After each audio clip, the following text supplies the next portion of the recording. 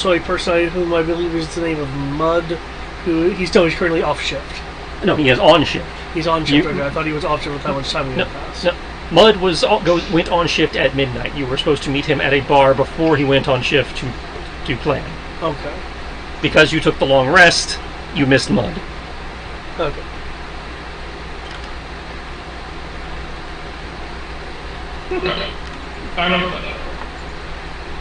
Okay. So you are now standing a little bit down the street and across the street from the guardhouse that you need to take, without raising the alarm.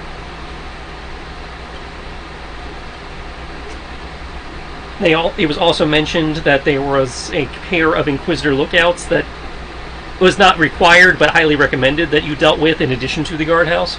Okay, I don't remember that. Yeah. Okay.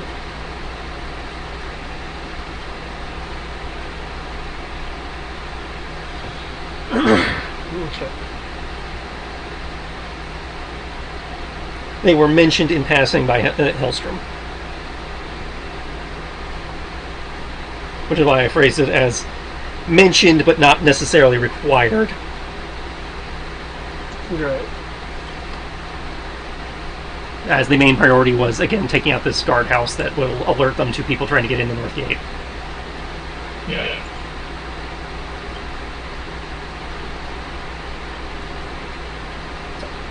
You guys, it's about roughly 4:30 in the morning. You guys are across the street and down the way on a rooftop observing. Map should be representative of what you can see, which is 4 guards and 1 Republic's mech suit. Okay. Sporting Inquisitor or heraldry.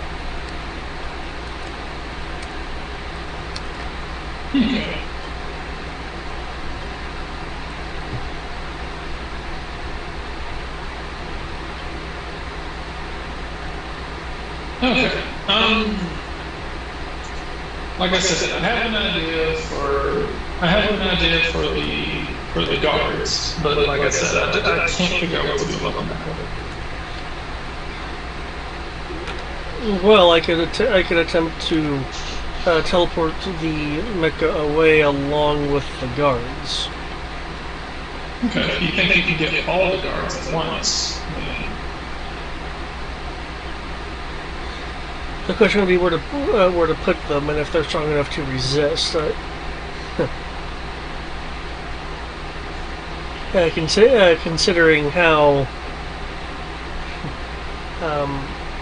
that's right. Eric, you still with us? Yeah. I'm trying to think how we're supposed to do this, because nothing we will do will be quiet.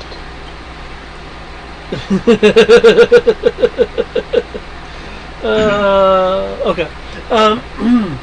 Okay. As far as that goes, as Eric was not there, I will and this was brought up again. It's 4:30 in the morning, so normal nightlife, but not much in the way of patrols or anything going down. You are at the guardhouse, which is built into the city wall, which is 50 yards east of the North Gate. And the wall is roughly in the neighborhood of 50 feet high. So sound may, depending on what's going on up on the top of the wall, sound may or may not travel depending on how loud it is that you're doing.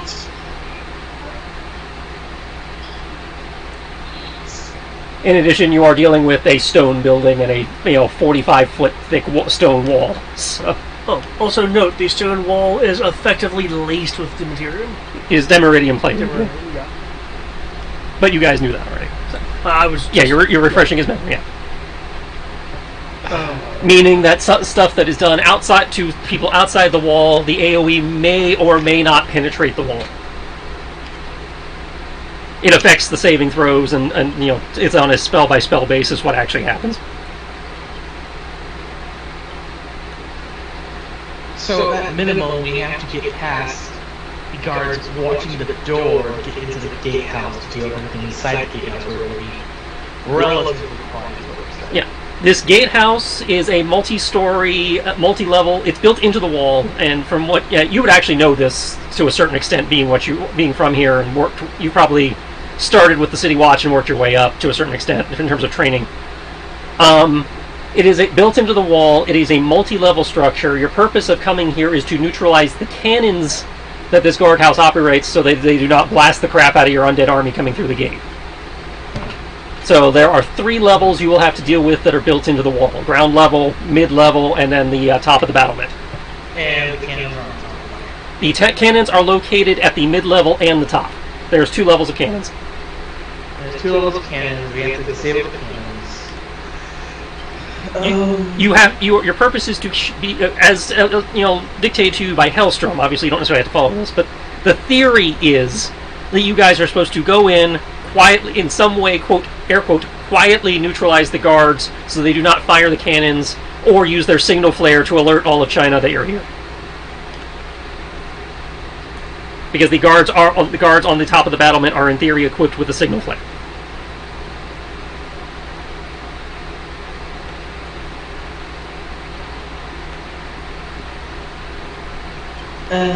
Now, the way this was explained to you in the cursory conversation you guys had, because you guys did not take full advantage,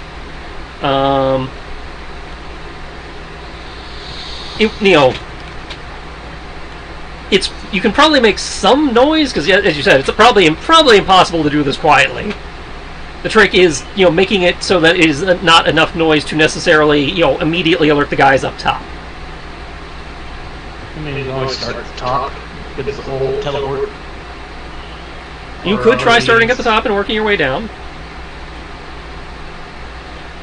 That would probably be the most efficient route if we want to make sure that they don't alert for reinforcements. Well, wouldn't any trooper be able to send off a flare? Yes and no. An unexpected... Well, put it this way. If they hear the fighting below them, they'll set off the flare. If we're fighting them, they'll set off the flare. Would you want to set off the flare without us even having a chance to know? Or would you like a chance to be able to stop them? Well, correct me if I am wrong, but wouldn't say the second level, the wall embedded cannons, any of them going off unexpectedly, wouldn't that effectively be a flare? Since they aren't exactly silent. They would have no reason to fire cannons with us inside the castle. So if your guard position is being overrun, you would not use anything you could to alert your allies. You're thinking which... I'm sorry. This was his problem last week too. Well, yeah. Make me a Kriv, make me a history check. Well, I'm only thinking like this because that level of stuff has been known to happen. The session ended, and he went on for another hour spiraling on overthinking this. Yeah. Which again, you did. You guys took a long rest, which will cost you a contact. But yeah. Yeah, which again, it's like. But yeah, you can make me a history check, Kriv. It's like, am I wrong that level of that level of thinking, or rather that kind of repercussion stuff has never happened before? I understand why you're asking this question. We're going too deep into this, man. We can't just one-hit kill people. No, actually, depending on their health level, I could. But yeah. The point is that, generally speaking, we cannot walk up behind someone and set the perk stealthily, like in Splinter Cell. So there is no real stealth. And by that same logic, there's no way to prevent the alarm from going off by sheer nature of how this game runs. All it takes is the GM deciding to say, oh, you need to kill everyone in the first 6 seconds. Alarms get set. Yeah. Now, given that this part of the book was actually written and is unlike the others where it's just like a thing you can do, it's actually like a section, obviously the book expects you to have a chance. Yeah. Well, again, and no one has disputed me on this. It's not my job to dispute you on this. Well, I had specifically asked if these kinds of, action, counter-actions has never been within the realm of possibility. Well, I mean, anything is within the realm of possibility. Is that your history? Yes, it is. Okay. I Now, have 5 stunt points for it. I don't know what I can use those for. now, you would know traditionally. Now, obviously, you're in a non-traditional situation, so this is not necessarily a guarantee on that roll. But traditionally, the cannons, when they are in standby like they should be at the moment, are not loaded. So, in the scenario David is discussing, you don't just have cannons sitting there loaded, that the powder goes bad and stuff when you do that. Well, we're also in a world with magic. I'm not disputing that. That's why I said, like, under normal conditions, Okay. unless they are actively expecting an attack soon, the cannons are probably not loaded, which means it will take them a moment to load them to fire them in the event Koto is describing of firing the cannons as a warning. I say this because, again, in actual cannon, leaving them like the powder, it's not good for the cannons. Just leave them loaded like that. Yeah. Though, that would then also mean... Just like you don't store muskets loaded. Well, no, but... Okay. No, I was... Go on. Again, these are things Kriv would know because, he's worked with these people. In theory. Or at least worked in these situations. Probably has not worked the wall, but, you've probably, in military camps and stuff, dealt with similar scenarios. Now, again, this is the Inquisition. They maybe, if they're expecting an attack, maybe they are loaded, but under normal circumstances... And even if they're expecting an attack, they can't have the cannons loaded for days on end. Exactly. So, in theory, since it takes 3 actions to load a cannon, you would potentially have a chance to stop them. Okay. Also, actually, I'm not even sure if I should, considering what we're dealing with right now, I'm not even sure if I should build in an extra option. Well, again, you guys are in the planning phase right now, so... Sure. I could generate an earthquake. But that would cause an emergency response. I'm not saying to destroy anything. It's just like oh god, it's an earthquake. We should whatever. Swamp. You're in a city built on a swamp right on top of a river. And you're in a very much urban environment and you can't lowball earthquake. Earthquakes don't happen even naturally in that sort of area. They're gods. Earthquakes happen where gods want them to happen. Well, remember, these are more hands-off gods. Because again, they're on the other side of the force field. Laser bubble. So yes, technically with that, earthquakes can happen anywhere. But generally speaking, they happen on along fault lines, which this area isn't near even remotely. Are we sure that this place is near fault lines? Would that be a nature roll? Yeah. Woohoo! That thing tastes good. Let's see. 86. Alright, tips, nature. Oh wait, no, it's stuck up this. Shit. I was like, wait, oh, this is literally any of the other skills. There's only 6 skills I suck at, and this is one of them.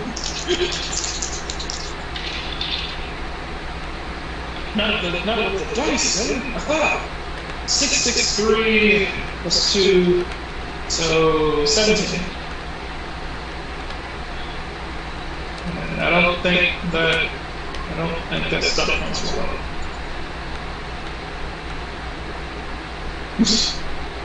So it's 10 points. And this is an exploration. This is an initiative. A roleplay. Yeah, no, this isn't an option. Okay. This is an exploration. We're in a medieval setting, but we have magic and the time it's... The understanding of fault lines is semi-rudimentary right now. I mean, they know they exist. They know there are certain places you probably should not use earthquake spells because they will ripple. There is not a fault line at the current location. However, given that the city... And again, let me bring up the map for you again. Like you said, this place is built on like a river or anything, so if it started rumbling, it should.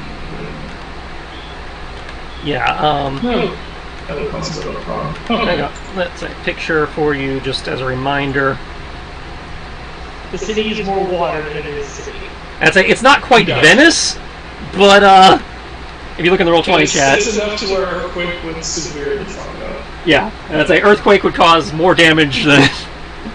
Earthquake would turn us into Atlantis. Gotcha. I don't know about Atlantis, but yeah, you it might be more of like a NOLA situation.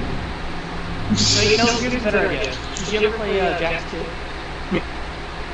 Wow. You would have the city district. There you go. I was thinking of a little bit more of a Katrina situation, but yeah, that's probably a good metaphor as well. Okay. It's not as bad an idea as if you did it in the Silken Empire capital, which is actually based on Venice, but Hey! Technically, if you do that, if this is like a Katrina situation, that means that help won't arrive for at least 2 weeks. you are the help.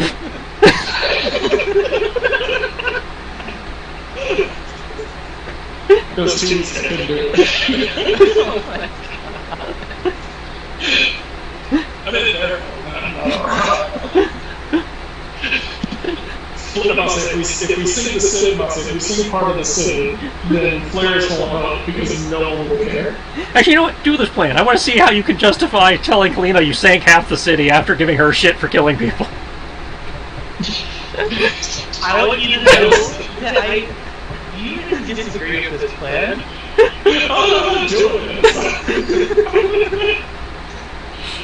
I don't stress that fact when this plan doesn't ever happen. Like, okay, I tried to stop him. The cleric's not power hungry. I'm say, third into a power hungry, third religious scorcher. Also, is the majority of the city of the Republic humans? No, it's not the majority. Oh, I guess technically it's the majority because it's like 55% kind of thing. Now remember, Tibbs doesn't shoot humans. Tibbs does fall down the wrath of God. So. As the Republic is supposed to be the most ethnically diverse when it comes to the various D&D races, but yeah, you are probably right, like 52, 55, something like that. The majority are the human. It is where the humans are supposed to mostly come from. Okay. Tibbs will happily throw knife level magic at humans, but putting a bullet in them is where he draws the line. Well, it sounds like the earthquake then is not It is not an option. is not the best option. Either riddle them with bullets or teleport them into the middle of the swamp. One of the two. Well, You can't really force yes you can. I can. You can with certain restrictions. Restrictions that David finds ridiculous, but yes. I'm trying to put restrictions because From a meta standpoint, the restriction says they have to be on solid ground, and if it's like a liquid, then it would have to be a depth that they could stand in. Yeah.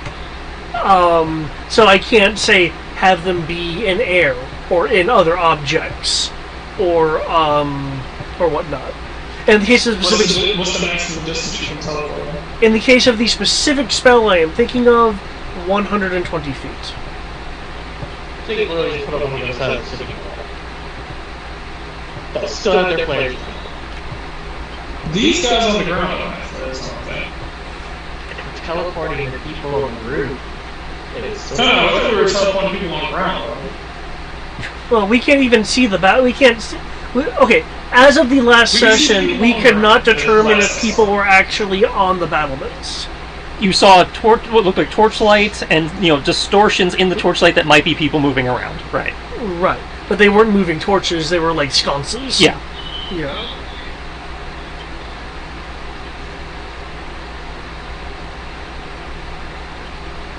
Though, I do have a question for you, Crib, since you have been in this kind of environment before. Given that this is Corvus, and all the defenses and utilities they have in play, do you know if they have a permanent spell circle in the guardhouse?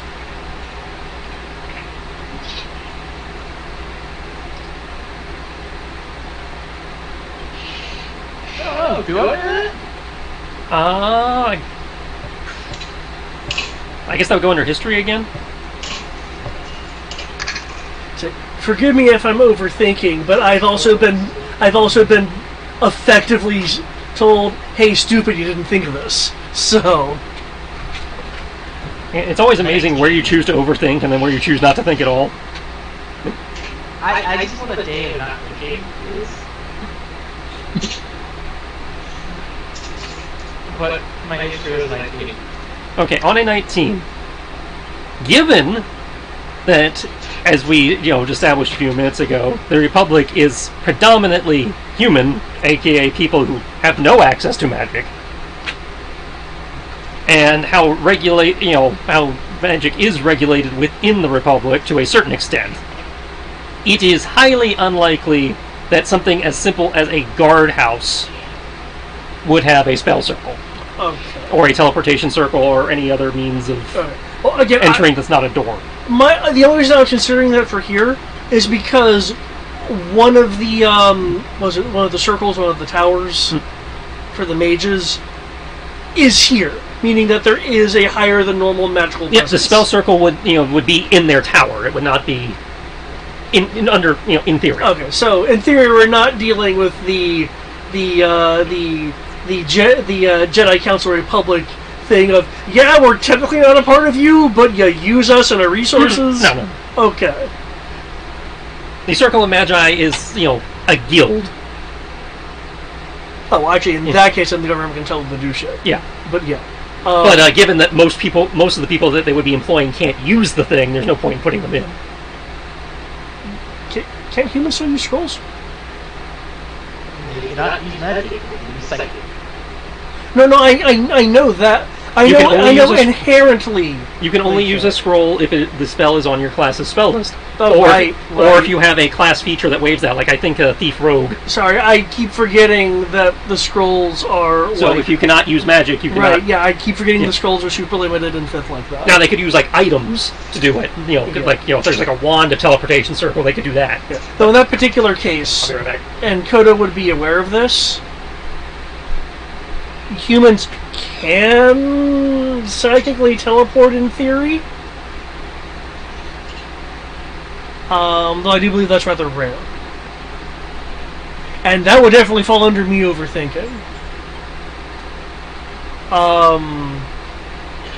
But of the plans we have, so it sounds like the teleport plan isn't wholly out of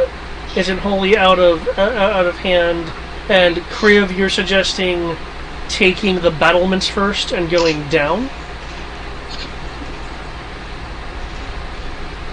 I mean, can we take over the battlements quietly? It depends on how many people are on the battlements. We don't know. So we have to go up there and effectively take a chance. Yeah. Again, there's a stupendous amount of unknowns here. So many of which is likely because we missed Mud and did not ask suitable questions. So, yeah.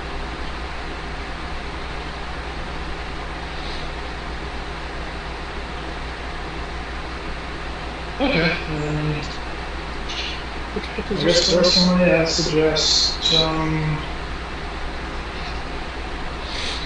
I personally rather stick with starting from the bottom and going up. But if the people at the top are the ones with the flares, then it wouldn't make sense to go up top and try to stop them first. Yeah. There's probably, I'll say, there's less of a chance of doing a fucking net at the bottom. At the top. Yeah, given the size, I don't believe it could fit through their doors. And so this we're probably going to run into less resistance at the top. And this would be more of a question for Triss. As far as Kodo is aware, I assume it doesn't look like it has any form of jump jets.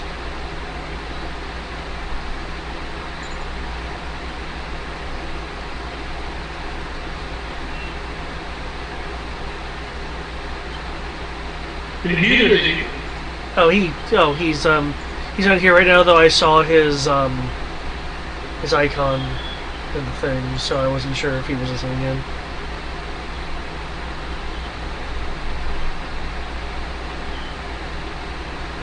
That would be a first question I would know an answer. Yeah. But yeah, so unless there's something like, flying mecha and being involved, it shouldn't be able to reach us without taking, like, the stairs, which I imagine are a ways away, as stairs directly to battlements on the interior side generally are not everywhere, and really long to climb.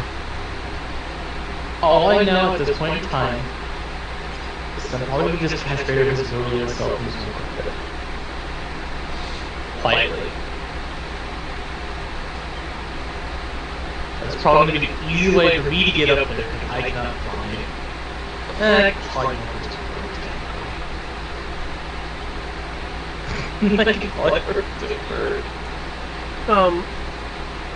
So are you suggesting then that you effectively scout and then let us know?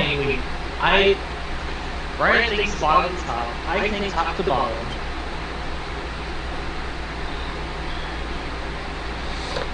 What do you think we should do? Should we start bottom work the way up, or should we start at the top and work the way down? Well, I do like the idea of knocking out the flare system first.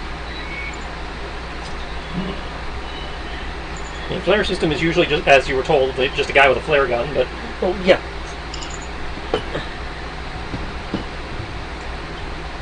The conversation was whether to get to the top without going to the bottom. And the middle.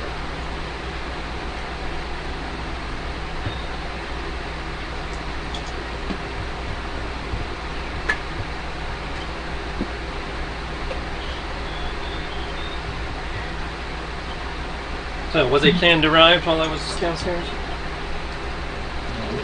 Okay. Just making sure.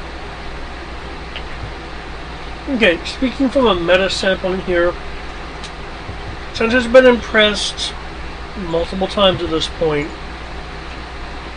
that this is not one of the more realistic situations in this game, that we could probably take the ground level and go from the bottom up without being detected, unless or without setting off the flare specifically, unless we're being like particularly explosive about it. Yeah, it's like if you're being really loud and flashy, there's a good chance they'll hear you. Normal, ting ting clang, oh god type stuff may or may not, but more likely than not, probably will not be. They will be at disadvantage to hear anything going on if it's normal. That being said, it's possible that there are important things going from bottom to top that we could find or counter. Yeah, well, just go from bottom. I'm just go from bottom to top. Yeah. Now, so go on.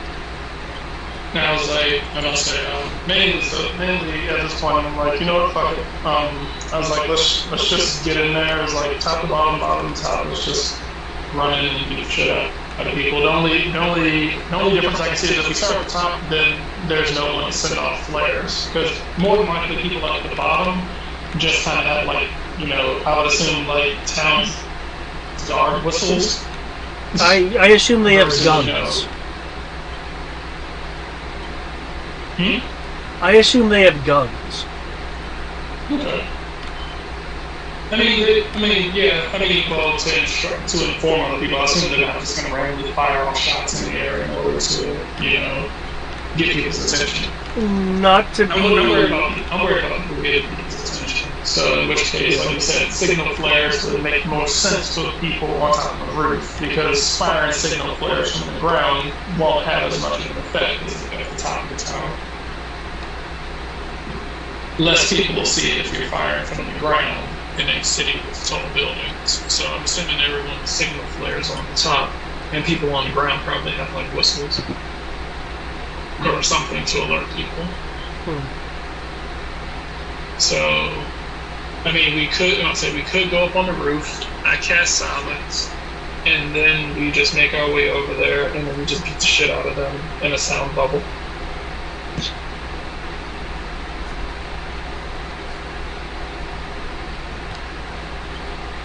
So you're saying the roof now instead of the ground? Well, I'm not saying. Someone else suggested the roof. Yeah, I that's see true. the benefit of the roof. Only because I can't think of a way to actively deal with the mecha without making a shit ton of noise. So, again, I could teleport them away. True, but it's still a mecha. Wherever you teleport, it's still going to be a loud ass mecha up to 100 some odd feet away. And we'd still have to make it all the way through the thing in the time that it would take the mecha to cover, what, you said 150 feet? 120, but if you're that concerned, what I could do... Okay, there are 3 guardsmen that I'm seeing on this map on the exterior. 4. No, so we can move 30 feet. The guys in the front are two each. Right, but they're a minion group, thus they count as 1. As far as targeting is concerned. Yeah, for targeting, yes. Okay. If you're concerned about that, then I could do one of 2 things. And I want to double check the numbers on that.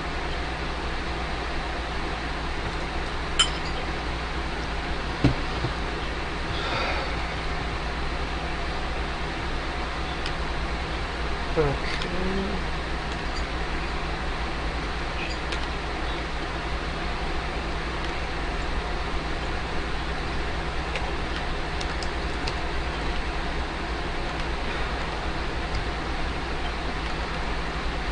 I could move them 200. I could move all of them. Provided they don't resist 210 feet.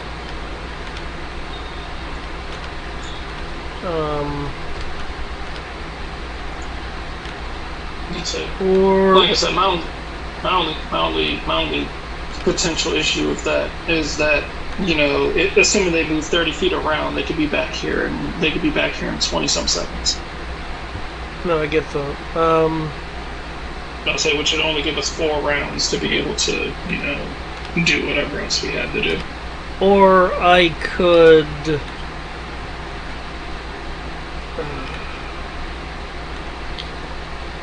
Let me read exactly how this works. Okay. Because honestly, I'm thinking let's just go rooftop. I'll say rooftop down. Because there's no way to take out that map without making some noise. Like I said, we can teleport it away, but I'm assuming that map can move at least 30 feet. And even at 210 feet, that's still him being back here in 7 rounds. Unfortunately, with this You know what I'm saying? Because if that was the case, I could just banish him and he'll be gone for a full minute, which will give us, you know, a minute to try to clear the place. And that'll give us a minute of no map. Because one way or another, wherever you teleport him to, he's probably going to spend 1 round confused, and then start making his way back around round 2. Well, if they're on the other side of the wall, they can't exactly walk through it. Sure, you probably climb it though. Probably what? You can probably climb it. And damage the wall?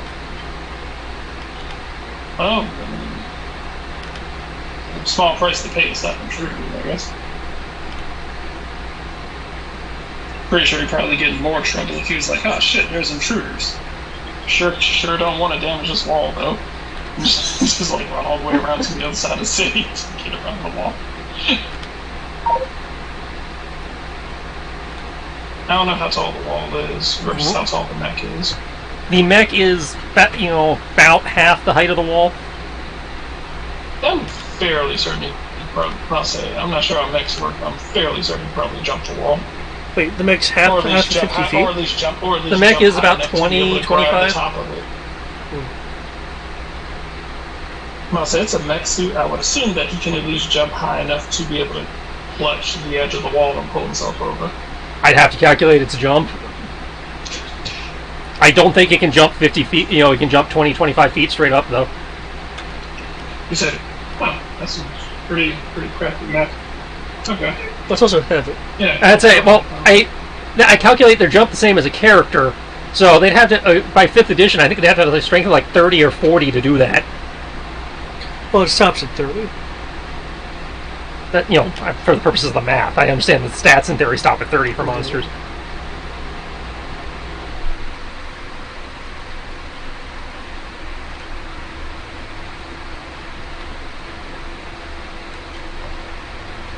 You know another option would be, and it's really simple. We could suggest to them that they're off shift.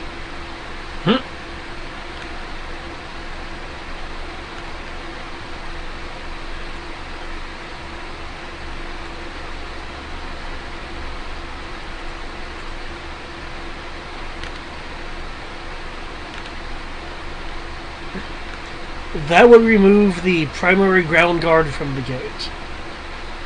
And because the the metallic unit is a piloted contraption, it would affect the pilot. Though I do want to say this, GM, please correct me if I'm wrong. From a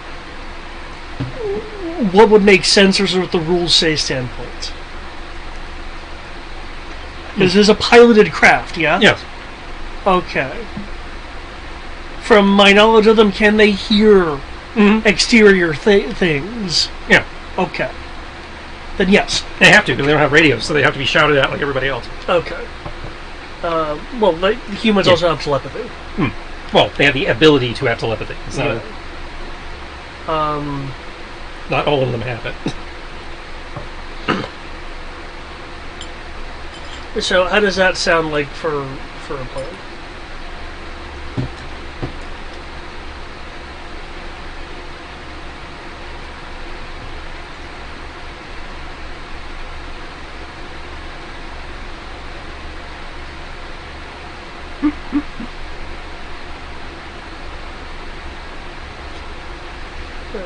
If I'm wrong, I'm then not against it, but at this point, I just don't want to think.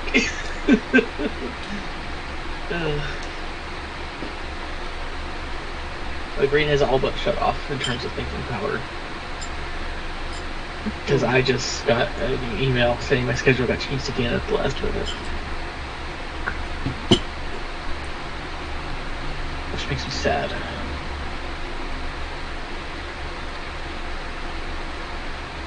Can we just go bash some skulls in already?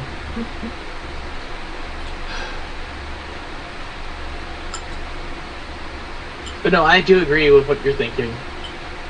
I'm hesitant about trusting it entirely.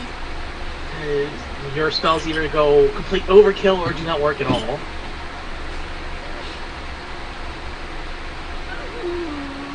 I don't see any way for in-universe me to effectively ask, hey, what's their wisdom save? I know an average individual should not be able to reliably resist Kodo's spells.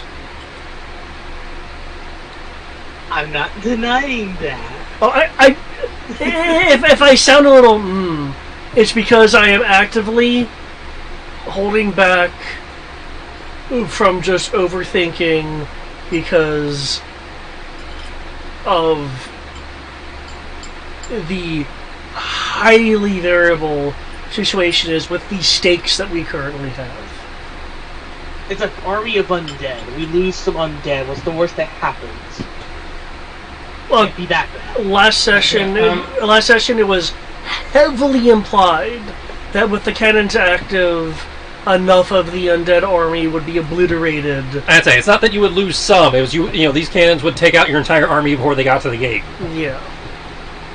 I'm And not saying, so they need to go Crappy first. necromancers do we have as our allies that they can't make a nearly infinite undead army? You had the artifact that made the undead army, and it was not. They're not just any undead. They are very specific undead.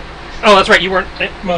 The last session indicated when they were when they were raised by the witchfire specifically that they had come back at basically as the wardens themselves. They were as good. They seem to have all the retained the skills that they had in life. Oh, so we basically resurrected them as lingering souls.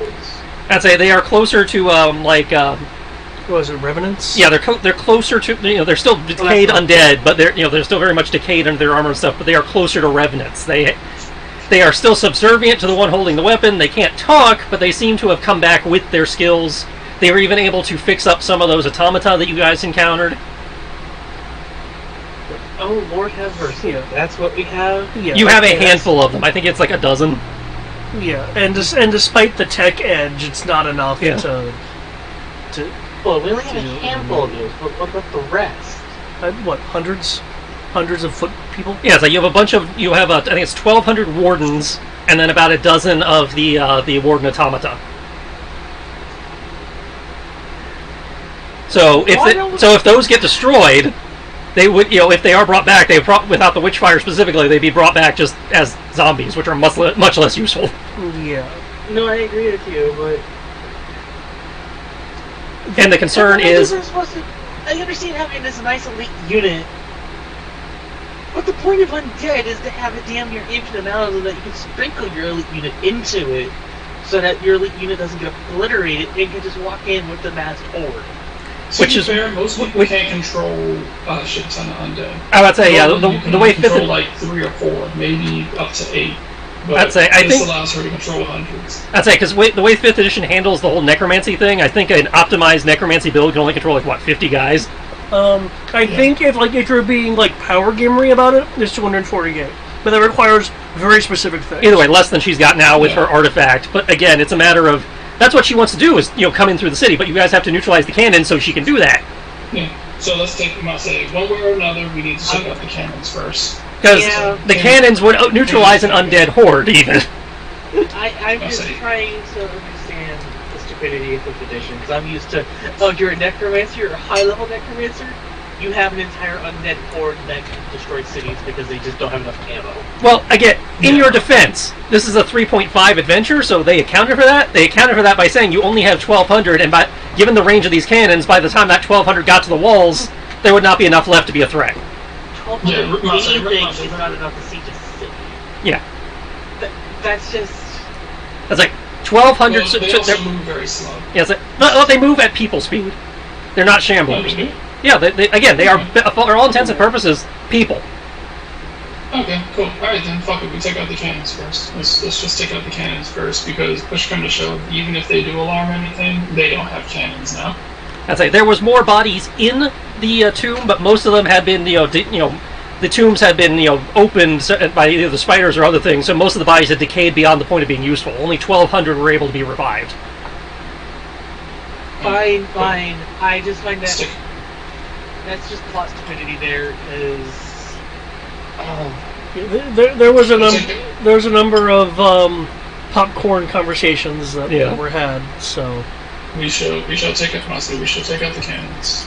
I'll say I'm voting for rooftop. I'll say rooftop beatdown session. Okay. Okay. I'll say, is anyone against rooftop? the player is envisioning what's been plaguing Triss with us of doing things in reverse order.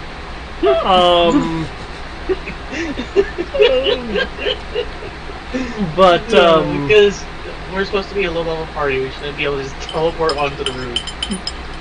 Or use other means to get to the roof. Right? Actually, even a low-level party can use a grappling hook. Isn't like, oh, hey, we took the roof, we have the high ground, everyone else submit. It's like, no, let's go take out the roof and work our way down to the ground.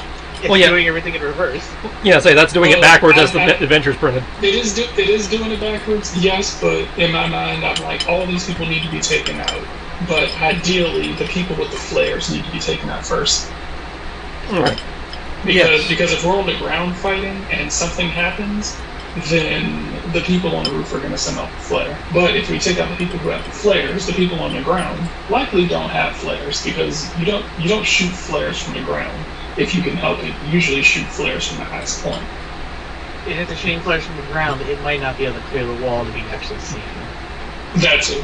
And so that's why I was like, obviously people with the flares are set on top so that the vast majority of people can see it. So if we take out the people on the goal is to still go down to the ground, but the mech suit, taking out the mech suit quietly, I don't think anyone in this party can really do. Well, I've already answered that.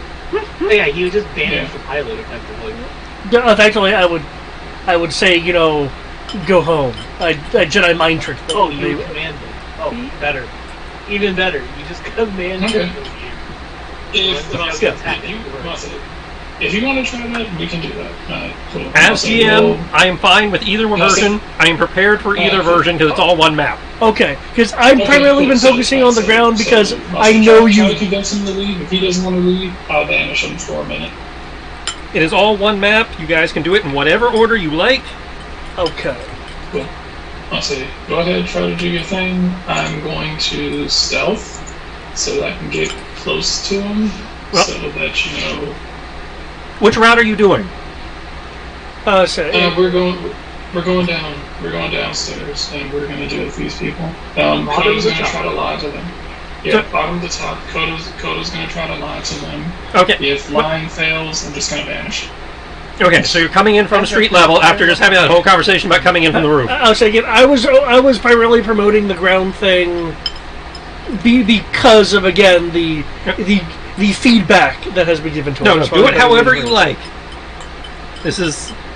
I've set the stakes and the consequences, and it's up to player agency to figure out how to, okay.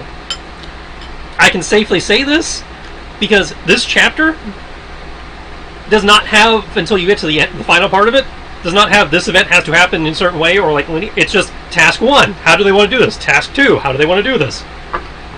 Okay. I just have a list of tasks. In that case, I'm all for doing roof first because I want those flares taken out as well. Okay. So to the roof. How are you getting to the roof? I can teleport us all there. The teleport spell? No. The scatter spell does not have to be used on enemies. I could use it on us, and it is precision. Can you pop scatter for me? Sure.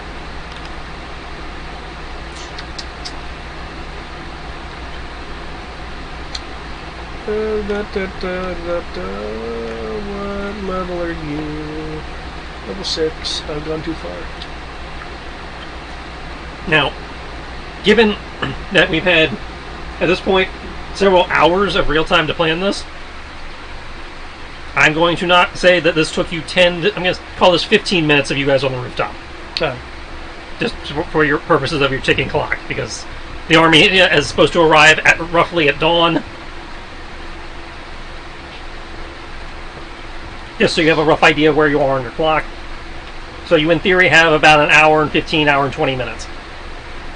Okay. Cool.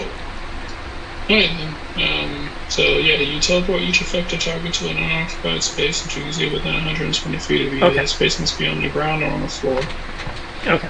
That you can see within 120 feet of you. Yes, but as you said, there's crenellations on both sides, thus we can see the top effectively. Yeah, we would literally be. Teleport us onto standing on the battlement. I'd say if you are standing on the battlement crenellation, that would work. Yeah. Yeah. Okay. You will have to move a couple roofs closer to the guardhouse from your current position. So, before you do the teleportation, I will require stealth checks from people. Okay. Given that you are under the cover of darkness and most of you did take precautions beforehand, you may make this check with advantage. That's right, because I think... Yeah, you're Femcoda right now. Evil Femcoda, as I recall, unless you dropped your... Oh, no, I'm still Still back being there. evil. Why are you being evil? He lashed out at the robots. Yeah. I didn't hear it. There's What was that, no Tristan? stunt. Count this as an exploration if you want stunts. He decided to become channel his old personality to take out the robots because he was tired of getting his ass beat. Yeah, and like Tibbs was almost down, was like dying or some shit, and like it was a really bad situation. Yeah, I can understand that one. So yeah, currently he is angry old man Coda. Yeah. What are you humans doing here? Perditor! Which, depending on how this goes, will make a later part of this adventure amusing.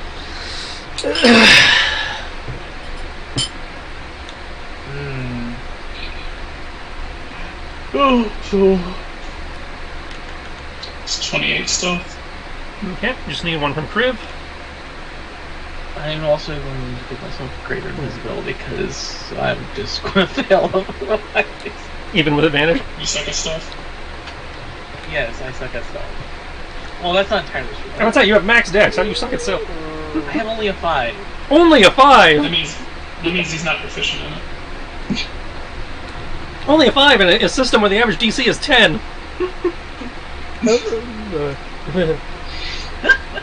Okay, that's fair. That is very fair. But, David's like, okay. It's like, Oh no, I thought it was 15.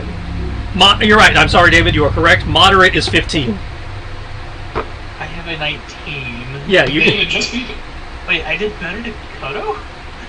Well, I've never been super good at stealth, outside of like disguises and shit. The stealthy people here are Kenshin Tibbs. I see, because he's a ninja and I'm a cat. He's not a ninja. But is he David Bowie? No. It's a Kenshi is samurai who just happens to be good at sneaking. I'm a samurai with my loud, with my non-existent samurai armor. He is the ghost of Tsushima. And my non-oppressing the people ways of the samurai. So I will bamf you guys up here. Given the unusual nature of the landing point, I will need a dex save for landing. Because these walls were obviously not designed for people to stand on them. So, Okay, yeah, depending on the canals, yeah. You said a dex save? Yeah. I can do that. I hope you can do that, Mr. fucking Monk. I'm good at everything. Also, that's like the one thing that monks are known for. In high level monks, you just do everything else. And you said just a normal one or advantage? A normal dex save. Yeah, I still had advantage toggled from something earlier. Doesn't matter though. Doesn't matter. You literally got the same result. Okay. So, if you guys scroll up, you should see your landing site.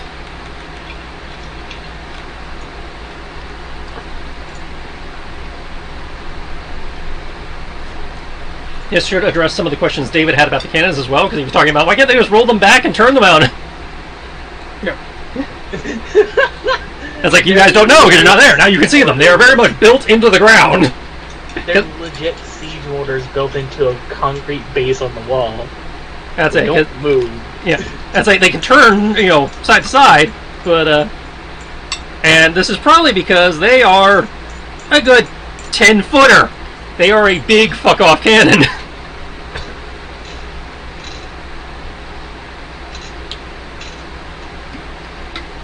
Now, pardon me while I jump all the way down to Area 8.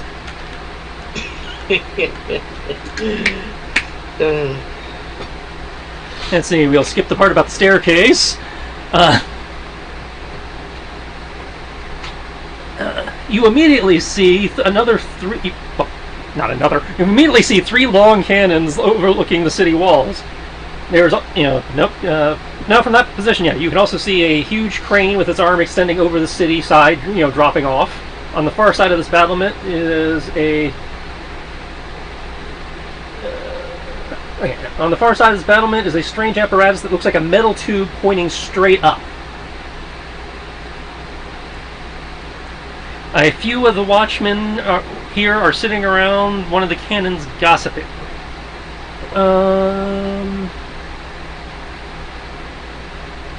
There are 4 cannons mounted here, each mounted on a 5-foot-high stone platform. A shallow ramp leading up from the floor to each of them. There's a tall iron door to your right. You can see the cannon, which is likely, the crane, which is likely used to bring the cannons up here as well as to move ammo. The crane is a confusing mass of chains, ropes, and pulleys. There's a large crank on it.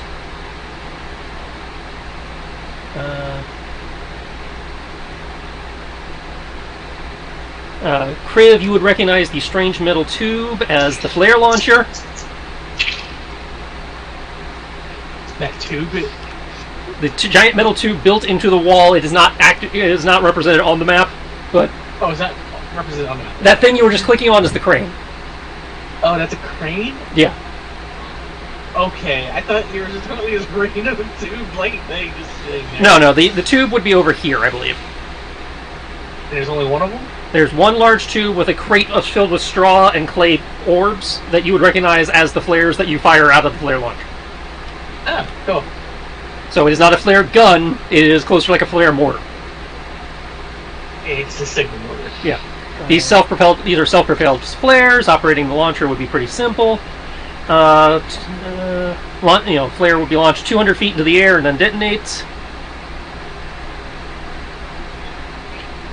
You should probably destroy that. Or prevent them from going near it. Okay. So I guess initiative to see if we go before them? One second. I'm still setting stuff. 1 second. Okay. From your current position, you should be able to see these 3, which are dressed in Inquisitor heraldry. These 3 are dressed as City Watch. Okay. What about these guys down here? What guys down where? This guy right here. Don't worry about anything down here. That's the next level. That's the level below you. Okay, cool. It's like down here is the ground floor. This right here is the middle floor. Yeah, that's you. Gotcha. Yeah. So you can. And hang on, I gotta clear the guys I had preloaded because again, you guys did this bass backwards. I am a little confused by the artist's design of the battlements, because shouldn't it be a continuous line throughout the entire city wall, so any point can eventually reach any other point? You would think that, wouldn't you? But that's not how they designed it. They seem to have designed them closer to like foxholes. It's really weird. I'll say, because this is basically, at the end of the day, this is basically a pillbox. Okay, because then you're because you have the guardhouse, which gives you access, and then you have the cannons in the middle of the wall, and then you have the cannons on the top of the wall. Yeah, okay, these aren't really battlements then? It's a pillbox built into the wall. Yeah. Okay, because again, when you're talking about the battlements, I'm thinking, well, it depends on if there's, like, close patrols that could rush in from either side. Well, so, to be fair, in your day, they were battlements. Yeah. Because they weren't thinking with cannon warfare in mind. Yeah. Well, whoever wrote this, it's like, if they use the term battlements... They did not. Okay. They just keep saying wall. And I'm like, no, I know what the fuck this is. It is a battlement. The fact that they designed it like a pillbox is beside the point. Functionally, in terms of what this is on a castle wall, this is a battlement.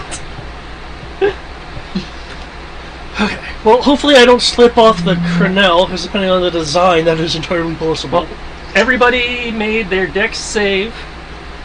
Kodo, well, everybody but Kodo made their dex save, but Yeah. Kodo did not fail enough to have a problem. Okay. I'm counting you as the partial success thing. Huh. So basically, you will be unsteady this turn, meaning you have half movement. Okay. Kills. Let's see, let me check who's my fastest, because they determine my initiative. I'm presuming it's that guy. So, but I could... No, it's that guy. Okay.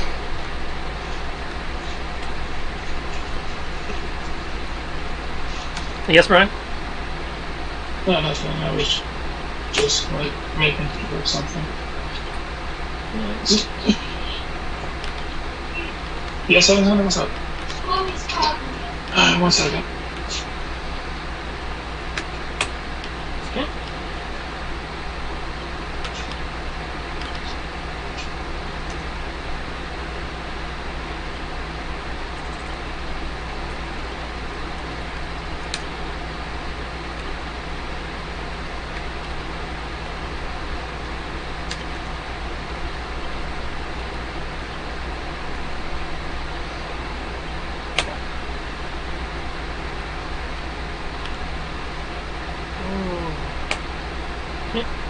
Kodo obviously needs initiative. Yeah. Yeah, so You're fine. I had a thought which would work if telekinesis could actually manipulate more than one thing at once. But it can't. So...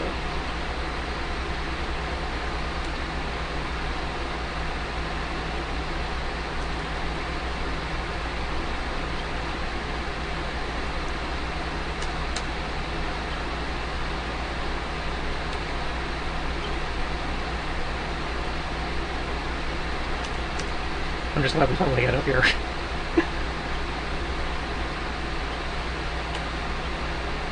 So are we getting initiative?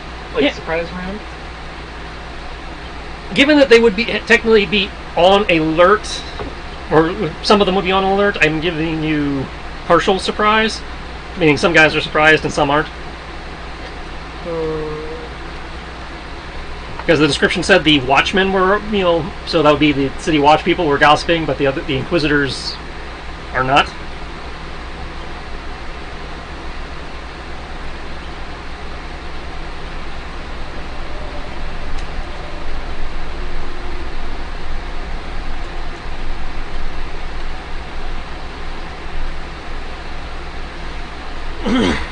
Alright, so I don't know if there's any initiative sense. Let me see.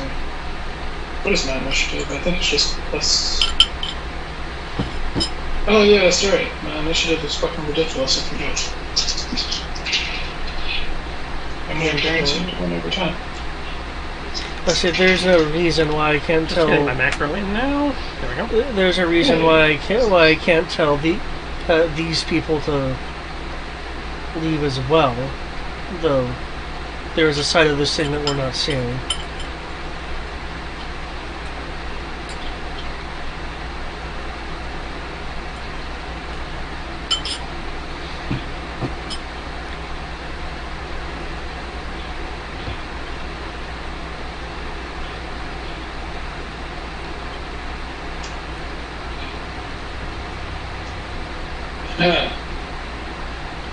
Okay.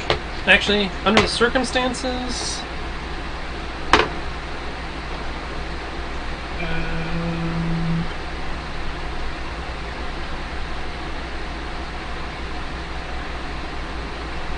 God damn it, GM screen, what good are you? Oops.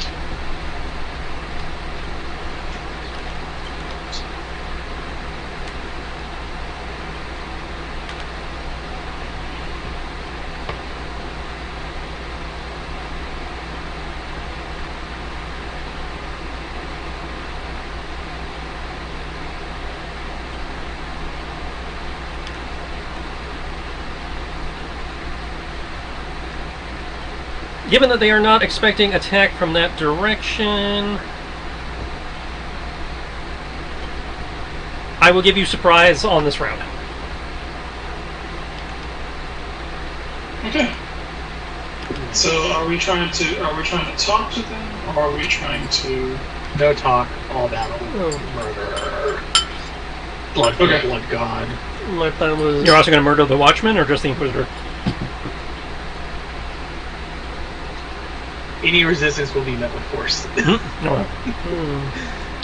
And I they- am completely at Corn Berserker levels of Blood for the Blood God, Skulls for the Skull Throne. Okay. In which case, I'm ready whenever. That's me as a player right now. Obviously, critically, trying to murder his own fellow countrymen. Maybe the Inquisitors.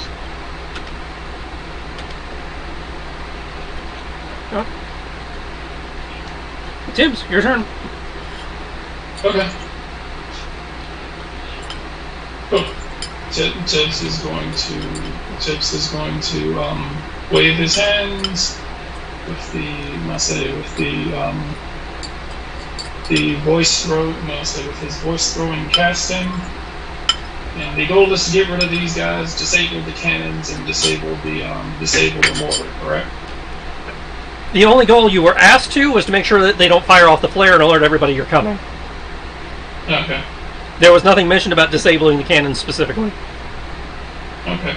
Fuck it. Alright, cool. Well, can't have these guys doing anything, so.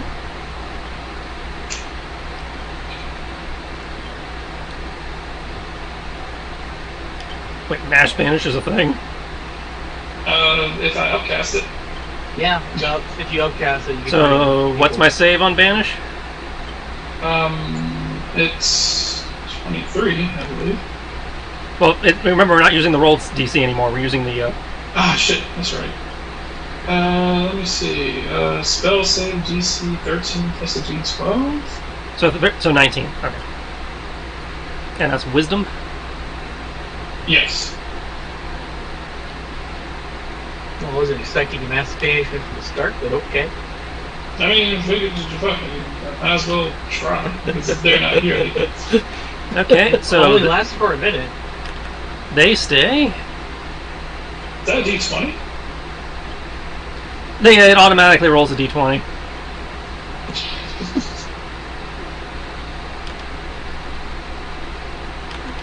Okay. Like, these assholes, they get D20s to save? God damn it. Yeah, they get the regular 5% chance and not the bell curve. Fine. I must say, technically, that guy technically rolled a crit then on that D20 by 3d6 rolls. No, they both did. Making me type shit out. Trying to save time after we wasted an hour and a half getting here, but okay. There.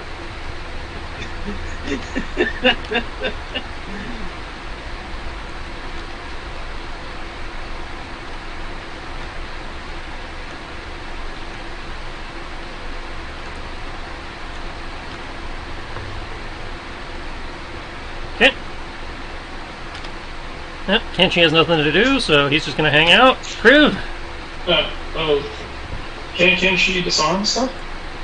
what's he gonna disarm? The mortar? The mortar's not armed! I mean, can he, like, disassemble? What in your relationship with him has ever led you to the idea he knows how to disassemble a cannon? Traps. I mean, he can take apart a lock. That's a completely different skill set! And So there's nothing to where- disassemble, it's just a tube! So, I don't know. where is It the seems as like people with thumbs can do great things. Oh my god. It is Anyways, where is the flare launcher? It's right over here. Yeah. Like, what square is it in? Is it The one I'm pinging. That central one. Cool. I will move over here. Oh look, Kenshi, there's more people over here. I'll point at them as I proceed to use my action to bend the tube out of shape so it can't be used. Make me a strength check. Shoot it into the ground. I want the flare crystals. They're not crystals, they're like clay balls. Oh, I thought they were like... Okay. Nope, there is no magic involved in these. It is purely a... Well, I mean, there's the magic in the sense that Elven powder is, quote, magic, but... Yeah. That still doesn't make sense to me, but I know what you mean. It's like probably a chemical powder. So yeah, I need a strength check. It's a strength check. I don't get to have my proficiency bonus. Nope, it's not a save. It's just a check. Muscle. This is just raw Because muscle. they haven't figured out that actual, Though I think your gauntlets might affect certain this. chemicals in this planet can just go boom to anyone. What were you saying? I think your gauntlets might have an effect. I don't remember. Yes, my strength is 24. Doesn't it? No. Is it only giving you double damage, not anything else? I can use siege ability, which is double damage against objects and structures. I can use an action to enlarge them. Okay, I thought it gave you advantage on it also. Okay, I'll give you advantage on the strength check. I keep forgetting, I have a +7, so +5 in strength right now. Yeah. Let me see if I can roll anything better. I did not roll better. I in fact rolled much worse with the damage. By you saying that, all I can think of is being like, he was like, hey, the Titans stone knuckles, don't they do this? No, they only break things. And it reminded me of that time with Bender. He was, I only bend things. I only bend things. I'm not a folding robot. I'm a bending robot. Well, I thought it had a thing of gives you advantage, on strength checks, dealing with physical objects also. Because here you go. Because if it does double damage versus objects, obviously it's gonna. Yeah, you're able to bend it to like a 90 degree and crush it a little, some. So like it's kind of bananaed.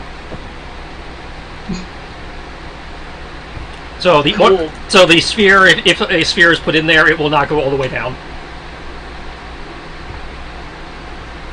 I was about to say, I thought we were about to move on this. Just put rockets in there and just fire them at people. That way we can kill, Coda. Literally stuck in the wall. I can't do that. You said I'm Otherwise, I can always do this. that. So we can kill the Mongols if they do stuff fucking cool. Anyways, that's taken care of.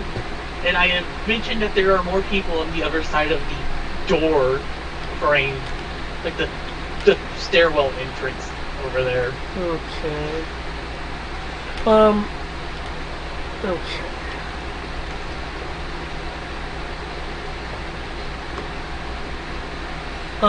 Whom is the? What does this individual look like? Like, are they? You can't see him from. Oh, you moved. Okay. Actually, considering I had half movement, I would blink over here. Okay. Seems to be a drow individual. Fairly leather armor. Seems fairly finely made leather armor. Actually, could I see it from? Sorry, I need to back it up. As a vision should be working as vision works. So. Okay, then let me control L myself, because I know there's. Okay, I couldn't be able to see that then. Okay.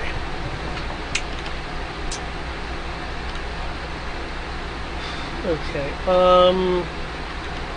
What I would like to do.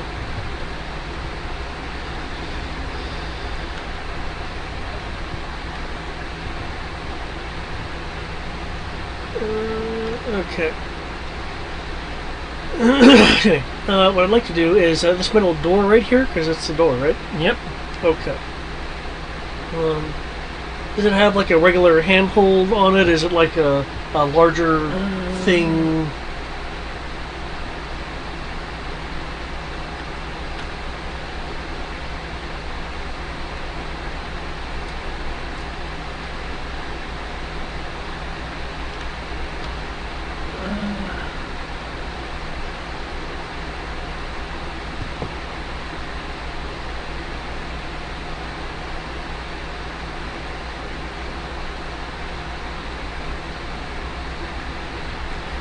It appears to be an iron door, which is locked. Okay, so it's a standard door then. Yeah. Okay. What I Also, would apparently doors on the cannons. I don't know why. what I would like Supposed to be treated like turrets. to do. Wait, are we not dealing with the drill person?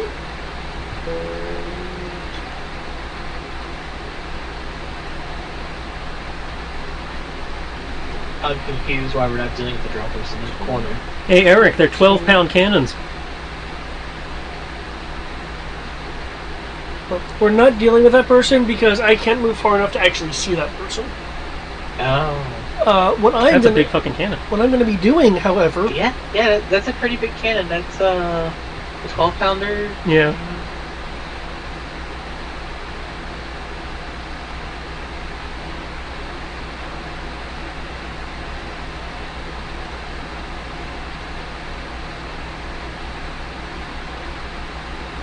A 12-pounder cannon is considered a 40 caliber gun, which is a 3-inch cannon. Yeah, 12-pound gun, breech loader,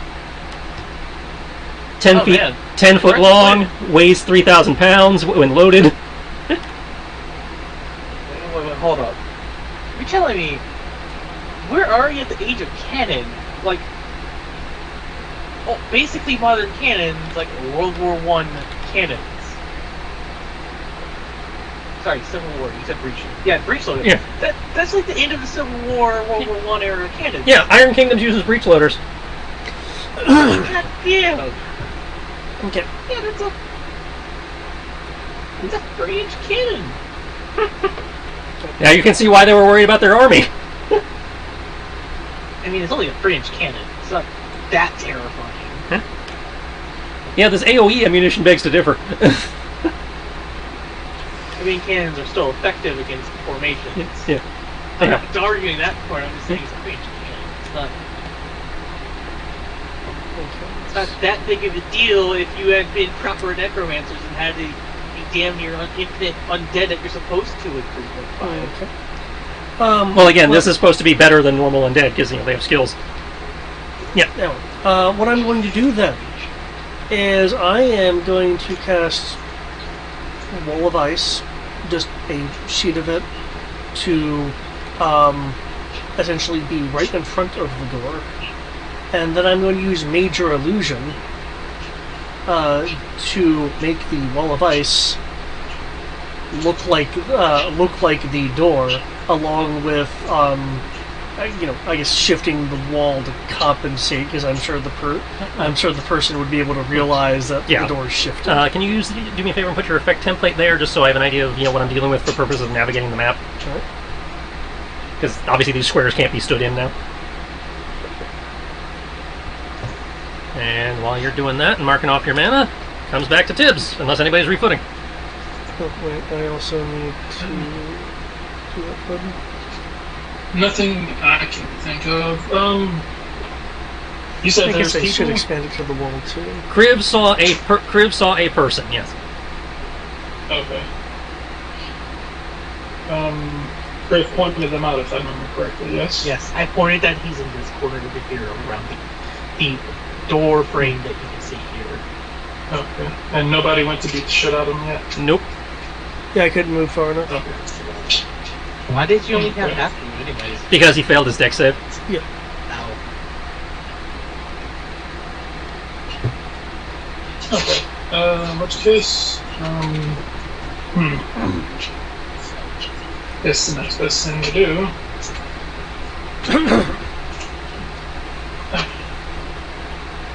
Well, we're trying to bludgeon these people, so I guess old-fashioned thrashing.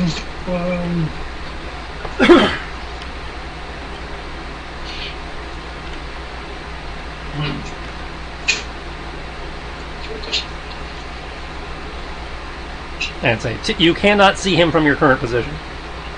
Okay, I guess I will make my way over to where he is, or around to where Crib's vantage point is, so that I can see. So you are moving towards Crib. Yeah, towards Crib. Okay. Okay. Can I see them yet? Are you not at your computer? Well, we also Not have yet. shared vision between the I'm, characters. I'm shuffling over laundry at the moment. Okay. Looks like you should be able to see him. Yeah, you should be able to see him from there. He'll have cover, but you can't see him. Okay, cool. Not that cover matters against you, but I'm not shooting.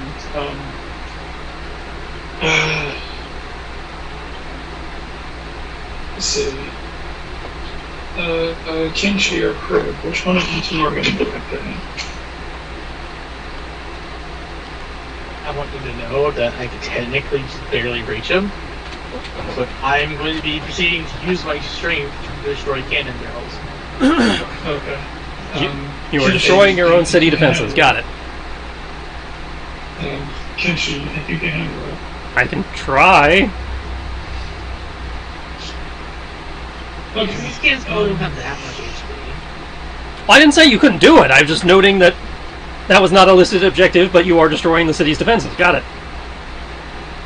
Our goal is to disable the cannons. Disable the cannons. No, your goal was to disable the watchmen so they could not alert people and fire the cannons.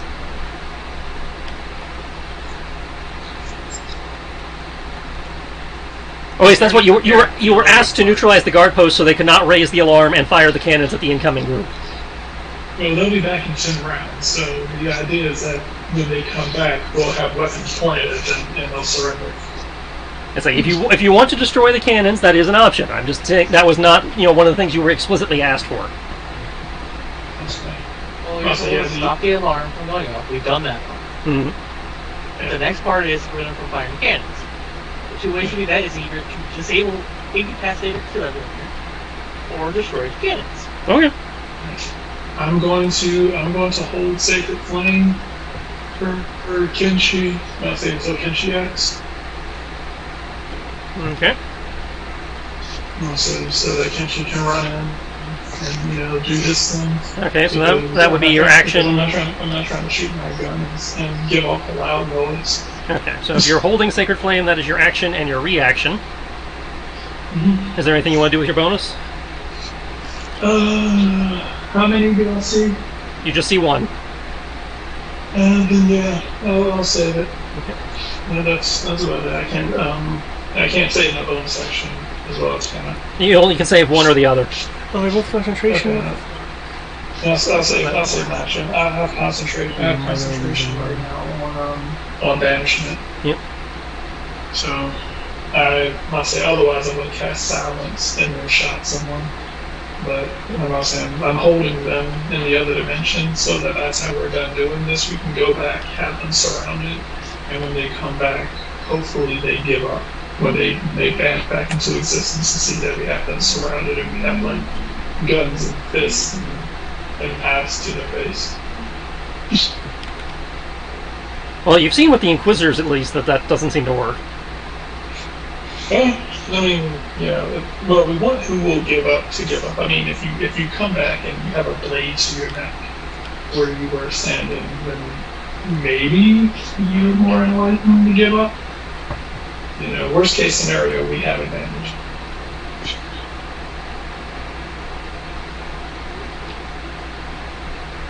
So, worst comes to worst, we have advantage. So yeah, that's what I'm doing. Anything for that? Okay.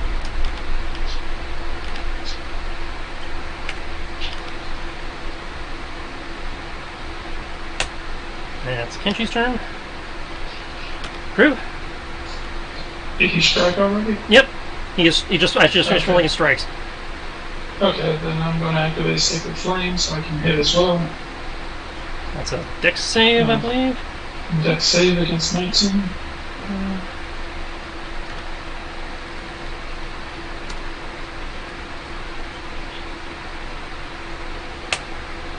Okay, he saves.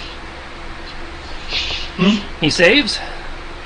Oh wow, look at him go. Alright, so that is a total of... Kriv, how are you attempting to disable these cannons? I'm attempting to destroy the breach itself so it can be inoperable. Okay, so you are attacking. You are attacking the cannon. Okay. Yes, I'm attacking the breach with the cannon. Basically, I'm trying to make it where the breach cannot be opened. Yeah. Does that make sense? Yeah. So I'm just trying to destroy the control of the cannon. That's a total of well, he saved, so that's seven, he saved, so nothing. The total is nothing because he saved. So you're playing a save or against everything? Oh, okay. I thought it was safe for half. Okay, No, cantrips are almost never safe for half. Okay. Okay, as they have not given me a stat block for the cannon, I will pull one out of my ass. I mean, I'm just trying to say with the cannon, it could be a different role if you want it to be. I decided it's a guaranteed way that I get rid of the cannons without having a mechanic out here to fix the controls. That's the way You I know, look at it. with how you're handling it, let's count it as an action as opposed to an attack, and have it be a strength check at advantage again. So I can't do two cannons at the same time like I was planning to attacks. Nope. Just bend it. Just punch the cannons, put dents in them. Well, that was my goal, is just to basically use the Tangstone Knuckles with their double damage against objects. Oh, so you're just trying to... I mean, Well, for what you described, do do you want to attack the cannon, or do you want to, you mentioned what possibly using another skill. If you just want to attack the cannon, I can assign it hit points and an AC. Well, I wanted to attack the cannon in the sense of attacking the controls on the cannon, not the cannon barrel itself. It's all part of the cannon. It's just again. Do you want? I'll do a strength check. That's right. Do you want a single strength check, or do you want to be able to make multiple attacks? I'll do a single strength check. Okay. He says with advantage. Mm-hmm.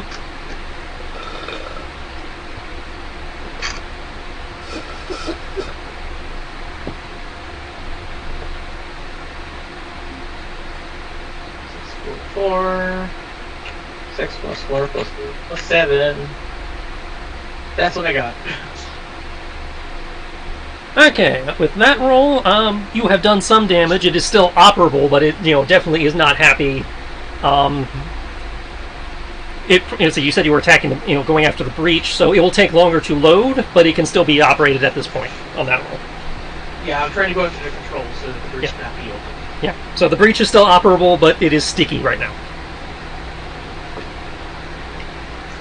So you'll need either a higher roll or another roll, probably another roll at that level to fully disable it. Okay. Okay. Brings us to his turn.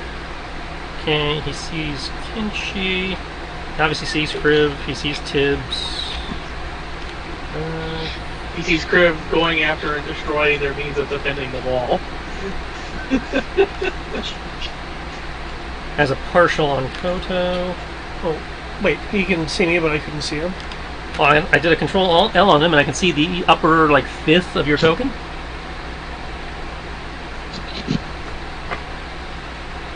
Forgot the fifth. That's that's you have the 80-85% cover, which I know is not a thing. I can only tell you what Control L tells me. So based on that.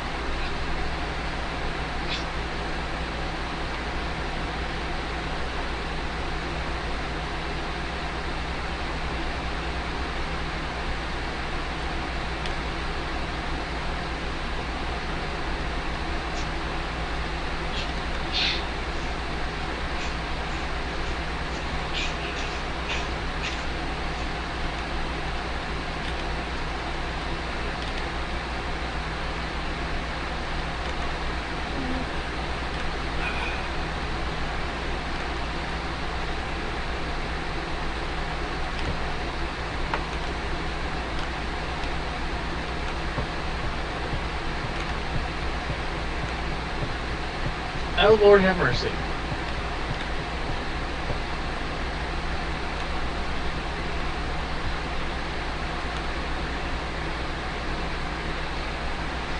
Okay. So from that spot, I will need everyone to make me Constitution saving throws. Technically not as written, but Kodo, I will give you advantage due to mostly cover there. Okay. Constitution. As he brings his hands up, and a blast of frigid air fills the area. Ooh, ooh. Of course it is. I has a thing to this. It is called the counterspell. What level? I guess at third level and just take what chances of rolling. Okay. Well, in that case, he is countering your counter. Oh, that annoying bastard. Oh, at least you're making him use mana. basically have infinite mana though. No, they don't.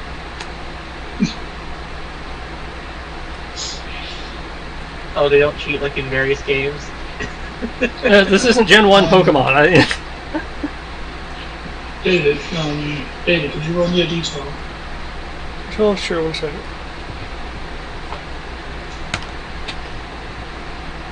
Two. Thanks. That is an 18 for me.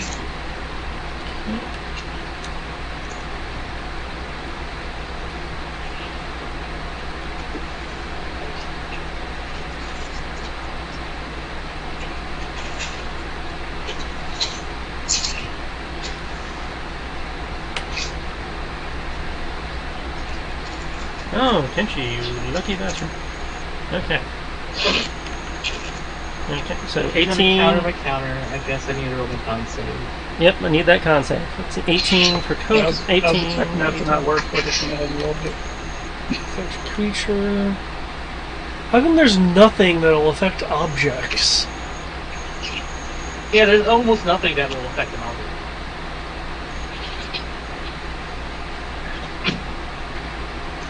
Because you think, acid would do something to metal. Not magic acid.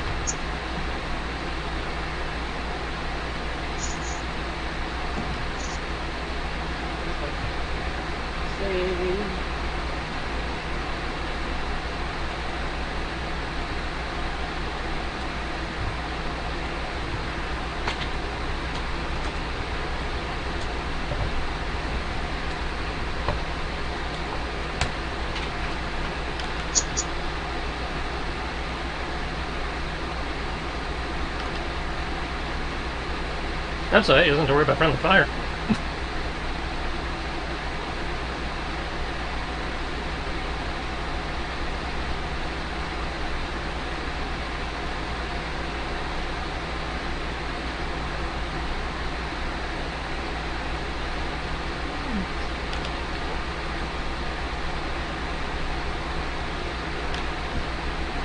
Did I miss that con save? I just forget here. Okay. Okay, so everybody saved for half. So that is 19 cold damage to everybody. Okay. Minus 19. Do I have to mark that off you, Brian? If you could, thank you. Okay, minus 19. Okay. Oh no, he's drowning again. Okay. Koto, you have been blasted by a icy shotgun blast. What do you do now? Oh, that means make Tibbs. I need a Constitution save for concentration. Okay. For myself. Eric, if you could roll me 2d12 and tell me which one's higher. 19. Okay, that beats that. Let me go find my d12s. I'll be nice enough to use my actual dice for you. Oh, remember, proficiency has to be rolled in roll 20. Oh, that's right.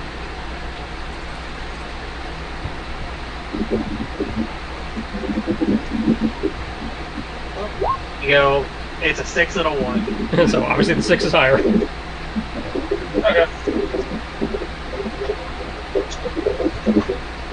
Passes. 21. Okay. So you have maintained concentration. Oh. I'm so happy with this stupid Kiss of the Chainbringer. It's proven to be the most useful artifact I have. I have a really, really sad feeling that this thing is going to outperform whatever my angel item is. Well, I could see you believing that because the angel items basically all have the same stats. They just should determine change what element they use.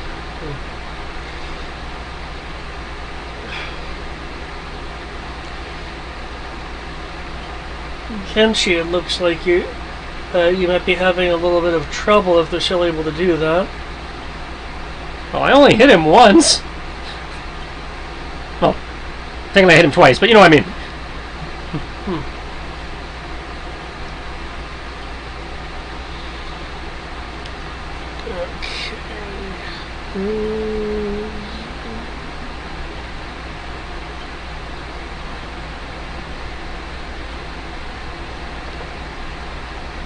Okay.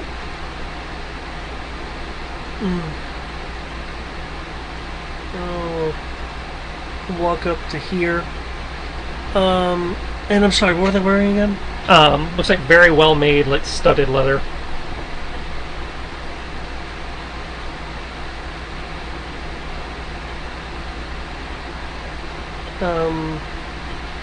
Are the shoes hardened leather, or are they more like greaves? No, it's a suit of studded leather Okay. armor.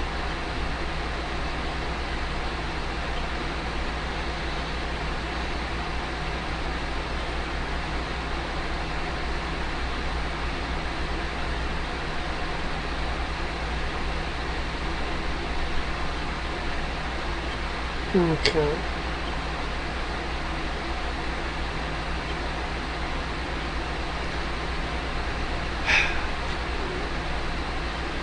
The,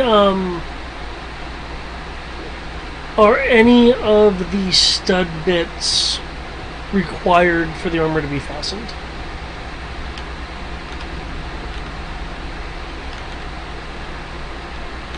Let me rephrase that. Are the fasteners metal? I'll double check, but I believe it's got on the sides. It's got like traditional like belt buckle looking things like one would normally see on leather armor. Okay, so it's like some sort of metal buckle. Okay. Yeah. Could be it could be silver, could be gold, could be brass, could be steel. You're not Right. Okay. If I'd known this, I would have put some kind of legendary actions or something up here. Okay. You guys were supposed to be soft before you got up here. I'm trying to be. My thought was to try to do something clever, though I don't think I can. I'll pose the question anyway.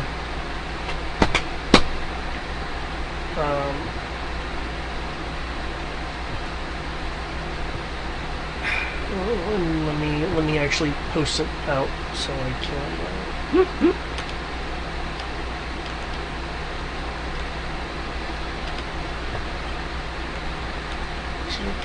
Thing.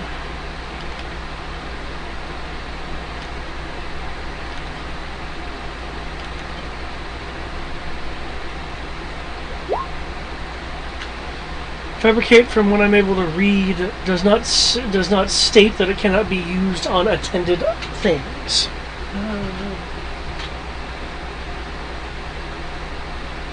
I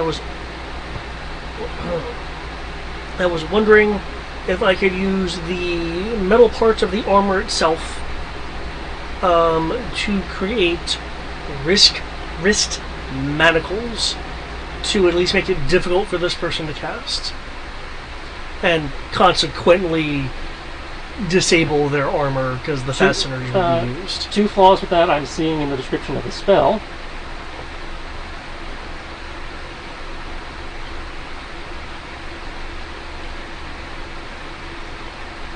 I guess because I don't know how to make manacles. Well, I wasn't even going to do that because the spell as written doesn't say that's a requirement. Well, at the bottom it says you can't make things like weapons unless you know how to make them. Yeah, but manacles are pretty simple though. These are not raw materials; they're worked materials.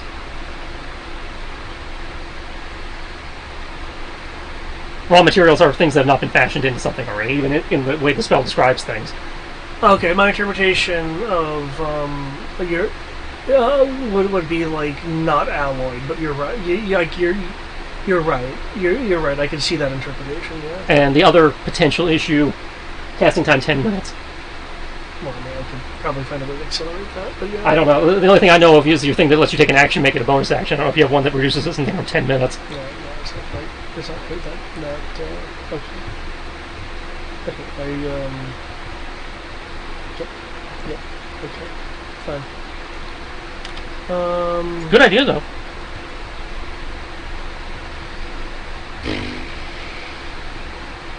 Does this guy have an Inquisitor emblem? Yeah, he's wearing the heraldry, the Inquisitor heraldry. Okay. Well, then, given this... Okay.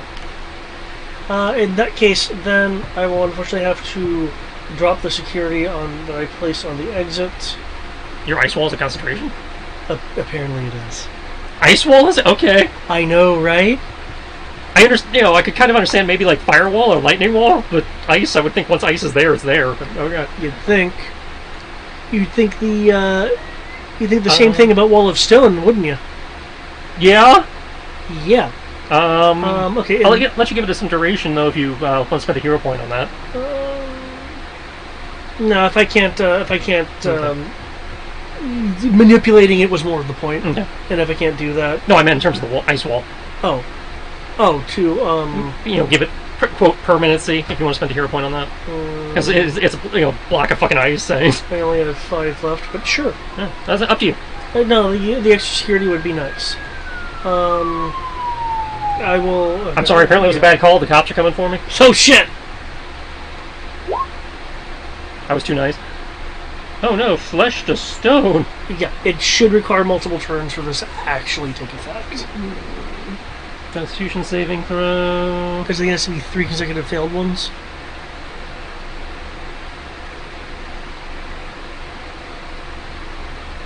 It has to save 3 times or fail 3 times. Yep. Okay. What is your con? That is your con. And you already blew your counter spell.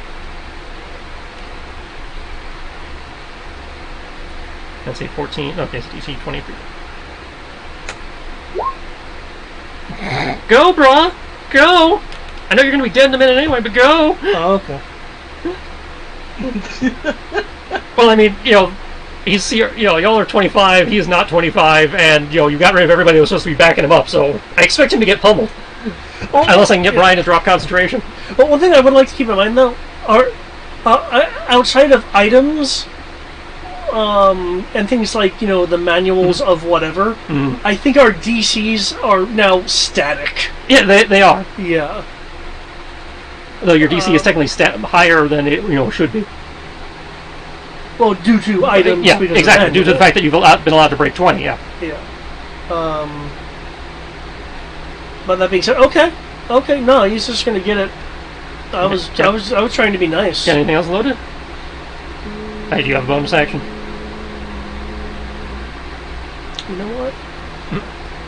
You know what? Fuck this guy. Well, no, he's an Inquisitor, so yeah, fuck him. Okay.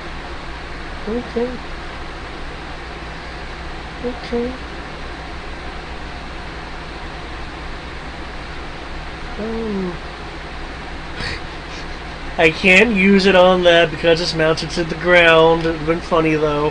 I can't just lift one of the cannons and throw it at him because it's No, it is bolted down. Yeah.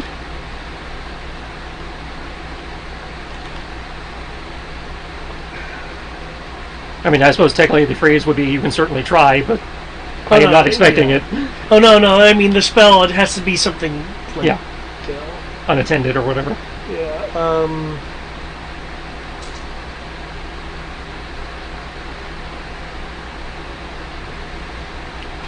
I guess I could just pop this guy, but...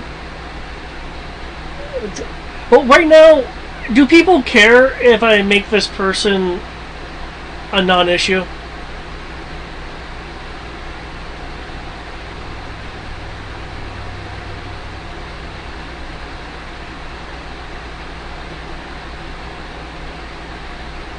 Well, the only person in the call right now is Eric, so...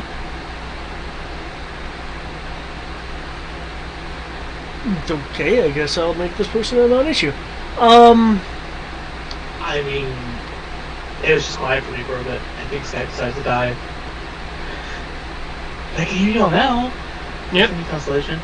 I was asking if people minded me making this guy a non-issue. Unless he resists my damn spell again. He's an Inquisitor. I don't give two shits about him.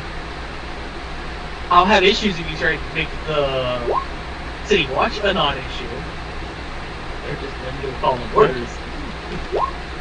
Okay, so I'm making a Dex save? That's what it says. Maze greater, Dex save. Yep.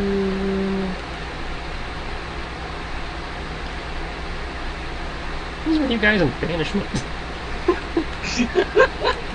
That only makes him a non-issue for, at best, a minute. Oh, it's a different banish.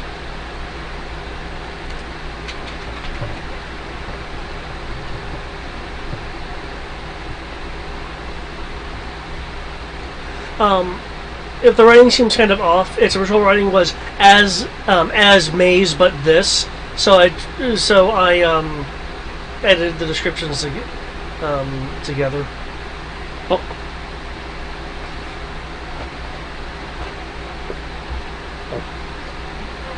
I don't think you're going to find Maze in there. That was Maze for one of the other books. Yeah, I'm trying to find out what the base save is, because the only thing I'm seeing is a save versus the stuff once they're in there.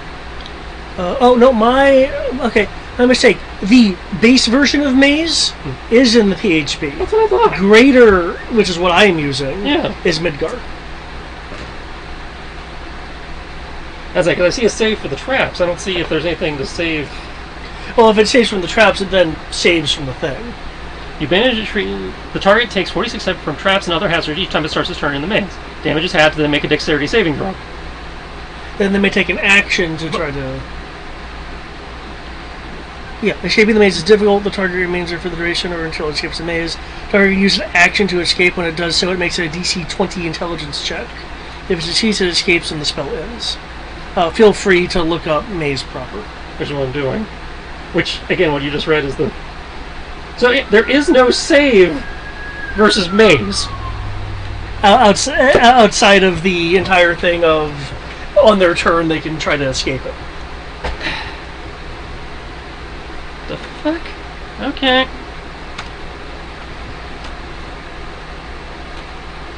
Cool. I'll roll an intelligence check later, but, yeah. Combat's over, guys. Oh, we have other levels to deal with. Oh. That's 10 rounds is a minute. So 7 times... 10 minutes. So you still got 45 seconds or so before the other guys pop back in. But, Yeah, I'm going to take that time to proceed to break these cannons and head downstairs. well, keep rolling those checks. Let's see if you can pull that off. Okay. I am going to be right here. And ready mass suggestion.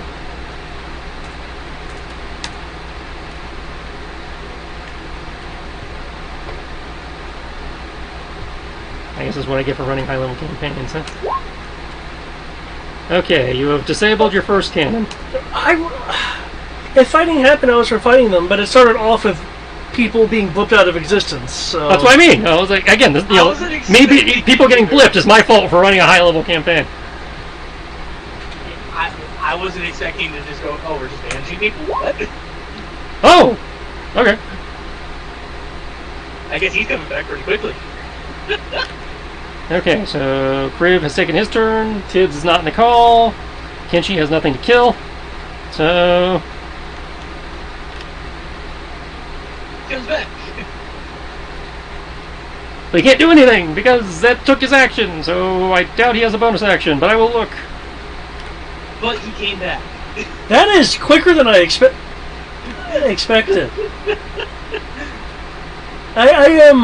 I am supposed to be really powerful, but that is never really shown.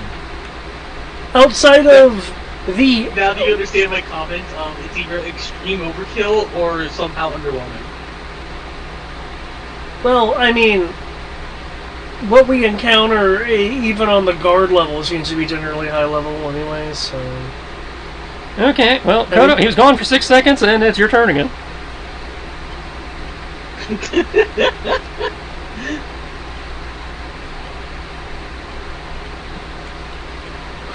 What's his name? Blood, Blood Drake? No, Drake Blood? Drake Blood. Drake Blood? Damn you, Drake Blood. How dare you find guys that actually apparently can make their saving throws? You know, And the worst part is because Brian dropped out of the call, he's technically in mark mode, which means I can't get my guys back. Well, shouldn't they get a resistance roll every round? Not for Banish, no! Banishes, they only get to come back if you lose your concentration. Oh. He said I could Jaeger him, but... So if you wanted to make him a target, I can look at his sheet to make the rolls. For the purposes of, fair, not being the dick of going, oh yeah, I just totally wiped everybody off the map and now I'm leaving and there's nothing you can't do about it, so prevent from the abuse of mark mode, I will still have him make con saves, but I will not have him take, because he's in mark mode, he won't take the damage. Alrighty, just let me know when you need me to make a con save. So yeah, I will still call for the concentration checks, because he did put me in that situation, but I will not break the rules of mark mode and have him take damage. I was just going to not directly deal with it. But you had to get people that could actually fight. This is on you, Dirtblood. How injured does he look? You can see like a few cuts in the armor from where Kenshi sliced into him, but no blood yet. Oh. And I also have to keep in mind I can't do anything too flashy, or else it'll be noticed. Yeah, So- Meteor would probably be a bad idea. No, I wasn't going to meteor him. I was thinking about, like... Glassing beam's okay, though. They won't see that coming. I was thinking about reshaping Fireball, but it was something like this 20-foot gout going... So... That would not be a usable thing. There it is. Nope. Let's hear it from my ball pilot, though. I know, right? Now can he platinum it by taking us all out? Very unlikely. I might stand a chance if you didn't have the monk.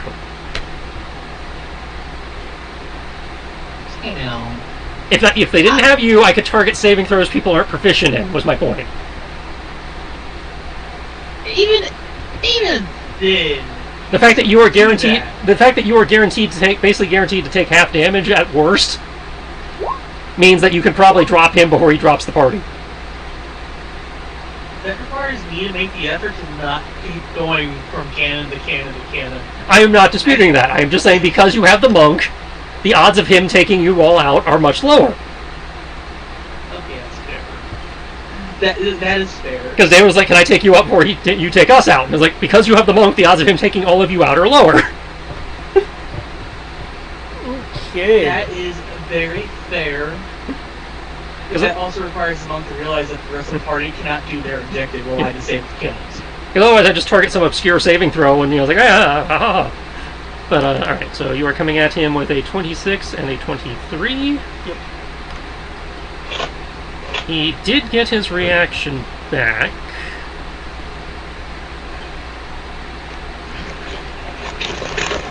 So he is going to attempt to counterspell your Blade of Disaster. You are focused on the cannons. He has that kind of cover. Give me a perception to see if you can see him counterspelling.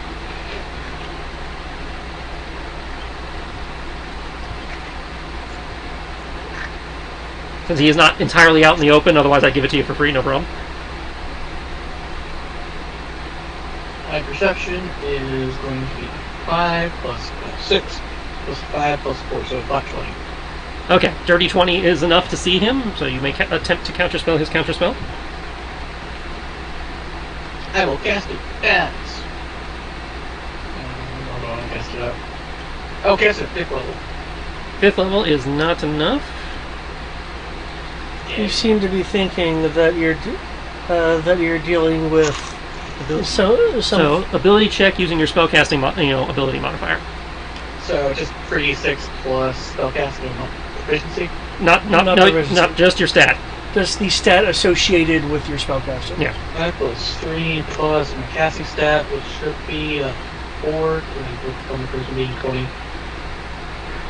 Yeah, it's not a 20, so it's only 4. Okay, so you have Once he countered. cast it at 9th level, which I would be shocked by. No, he did not cast it at 9th level. So you countered his counter, which is. No, okay, that saves me the mana. So he is taking.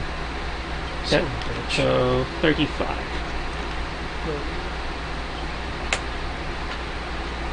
Okay, that brings us around. And she's going to take some Fury Swipes. Can I reflip? If you like, yeah.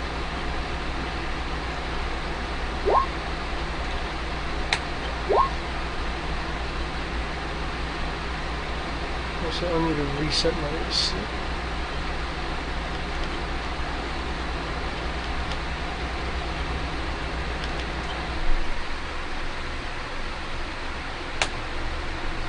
Okay, now he is bloodied. Okay, Crib, you are moving on to cannon number 2. Yep, I will move between cannons 2 and 3 and say to roll cannon 2. And it's 18. Okay, 18. That cannon is currently undamaged.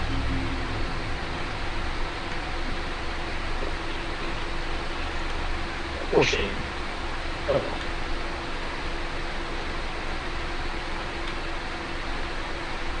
Well, I mean, what do you want? They're designed to, in theory, hold their own in fights with wyverns, so they're going to be pretty durable. Yeah, that's why I was like, oh. I say, unfortunately, because the event manipulated, I can't just use fabricate on it. Yep. You get, yeah. Okay, so he's going to look around. I could use polymorph on it, but People have already used their counter spells, so he has free reign to do whatever the fuck he wants. actually, I believe I still have counter No, spell. he doesn't. Not anymore, because I have my turn. You're right.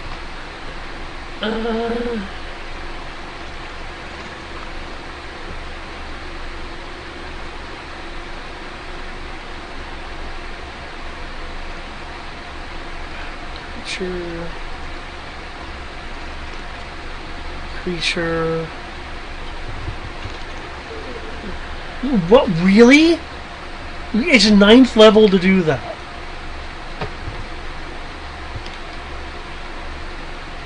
Alright.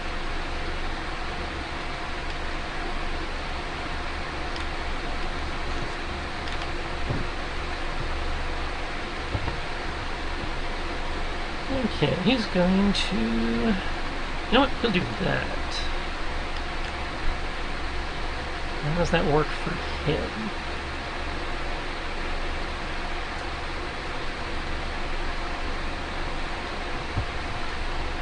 Okay.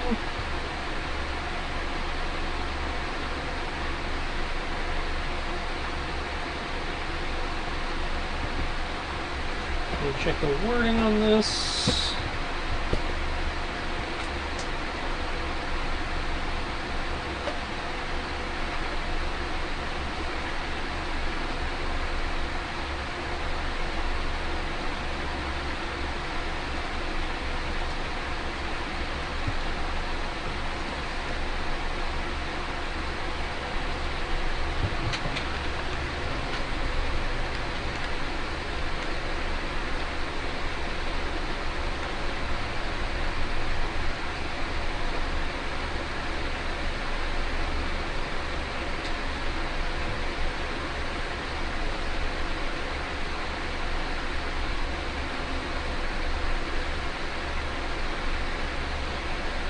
Well, that implies metal.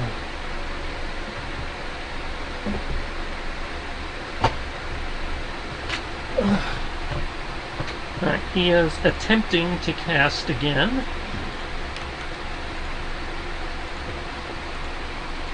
Yeah, I don't know that. Okay. I can have a giant cannon in the way.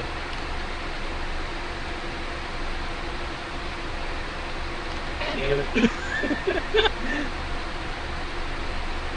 why is it center up right there? It's just being made. Okay.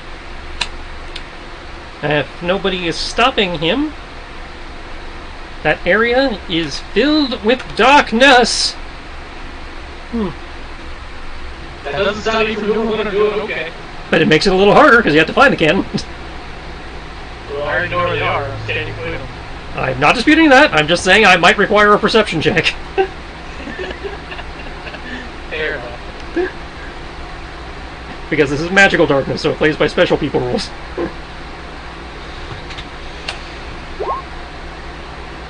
And that's another whiff. Okay, so you're great at the casting, not so great at the free attacks you get to do after.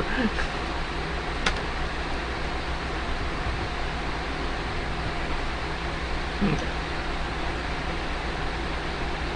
So, Koto's turn again. Okay.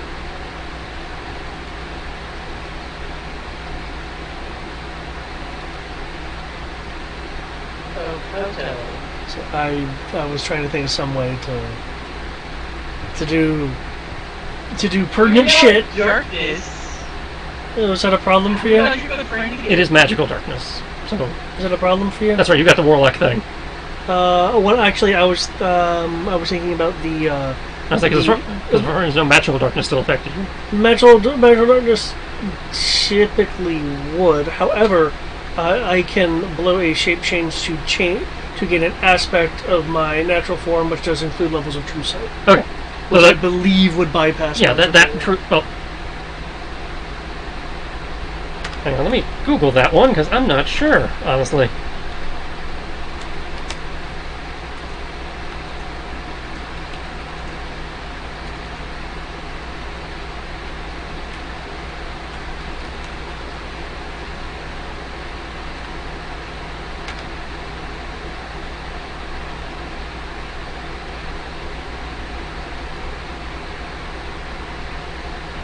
Yes, okay. True sight does, out to a specific range negates magical darkness. Yeah. I was trying to make a joke. Oh look, kind of darkness. Is that your old friend?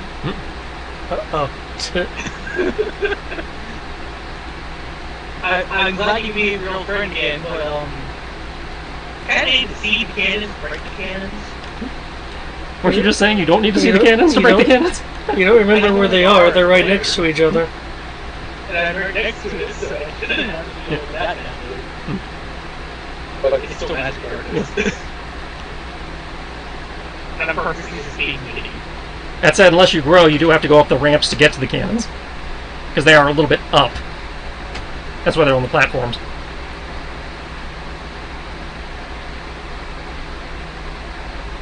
I heard you buy me. So technically you should be right there if you're trying to destroy the breach mechanism. I thought they were at the level, basically. No, they are up on platforms so they can be over the wall. Yep, that's where I need to do that.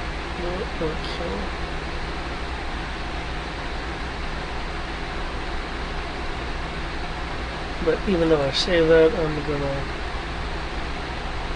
walk forward because just because it's magical darkness doesn't mean it suddenly erases my memory of what the battlescape looks like. Well, if you take your action economy to get your true sight, it wouldn't be a problem anyway. I'm just gonna walk forward because I know it has to end at some point. Okay. Walk forward. You did walk over a ramp and by there. Okay. So dexterity roll. Did you get your true sight? Did you turn on your true sight yet, or are you just doing this blindly? Overconfident as fuck, so I'm gonna do it blindly. Okay, in which case, Or would that be in acrobatics? I I thought I could have that. Would make more sense. But I'll see it next time. Well, either way, Dex is not his bag. You're doing this by memory, you said. So let's start with an intelligence check. Okay. Okay, so I will need. Basic. Let's call that a Dex save then. Basic. I apologize. Okay. I only have a +2. So you clock your foot on the ramp, and it hurts, but you do not take damage. Alright. I'll use my bonus action for this. That's it. You don't have to see for Blade of Disaster. It's like spiritual weapon. I believe it's like Shuri's weapon, but I walked out. So. Oh, you're still in the radius. No, I'm not. I should be the square right next to it.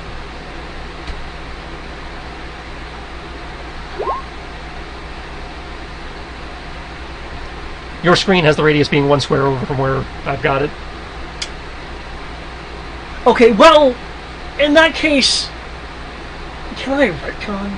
Because I was working off of, clearly, as you can see, literally bad intelligence.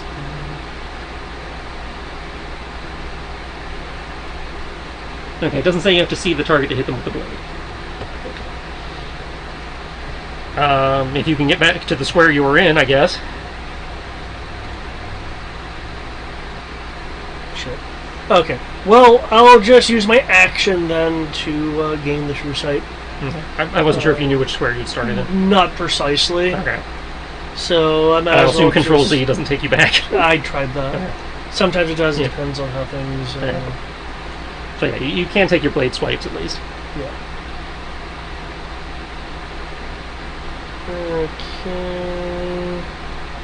So 10, 13. Okay. Yep. Oh, those are. I thought those were from. Okay, that is the Yeah, turn. yeah, the 20, 23, 25. Yeah, that's right. There was something else I was going to do, but I can't because I had to acquire true sight. I will say this though. Anybody refooting? Do you surrender? Fuck you! Good, I hope you felt that way. I will be refooting. No, it's Tristan's opinion for banishing his entire encounter, the guy. I mean, does the guy have any response or is he just silent? No, he tells you all to fuck off. Oh, okay. Okay, cool. Then he will not survive. Because traitors are lucky if they get mercy. And I guess he'll blow his reaction to fend off that last attack, because, yeah. Okay, Kriv, give me a strength check. Strength check inbound. Real funny. This cannon, man, it just will not die! I think you'd have a better chance just punching the metal until it bends to a point that it can't fire. This cannon's made of the good stuff. I guess the one next to the hitter feels fun.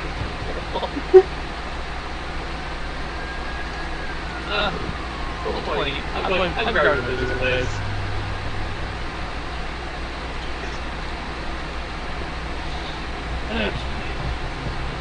So, in theory... So you'll just hear the groaning of metal as I try. Oh, so hard. To do something to this cannon. One attack left.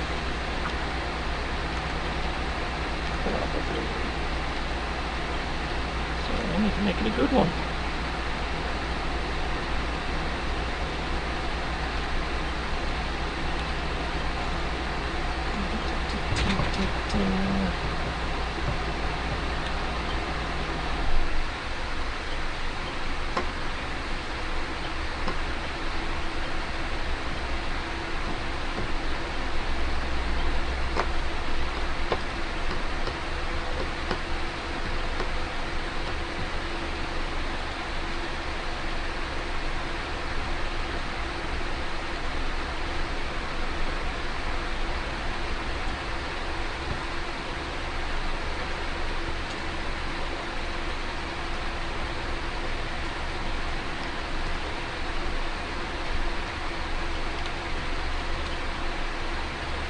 I guess that's still my best shot.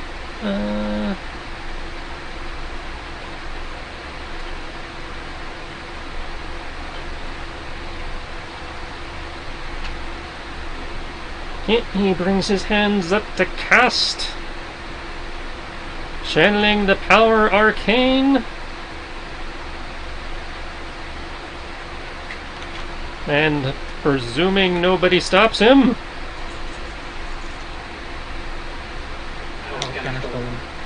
You can't counterspell him. Yep. That's why you did it. I'll do a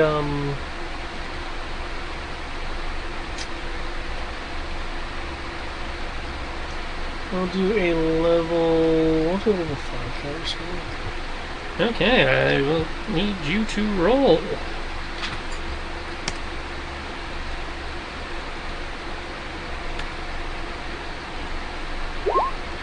That is not enough.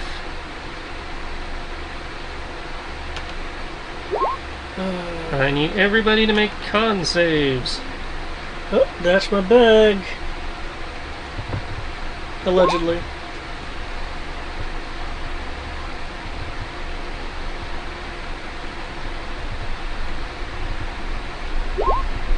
And add 4 to that, so Okay. 24.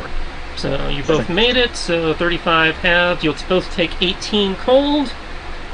Ugh. And I need somebody to make Tibbs' concentration check. He is at advantage for that. And what is his roll for it? That's what I'm looking here. 36 plus probably 1d12 since it's con. I don't think he's proficient in con. Oh yes, okay, so 3d6 plus 1d12, and that's at advantage. And that's all he has. That's all he has. Yes, surprising. He has no con modifier. Because he's like, I'm a cat, I shouldn't have constitution. Well, here you go. Yeah, let's... That's an advantage, so he has a 19 versus the... He had to beat a 10, so he's still good.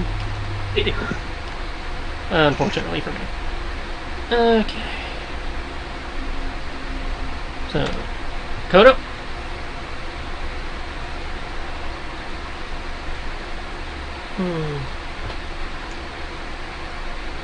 How bad off does he look? Does he look like severely bad off? He looks really bad off, like single digit bad off. Oh, I get my bonus action attack. Nope.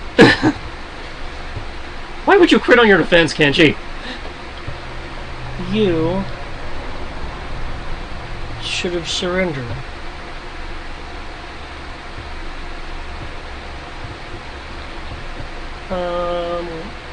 Because of advanced spellcasting, I do not need to use a verbal component for this. So, and this only has a verbal component. So I will just narrow my eyes at this traitorous inquisitor, and use power stare kill. Okay. That is 9th level, I believe. Yes. He's going to attempt to counter. Nope. He did. I honestly was with how we've seen these rolls go on both sides. I honestly was expecting that to possibly counterspell, because the counterspell mechanics in this are very meh. Yeah. Okay. So Oh, that was concentration. It doesn't last when he does. darkness is concentration. Oh. Oh. It would be useful if it wasn't concentration. But nope, that's concentration. Okay, because you have 5 rounds before people come back. Kriv, if you just want to chain 5 rolls, we'll see how far you get. Cool. And then my guys will come back and get totally murked. I will go with cast this time. Unless you want me to stick with strength. We're sticking to... That's what you picked, so that's what we're going with. Cool. One moment.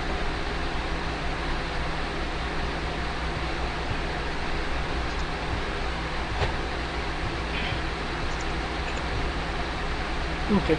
I know this isn't quite how it works, but I will ready an intimidation roll for when they come back. Note to self, ban banish in future campaigns. Now, I wasn't expecting to be used.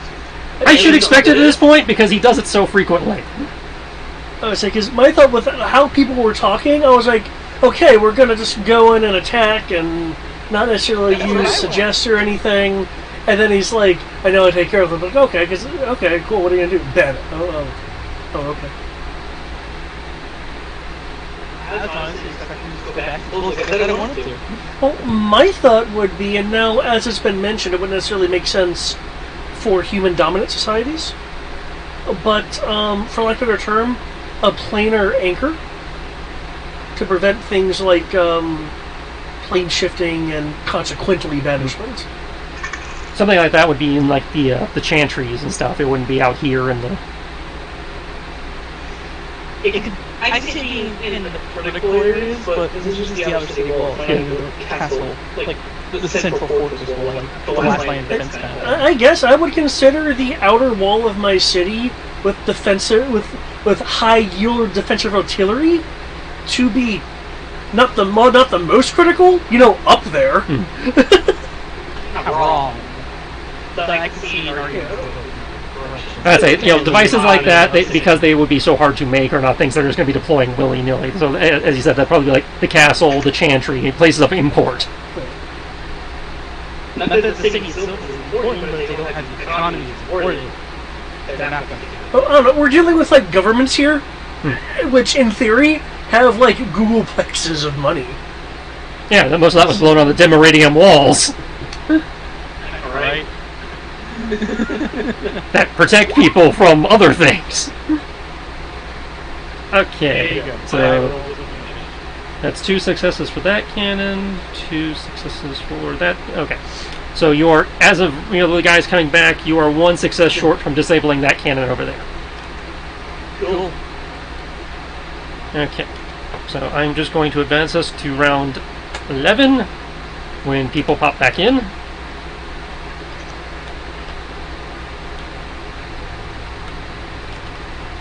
If I recall correctly, they are not unconscious. They're just... No, they just popped out of existence and then popped back in. Like, what the fuck?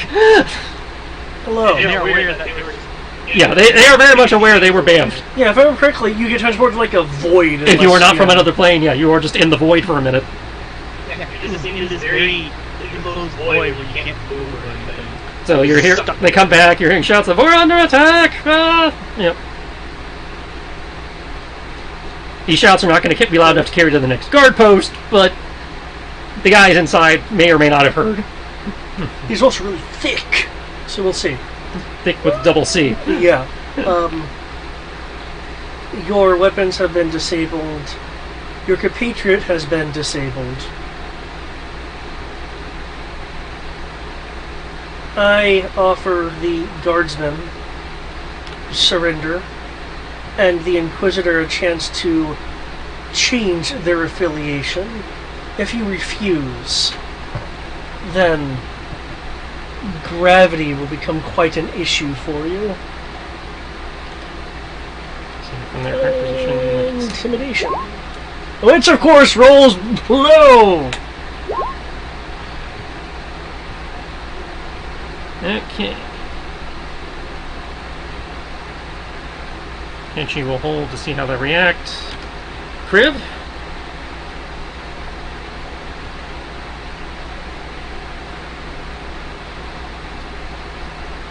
See what you got.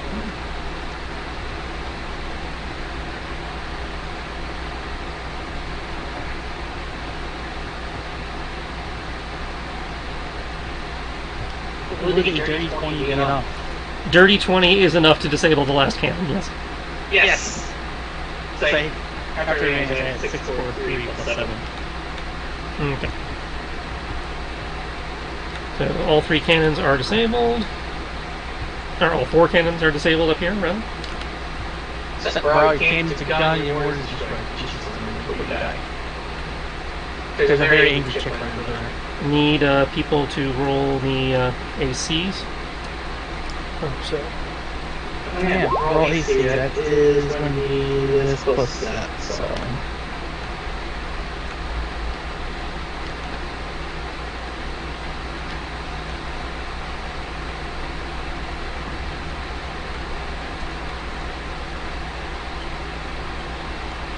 It's just the 3d6 plus the R plus...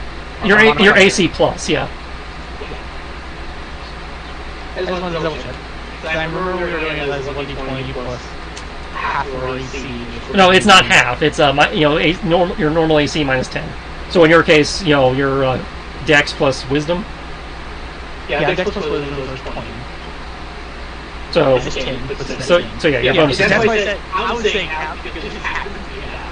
It's like it's half for you because of how you calculate, but for most people, it's not half.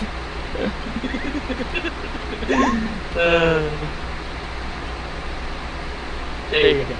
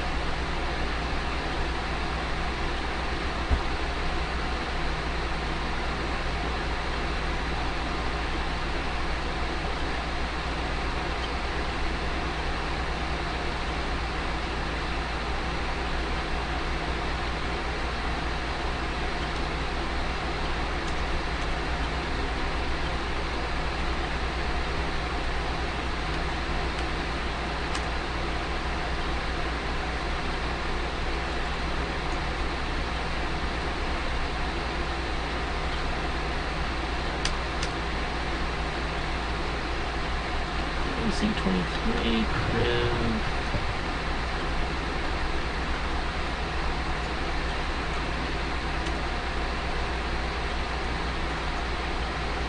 Kodos is 15. Okay.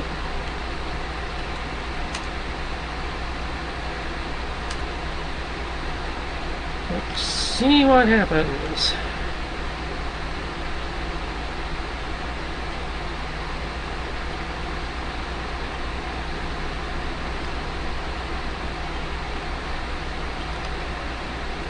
And they swing Kenshi, so I'm going to red versus Kenshi.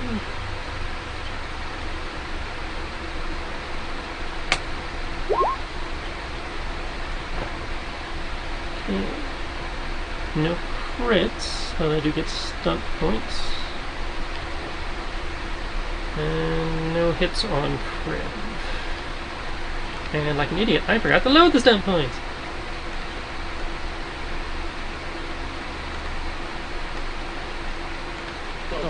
No, stunt points at least against me. Yeah, I didn't hit you, but I did hit Kodo. You got 4. Yeah, that's what I mean. I got 4 stunt points on Kodo. I heard blows, not 4. No. And you know what I'm going to do with it for? 4 damage? Oh! Seize the initiative! Cool. Okay, so that's 2 hits on Kodo. 16%. Need to roll that again, just because I forgot to roll the damage for the second attack for some reason. So, add an additional 26 to that total for you, Kodo. That means Kenshi can now unhold.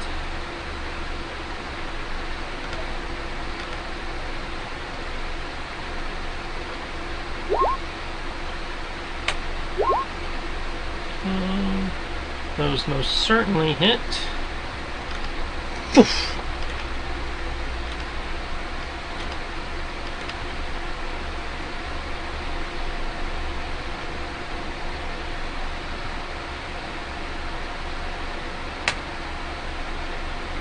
Okay, one of the watch guys is looking kind of banged up from Kenshi's assault. Cut up. Okay.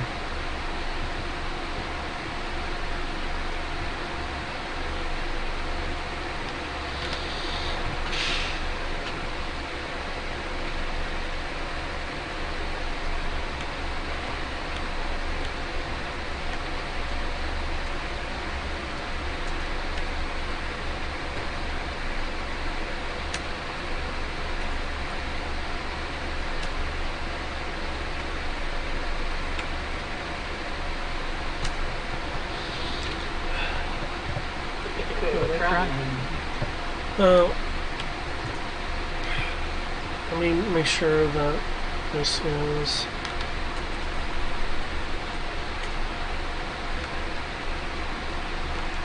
They did not put that there. I would assume there would be a save or it counts as an attack roll.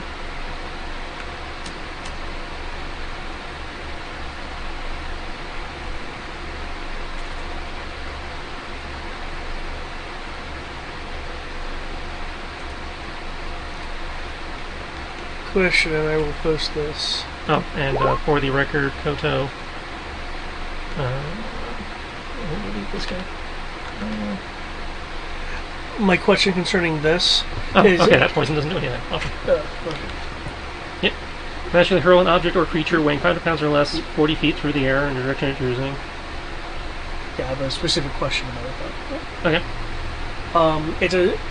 It states that, you could hurl a creature. Hmm. It does not state a save or anything. However, it does state a an attack roll. Would it be an attack roll or a save if I were to use it on a creature? Because it already mentions an attack roll, I would think an attack roll for picking up and throwing them, though I could see a save, though it not being mentioned here, be justifiable as well.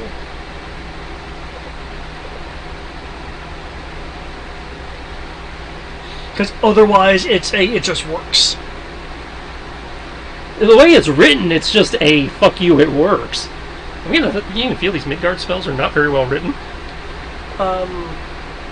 Especially because they, show it has a spell save DC in there even. Well, the spell save DC is a part of the program. Yeah, that is Roll20. Yeah, it's like I've encountered a few like this. Usually, they're well written. Okay. So, what are you trying to do here? Fling the Inquisitor in front of me into a wall, thus causing... Well, trio of Inquisitors, but... Well, the trio of Inquisitors into a wall, thus incurring the listed damage. Alright, you will be able to fling them regardless. For, it says make an attack roll. I'm going to have the attack roll be versus their AC. If you don't beat their AC, then they are able to roll with the impact or whatever to not get injured.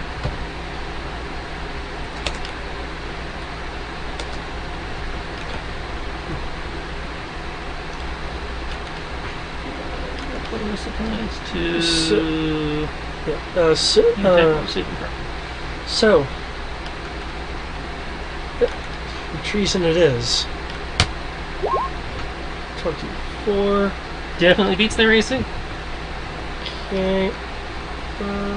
Hold up. Are you trying to throw this person? Yeah, I was going to throw them against the wall, and then I was going to do something else. That's what plan 2 was. However, I don't know how sturdy they are to know if they would just hit the ground and then be like, well, I'm just gonna fucking run to the yard post. I can't say much, but I can say they could probably survive a 5d6 fall. Exactly. Because while 50 feet sounds immense, I'm like, no, these are Inquisitors. Now, I could amp that up to 96 by arcing them at an angle and then having them fall. I mean, it's a range of 400 feet, so... 400? No, that's how far he can. That's how far he can cast it, not how far he throws them. 40 feet through the air. So yeah, you can almost 90 feet. Yeah, that'll be 96.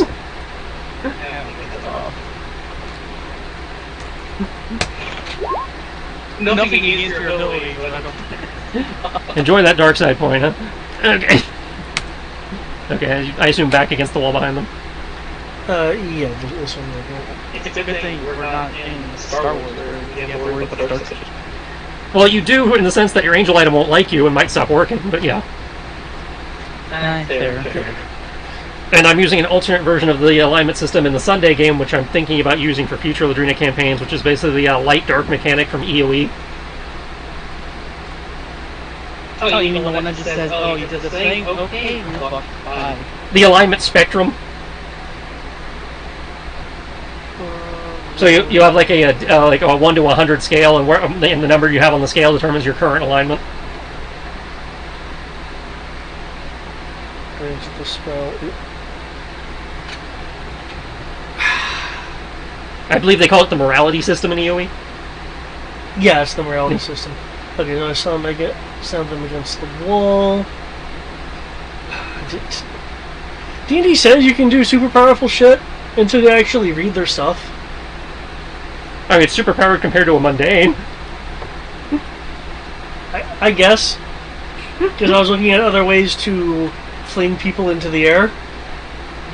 of which... You got anything else? Or? Yeah, I'm just, oh, my plan was stymied by words. As you do. I think that's only fair, because that's 2 free fuck you spells you've dropped in as many rounds. Well, I mean, this... I honestly think there should be some sort of... I think there should be a save. There should be a save or a resistance or something. There should be a save on this, and there should have been a save on Maze versus just fuck you. Because I thought initially it would be like a charisma save to resist the shift. Yeah, but nope.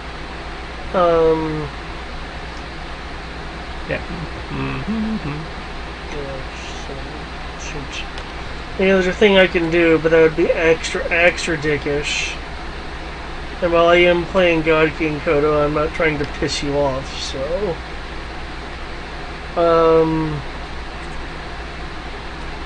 Is yours God King Kodo or God King Kodo at this point? Good point. There's God King Kodo, and then there's God King Kodo, but it's trying to leave some fun for the GM.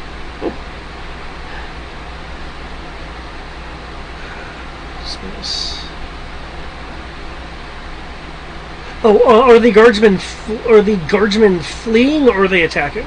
They were currently looking like they were trying to defend the cannons from Kriv. Which have already been destroyed. Oh, I'm sorry for them. Yes, currently they are trying to do their job, and that you have not given them any indication to why they should not do their job. Okay. Ignore this guard. I gave them a chance to surrender. I did. I said, you guys can surrender, you guys can change loyalties. And it sounds like they've refused. Because you didn't roll very high, yeah? Yeah. I will be disappointed in you. But I understand. So I'm not going to say anything. Oh, wait, it's level 7, isn't it? Is that why I can't find it? Because it's under level 7?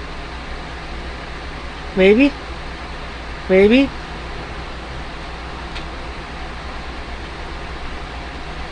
You know what? I'll just do this. I'll just do this.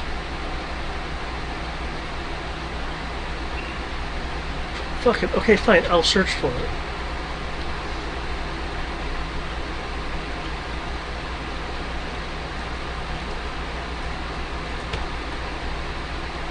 Because I'm trying not to hold up the game.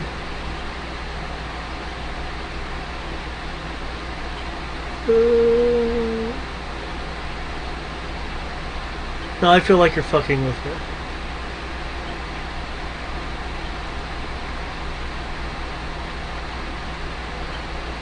There it is. Yeah, why isn't it in some bitch? Okay.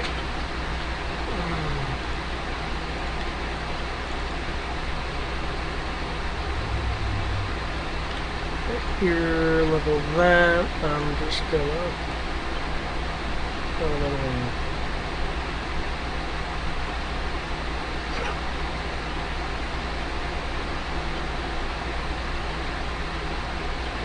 Okay.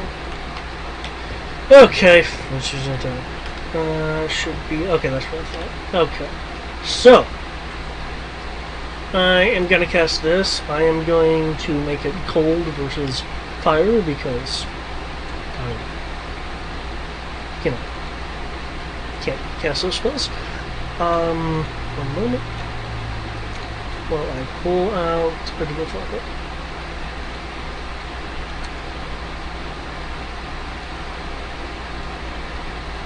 No, just no, stop it.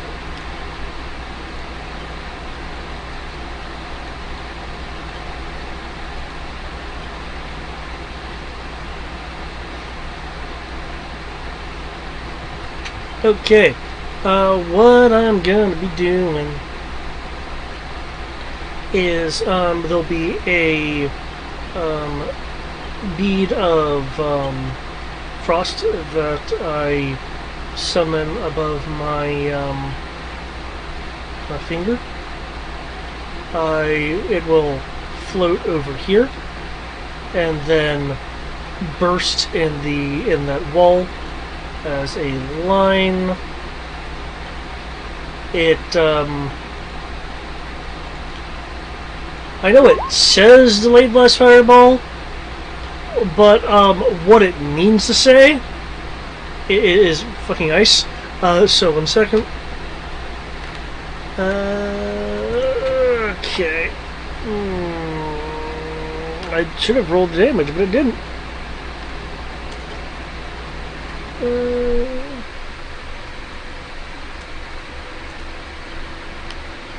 They can take a dex save. Okay.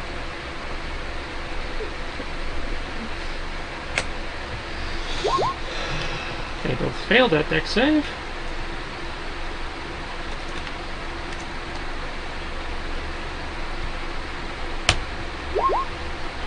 Jesus Christ.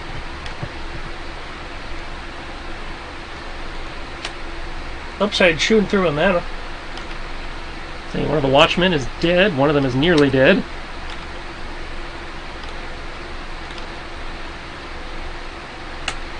And one of the Drow is dead.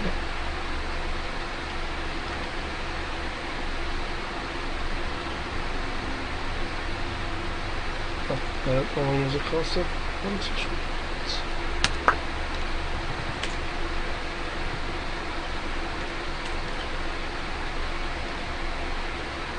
Yeah, in terms of throwing them off the wall, I that's kind of what I wanted to do, but 50 feet is going to be nothing to them.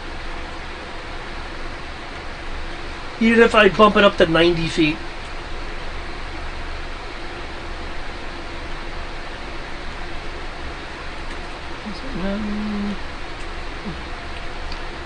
Anybody refooting? No. Yep. Okay. Need new ACs.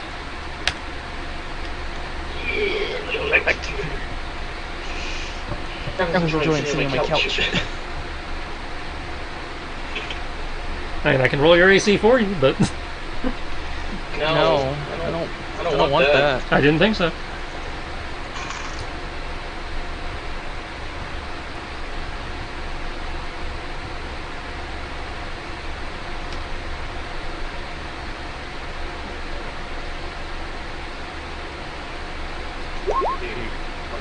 Okay.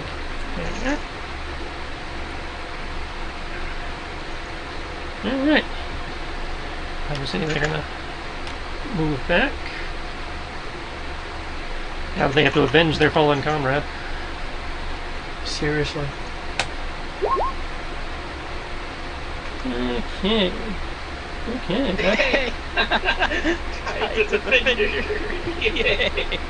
Now, remember I was using meter beat on AC? That's right, we're on this game. Yep. Because usually that's the only way I can connect. Okay, so I would like to cast Shield. Shield would not bring your AC high enough. Oh, that 13 was my own AC, never mind. Yeah. Okay, so I got some stunt points here. I'm just gonna look at the cards. Two of them, 10. I'll just take 12 damage. Unless you're gonna do more damage to me. I haven't gotten you even yet. Second, just give me a moment. 1, 6, 4 stunt points. Yeah, 4 stunt points. Okay, so Kodo takes the listed damage plus an additional 5. Kriv, I've generated 6 stunt points. On the season initiative. Yeah, I will totally seize the initiative that I already have from myself. They're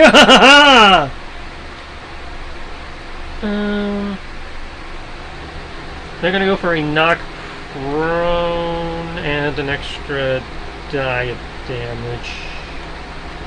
Really? They're gonna knock me prone. Don't they have a roll against that? Not for the stunt, no. Actually, no, they're gonna go for... They're not stupid, they know you'll get back up in time, so yeah, they'll just go for the extra 2d6. Okay, so adding 6 to your 12 for a total of 18. Oh no. I'm still blaring.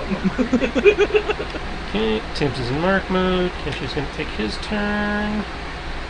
Now, we are obviously fighting.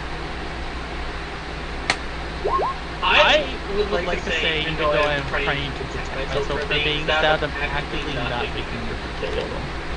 Kenshi's not trying to kill him either. He's swinging for non-lethal. Okay, so let's make sure.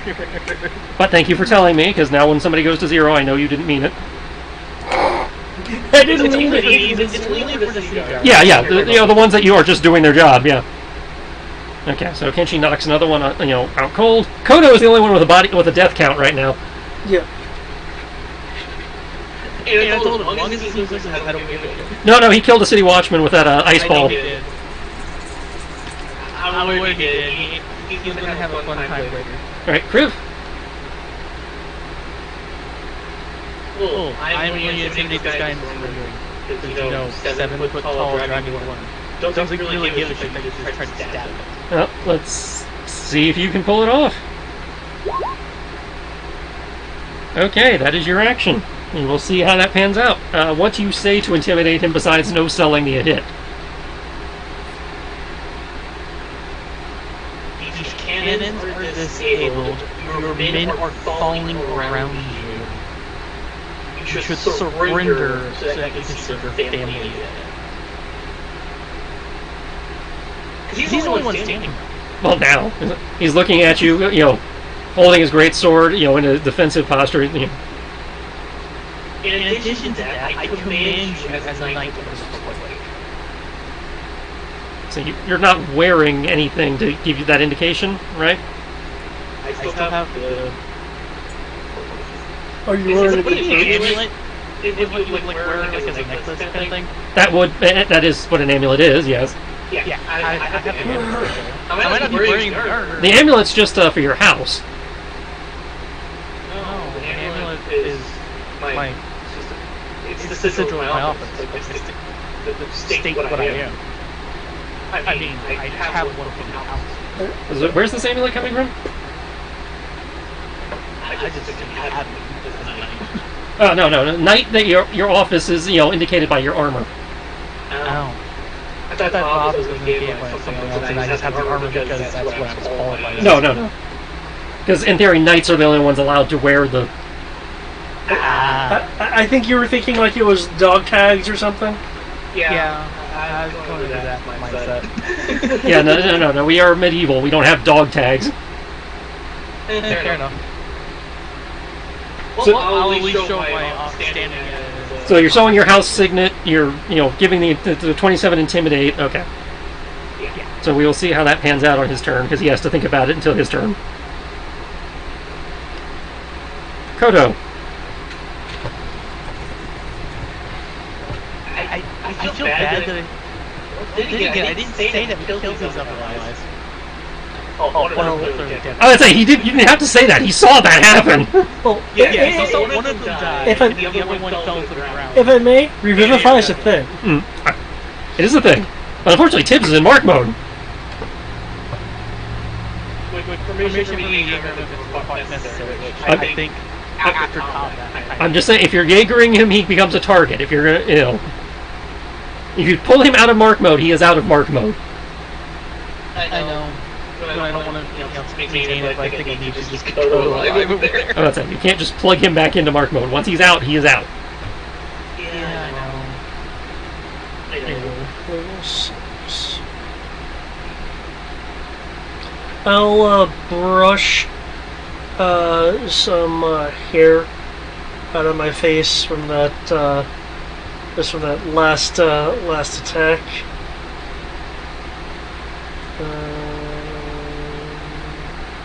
Come on.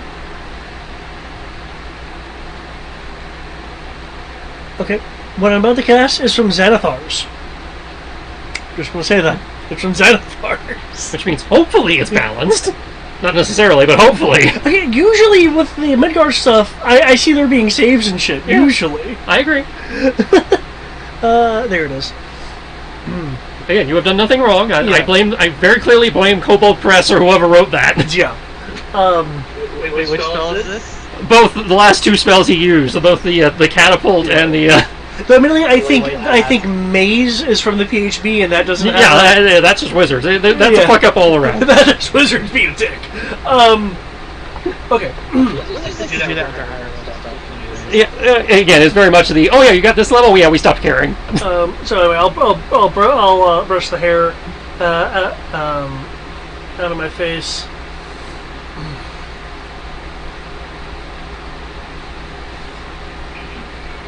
You may be strong of mind, but how far does that go? Damn it! Show the damn description.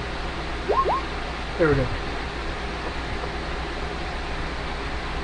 Hit to make an intelligence saving throw. No, it doesn't. What? Oh wait, hang on. If it is immune to being charged, they're not immune. They're not immune. Okay. I thought they were. I had it wrong. Elf immune to sleep. Not they have advantage against charm. Okay. And despite being despite being intelligence-based casters, do not have advantage on intelligence saving throws. Oh, by the way, with the intimidate roll, do I get some sort? From What amazing intimidate roll. well, I know you made the intimidate roll, but No, from the intimidate roll, I have 6 too. no. So What I hit stun points for. I'll count that as a role play stunt. Cool. I'll let you know it. Oh, okay. I'm up after this. Think quickly. Okay, so failed save. They take 5d10 seconds, and you make the.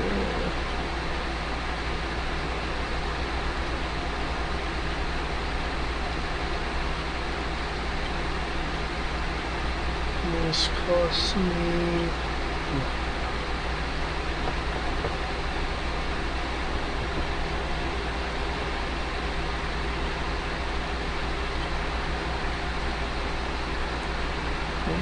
So they take 5d10 psychic. Which is at 24. That's up there.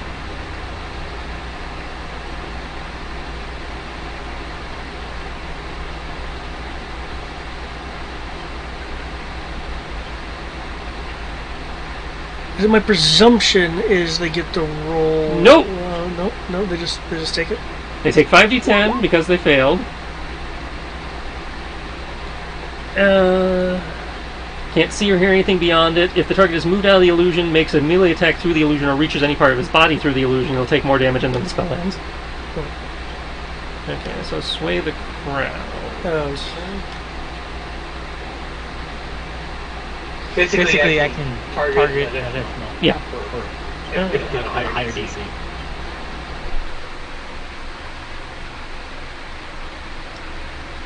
Okay, you'll have to use 2 stunt points for that because there's 2 of them, or 2, so 4 stunt points total for that because there's 2 drow over there.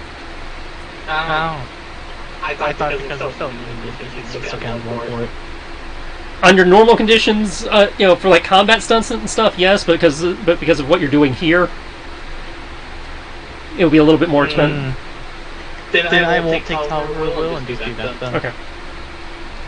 So you are attempting to intimidate them, and then Kodo sticks them in the little bubble. And then I'll take a step back. You didn't roll your psychic damage, did you? Yeah, it's 24. Alright. So, one of them dies outright from the spell going off. Okay. In which case, you can take Tower Will, Eric, because there's that. No, wait, no, we're still above. Okay, we're still 2. Okay, never mind. Don't forget. No, not that they could perceive him anyway. Yeah. Well, he went before you, so he'd still. Oh, okay. Okay, so. Their turn. The guardsman, seeing your signet and recognizing the house, he is not standing down, but he is not taking an attack action. He seems to be contemplating. Because he's like, Why is a knight of the realm attacking our defense post, but at the same time he's a knight of the realm, so he's supposed to be on my side? And, and I was like, okay, what the fuck? Okay, these drow, though, the drow are zealots by definition. I'm pretty sure Drow will fail, but I had the stun points. Well, the Drow's a little more concerned with being in the mind prison right now. I thought this was before, but yeah. Well, he made his intimidate, Yeah. and then you stuck them in the thing, so Oh, right. your thing overrode Eric's thing. Yeah. So they're now stuck in this prison. They're stuck in this mental prison trying to decide what to do about it. While also being told if they decide to surrender, there's a chance they might be stuck in. Because it's an illusion. We can hear them if they say shit. Yeah. Can I get... I still need new AC rolls from people. Oh, I thought I did that. Did you? No, I didn't. Nope. I mean, I've been rolling 13 a lot, which is why you'll probably not see it change on my token. Well, I still gotta ask for it. So, because I thought I did, but I'll re-roll it. I have yet to make a melee attack, so I'm still at a plus 10. So... Okay, they're gonna lose the command bonus.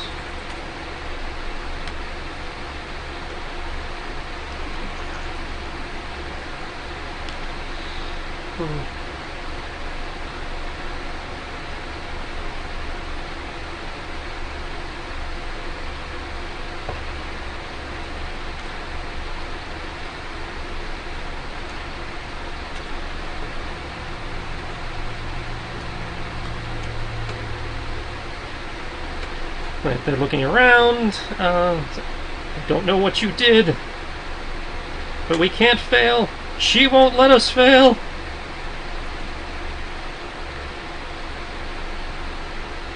Is Lord Drakeblood a shapeshifter? Not to your knowledge. They will now. Because you're referring to the God King. Okay, so they are making an attack at disadvantage because they don't know where you are, obviously. Well, I didn't order them to do anything. Oh, they're still trying to attack me because they should be restrained. Restraint just prevents them from moving. And he's not next to him anymore. Yes, but you see that we have these things. They're called hand crossbows. Like it says they're restrained. Restrained is, as I recall, I will double check, but I'm pretty sure restrained is you can't. Your speed becomes 0. Yeah. Okay, I must be thinking of paralysis. Yeah, I think you're thinking of paralysis, because it says they can make an attack in the spell description. Right. So they're going to take 10d10 psychic damage, and they're rolling at disadvantage, but they're still trying to hit you out, out of what sounds like fanatical. It's a combination of... Make me an insight check, either one of you. You said 10d10, so they're going to be breaking the... If they're make a melee attack... Melee. Oh, that's because it's a ranged attack. It's melee attack through it, or reach any part of their body through it. Well, since this is a ranged attack, then... Just sit there and they keep rushing. Yeah, I mean, every round, I think they take the 5d10. No, wouldn't say that. Let's say your target takes 5d10, you mainly make the carry on their target space. If you're dangerous in some way. Yeah, it doesn't say anything about subsequent saves unless they do something to try and break it. What? So yeah, you guys can make insights if you want, but they're still shooting at Koto, or trying to shoot at Koto, whereas again, they're just firing out, blindly, effectively, which is why they're rolling at disadvantage.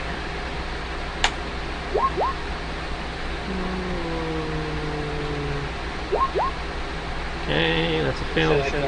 Insight. Have Christian? Okay, 13. Well, that's with disadvantage? Damn. Okay, Kriv, to you it sounds like a combination of fear and fanatical devotion. Okay, so 8 plus 9 is 17, so 27 total. 20. Wouldn't it just be 8 plus 10 would be and 18? then they rolled 5 stunt points on that first attack, which added an extra 2d6. Oh, okay. What was the d6? I already deducted the base. So add an extra 9. Okay. And I will need 2 Constitution saves. Is this concentration? Okay, you have succeeded on both Constitution saves. So nothing else happens. You need to make concentration checks, though. Is that concentration? Yeah, it says concentration. Oh, it is concentration. He has to beat a 10, so I'm not too worried about it. But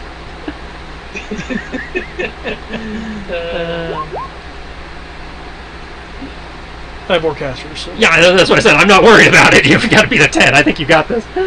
Okay, so that's their turn.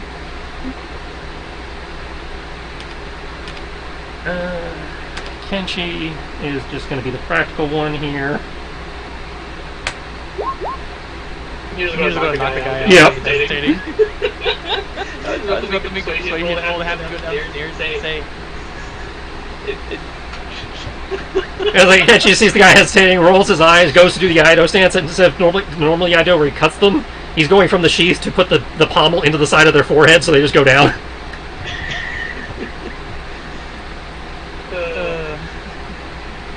I guess that works. And since he's got 2 attacks left anyway...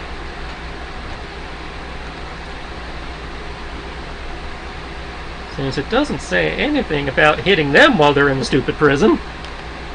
Except they can't leave the prison. It's a lot of damage.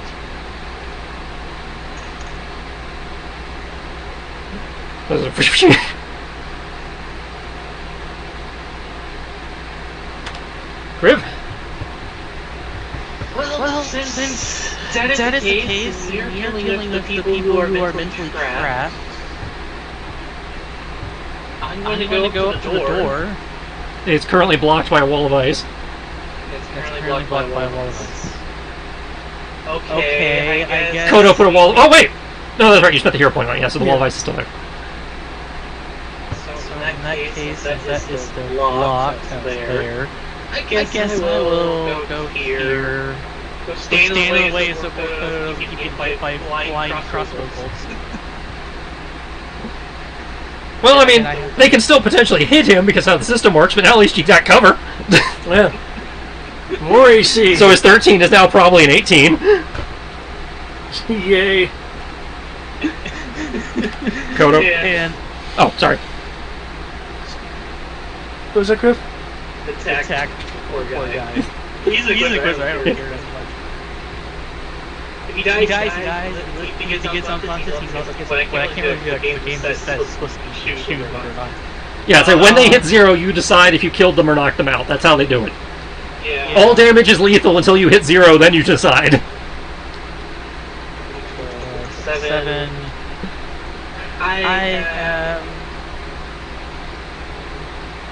This was supposed to be much more challenging. I feel like there was a little bit of challenge disabling the cannons themselves. I mean, that's the thing, is that you guys are supposed to be dealing with the guards trying to disable the cannons, all while Doofus over there in the corner is raining AoE spells on you. But we removed people. Yeah. Because what he was supposed to be doing was chain lightning. Would have been nice. But there was no point in doing chain lightning once his guys vanished, because he didn't have to aim around his people. Neither Eric or myself was just like, when he said vanish, I'm like, oh. I will attack them 3 times. They're my attacks. I'm pretty sure that hits, because I suck.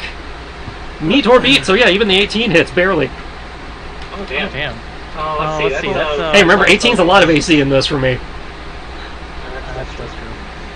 Let's see. I have 5 stuff points for the first attack. So yeah, you defanged what was supposed to be the hard part.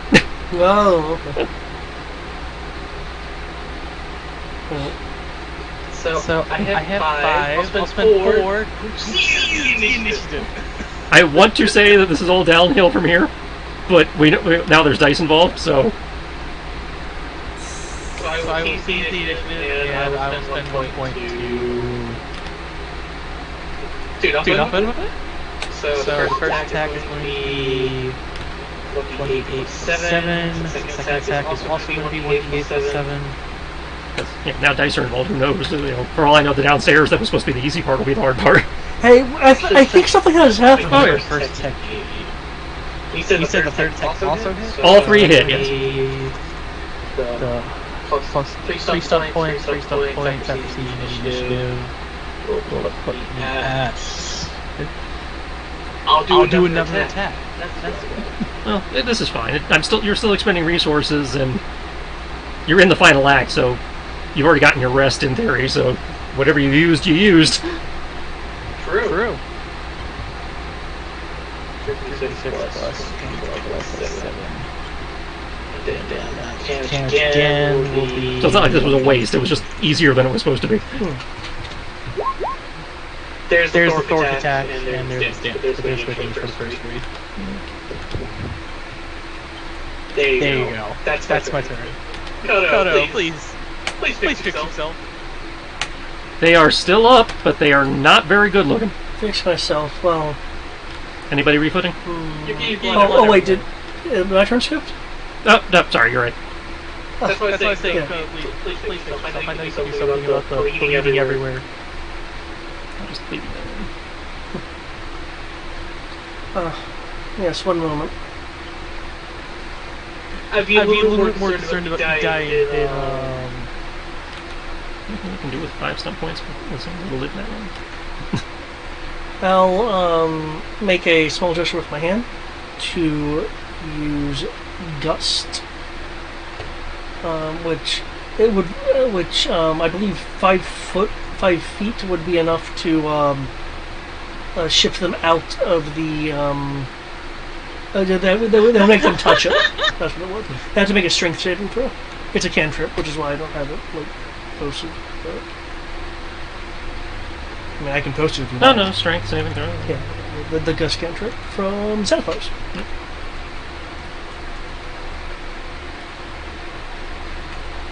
I mean, they're elves. They're not that strong. Okay.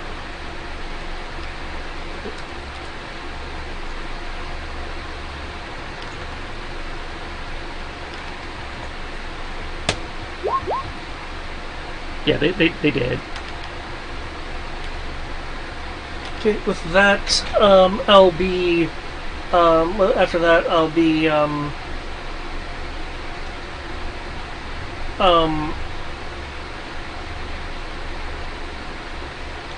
moving my hand over areas of like where blood is and such, and just using prestidigitation to clean the blood as my hand goes over it.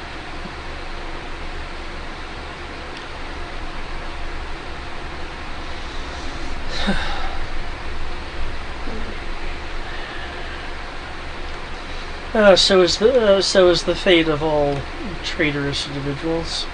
Did the guardsmen finally surrender? Ish. They were questioning their life choices. They didn't change the amount of his misery. I'm not even sure he was questioning his life choices. He seemed to be warring between loyalty and believing that you were what you were, what you claimed to be. Yeah, true. I suggest Kriv to claim that in the future that you're a special operative. That should we can have more fun. I should spend a couple minutes since he isn't going. What are you doing? Well, I mean, we did make a lot of commotion up here. I don't know if we have a few minutes, and we still got to get through that ice block. Yeah. Well, if we wait here and everyone funnels up to us, it would be a bottleneck. You're assuming they choose to funnel up to us. They might just choose to go back up here and then send the runner out. Yeah, it's like we started this week, we gotta be quick now.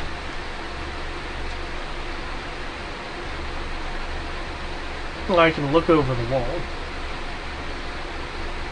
I'll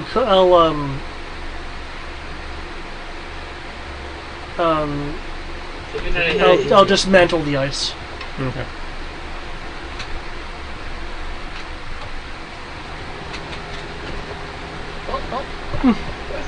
Go downstairs. Have some fun.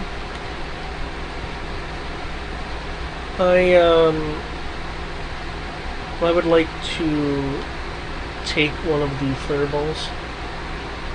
One of the what? The flare balls, the clay balls. Oh, the clay. Okay. Actually, there's like 3 of them. There's a whole crate full. So, I'll take one of them. Let me give you a moment.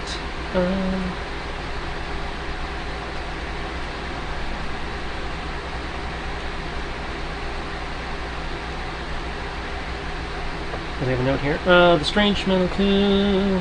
Next to the launcher's wooden crate filled with straw. Inside the straw are a dozen fist-sized clay cylinders. Cylinders. Each marked with a spot of red, green, or yellow. On the end of each cylinder has an X marked on it.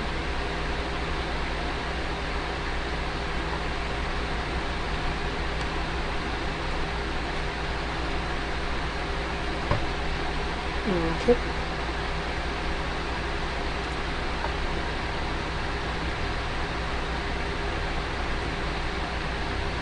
I'll take one with a red X.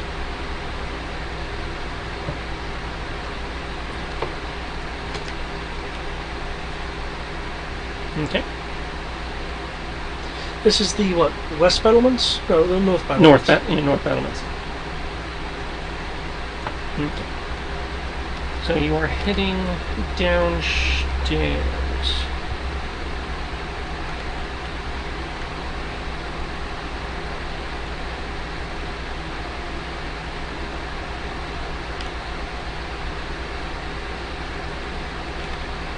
Who's on point?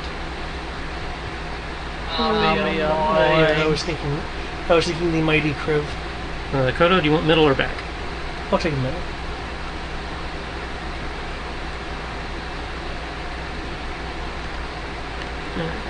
In theory, I have positioned you so you're not accidentally seeing through a wall or door?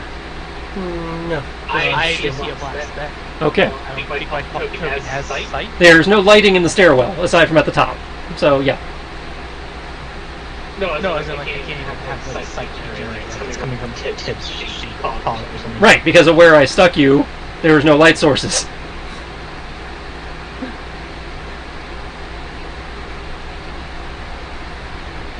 No, what I mean is like my character isn't actually causing the sight. Even when Tip's character It says has vision.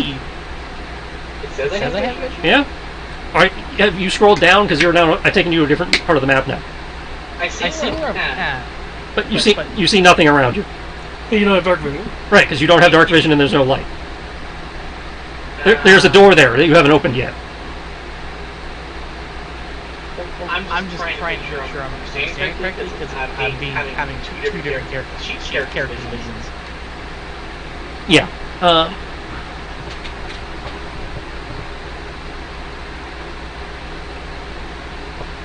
I'm actually surprised you're able to see anything because the light from the thing should not be traveling that far.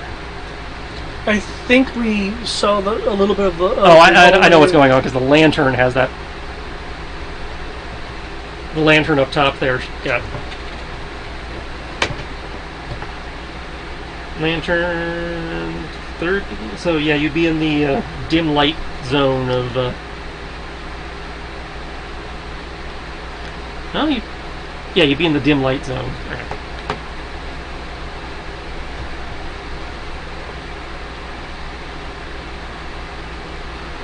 Now, technically, what I can do. Once everyone's ready, I'm just going to open the door and it's going to be light on the other side. You already know it. In theory. If there isn't light, I'll guess. Okay. Objects and tokens. Okay, so you are opening the door. Are you being stealthy about opening the door, or are you just flinging her wide open? You already had the call out that everything's happening as well. I will try to do it quietly. Okay, make me a stealth check. Okay, can you see now? Yeah, it's based on the character. So I Yeah. can go strangely here, Yeah. and then a little bit over here. Yeah, because there should only be dim light in this hallway. But you What said roll a stealth. And because we're in dim light, Plus confirm this. When in dim light. Okay. So these two are actually indivisible.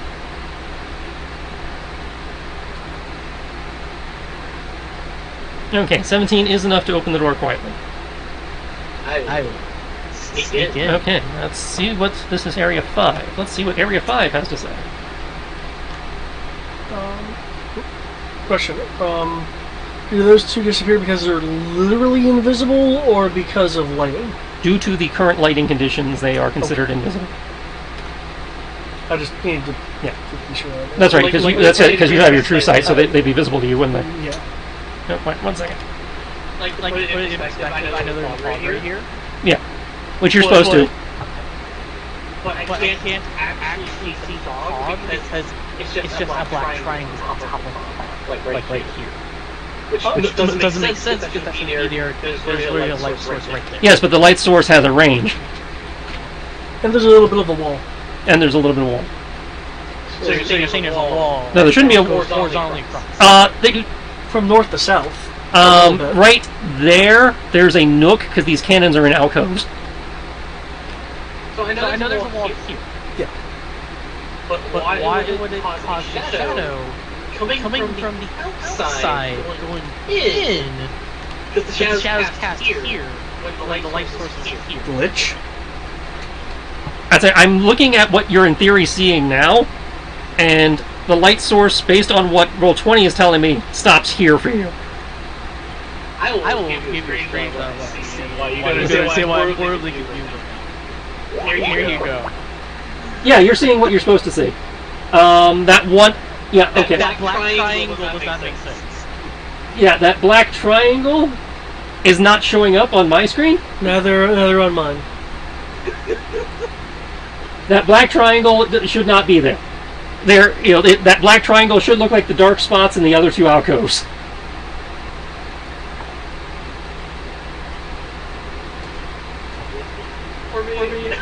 That's what's going on.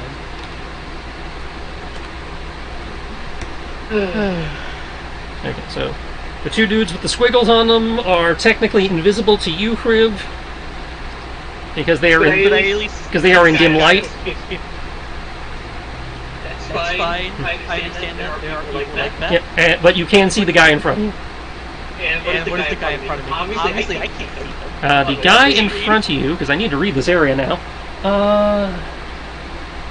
This is Area 5, yeah. Before you sits a large room with a high ceiling, as if you were in a pocket carved out of the massive wall surrounding Corvus. To your left? To your left is nothing, so in your case, and before you was nothing but open space, and you can see outside the city wall. A road winds its way out into the distance, and you can even witness the remains of a farmhouse that appears to have been bombed into submission earlier in the day. 3 walls in front of you mark out 4 cannon bays, and the giant weapons stand at the ready. A group, well, in your case, a singular man. For Kodo, it's a group of men. For Kriv, it's a singular man, stands in the middle bay. Seems to have turned to face the stairs at the ready.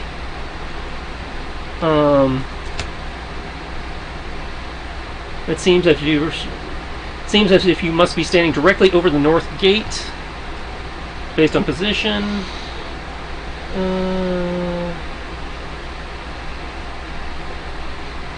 Okay, I'm sorry. It's more than 50 feet because the north gate is supposed to be 50 feet below you. Oh well, not a big deal.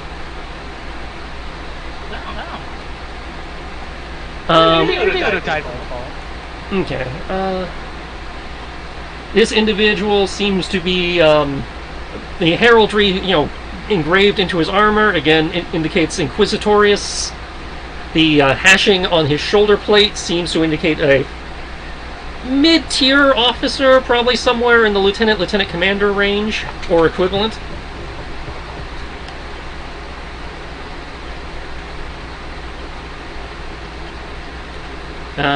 He is currently drawing and pointing a great sword in your direction.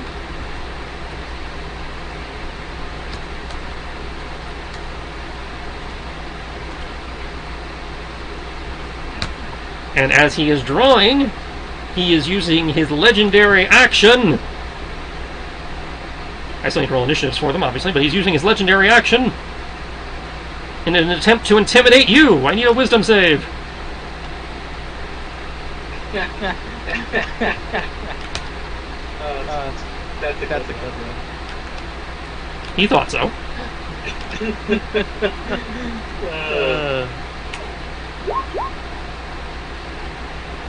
I still get bonus for tower as well, yeah. One extra?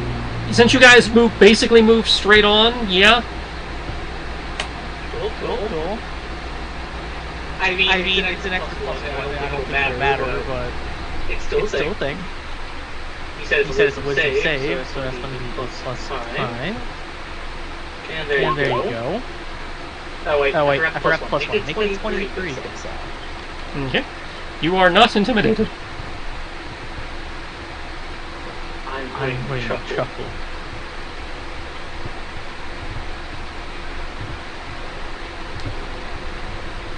I need new initiatives and new ACs. Do I still have my my CC CC initiative? No, because this is a new.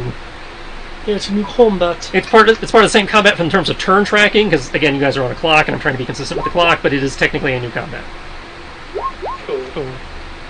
6 plus 4 is 10. Real AC! What is wrong with your AC? I'm not wearing heavy armor, nor do I have my mage not my mage armor, my mage plate spell up. I am, however, operating with mage armor, Which is 13 which plus dex. is 13 plus dex. Which is still pretty good for 5th edition, at least. Okay, so I got 4 stun points for initiative. What can I do? need stunt points for you, and you need your initiative, and obviously you still need AC. Initiative, I have 4 points. I will take advantage. So the first attack against you is automatically a whiff. Who's the first melee attack specifically?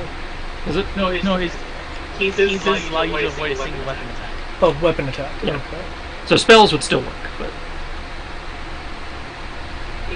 which is a loophole I need to remember.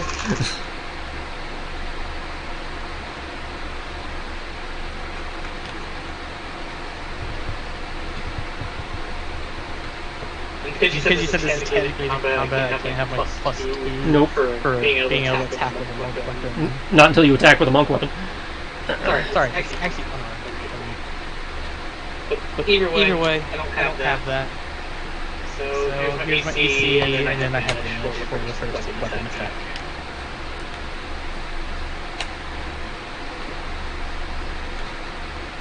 And I guess I have a giant mane sitting on my shoulder in mark mode, because half the half time the time he does that anyways. Yep. In case he decides to come gets back in time when this when this combat's over. So we So we at least know where he's at. Yep. Like at least Control his pog. Yep. At the moment, I'm just leaving his pog stuck in the wall up there with Cortana until he actually does something. Just so there's less crap to track on this tiny map. Less crack Crazy one one hallway. hallway. Yeah. Don't blame Don't you. blame you. We got the Daredevil hallway. You guys better do it right. We got the hallway full of these. Okay. You have my AC, you have my initiative. Yep. Everything's there. I'm good. Obviously, And And the Preacher preacher code is good good too. I hope.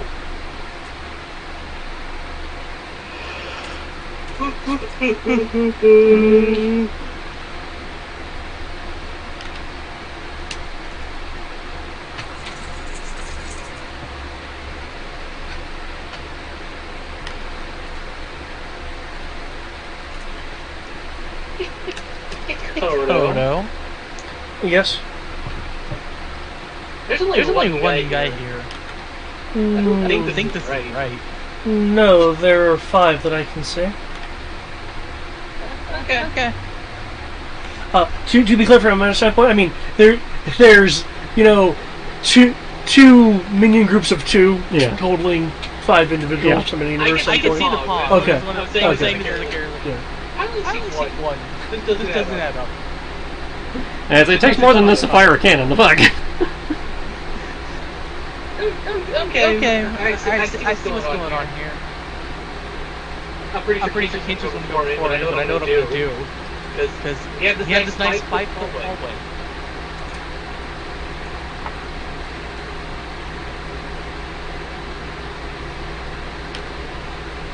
Wait.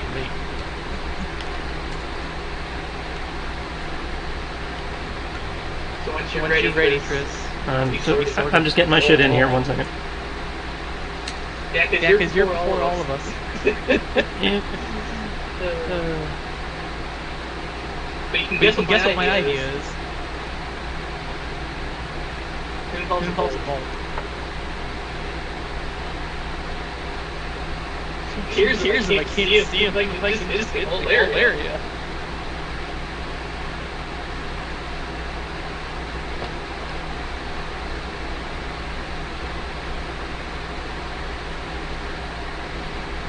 Also, I just realized realized something. I just want to double check this.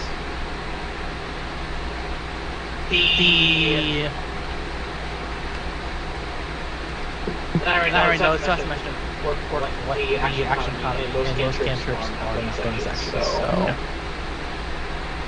Okay, so initiatives are in. You can guess I had an idea idea of of cast lightning bolt and cast a cantrip. but That doesn't work. Not without spending meta magic, at least. I could actually spend some magic. I have 10 brother guns to long rest. There. yeah, That's what I'll do. I need to start seeing things anyways.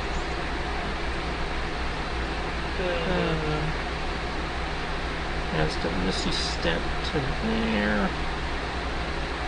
And then move to there. Oh no, Kenshi. no. No. Kenshi, I hope you could dodge a lightning bolt. As well as anyone else. I guess I shouldn't do that then. Quick and dark vision. So That is a bonus action. And because I can't do lightning bolt, I don't want to put you.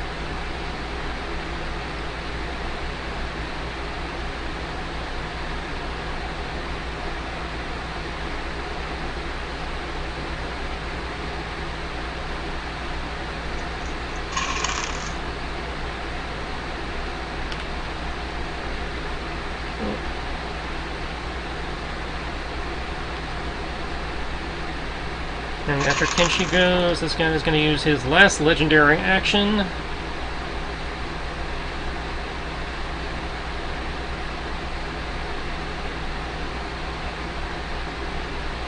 To take a swing at Crib.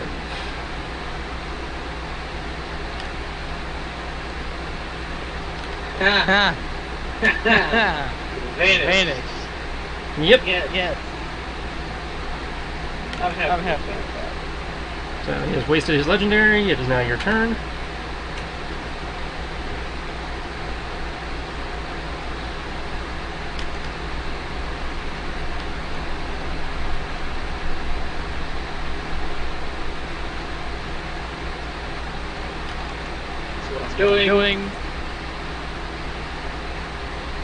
Giving myself dark vision. Bonus action. So 3 points. Okay, I will give you Dark Vision. Not that it helps you against these guys. You said Dark Vision 60 feet, I presume? Yep, It's just a normal dark vision spell. Put it there, Just to clarify for you. Okay. That should have worked. Yep. Yes, it Yes, did. it did. And after that, I'm attacking these guys because now I can see very clearly. Yep, you are no longer at the disadvantage. Right, dim light's not disadvantage, so yeah, you're good. And my first attack has 6 stun points. So I shall... Okay, let me double check. That should hit, but I'm going to double check just to be safe. Yep, that hits. So I shall... See initiative. What do I have it off? Up to 2 And I'll increase...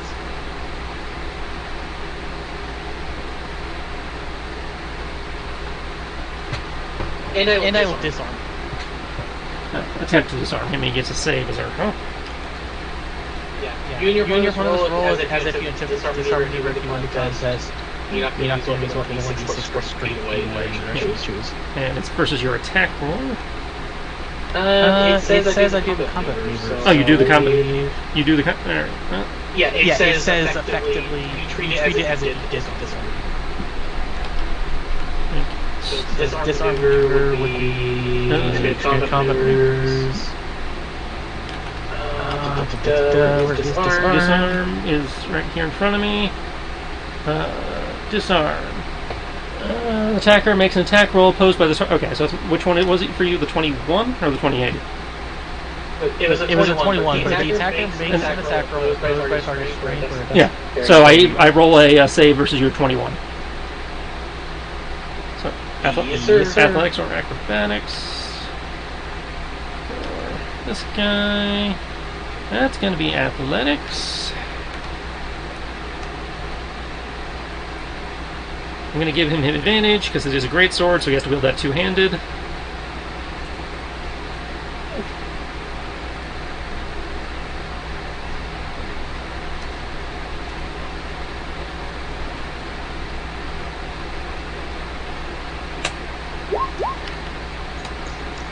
He met the save DC, so he is good.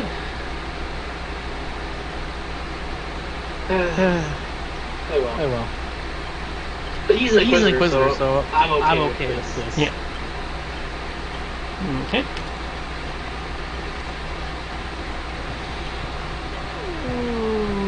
Okay. It's a contest tied to the defender DC's meter beat.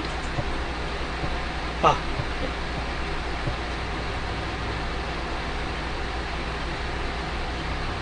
What? No, I just had to keep that in mind since it, okay.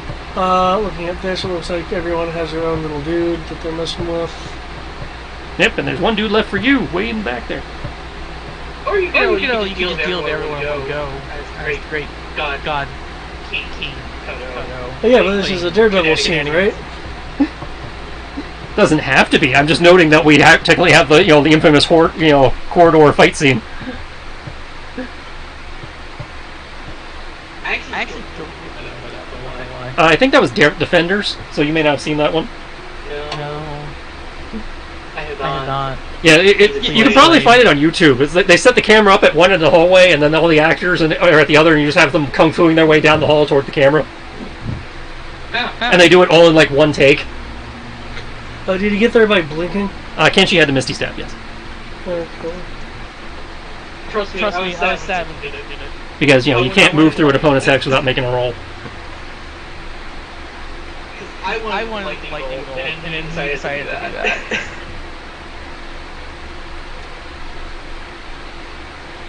Well, he didn't know.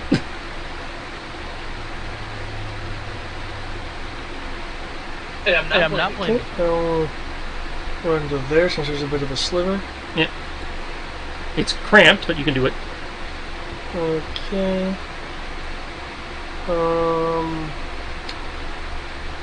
I will blink to over here. There we go. Okay. Yeah, I blinked over there. Using the bonus action.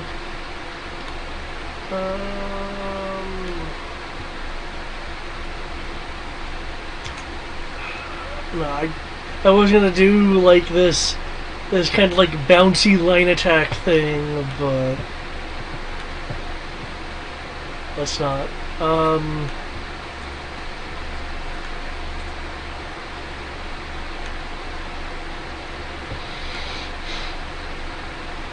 Okay.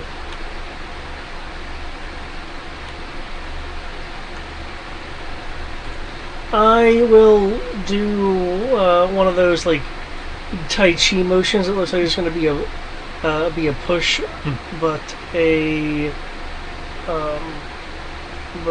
Foxfire will leap out of the hand. Foxfire. Those generate light, right? Well, for like, if I keep them out, yeah, but if I use it as an attack, it goes away instantly. Okay. Yeah. Okay, so Kriv, Kriv, I suppose it will generate light for the moments it exists. So Kriv, for a split second, when Kodo's doing the attack, you do see the other four guys he was talking about. Okay, does because they are only invisible while in dim light, and he destroyed the dim light for like a second. Okay. So you are aware they exist. Thanks to Fire Adept, all those 1s become 2s. So add an extra 3, so 9. This is like the lowest roll I've had on this damage. Ow! I'm getting their attention.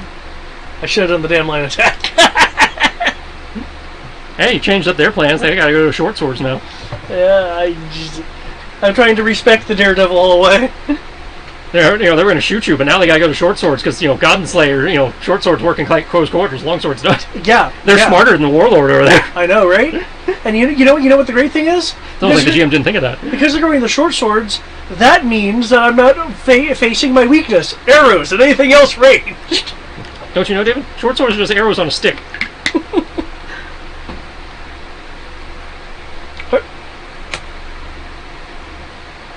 No, arrows are just short swords on a stick. Now, They still weak to short swords. Okay. Now if I say shield, that should actually help. Shield will actually work now, because that'll bring you up to a Okay. 22. Okay, that is very depressing in that was whiffs all around.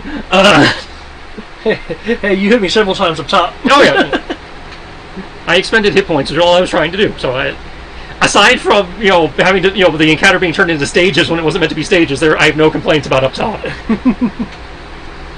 Up top did its job, even though up top was supposed to be the end. And Yeah.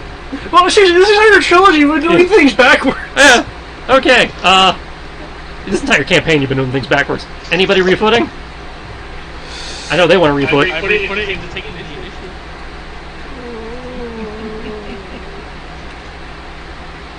Oh my god! Did you seize the initiative? Yeah. Okay, well, I missed that. Okay. I'm gonna use Vanish since I immediately see I can. But I got real AC and real initiative. The fuck is going on? Okay. So, top of the round, Kriv.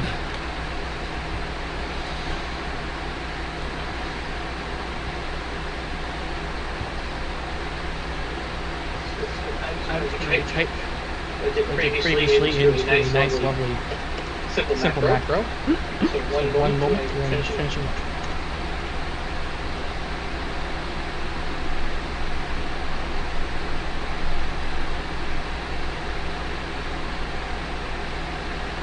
Upside. The next adventure is mostly non-linear, so you can do it in whatever fucking order you want.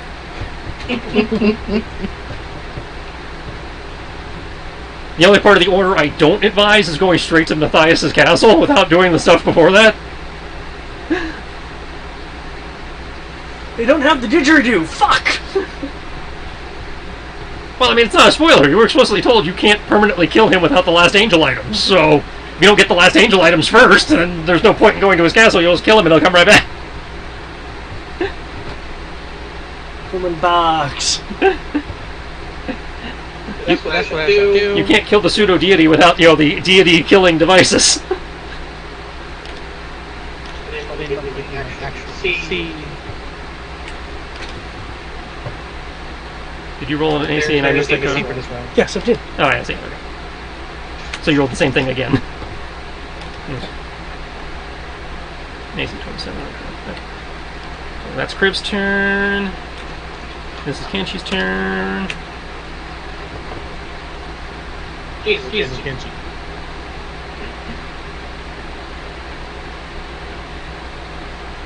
Kelsey has a +9. To damage or what? For his hits. 1 second. 3d6 plus 1d12 plus 9. I will double check that. I think that's correct. I'm pretty sure it is. I was just like, dang. That's what it says on the sheet here, yeah. His weapon is considered +2 right now.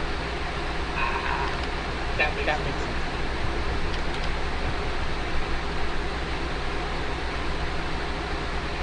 Okay. Dude man's going to... No, he gets his legendaries back on his turn. Which they just had, so yeah. Dude Man is going to use Legendary to command. Can I hit him with all those attacks? Yeah, you hit him. Cool. He is going to. That's 4 stun points, 2 stun points, 4 stun points, 4 stun points. Okay. I have a lot of stun points. He is going to use his legendary action to command the dudes fighting.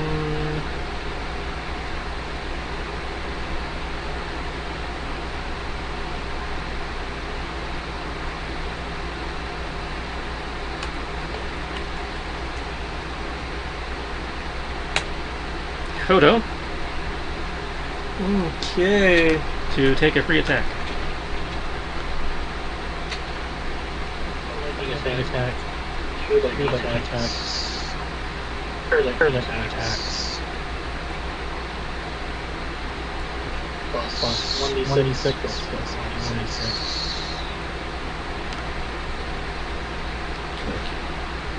Okay. And your shield is still up because you haven't had your turn yet.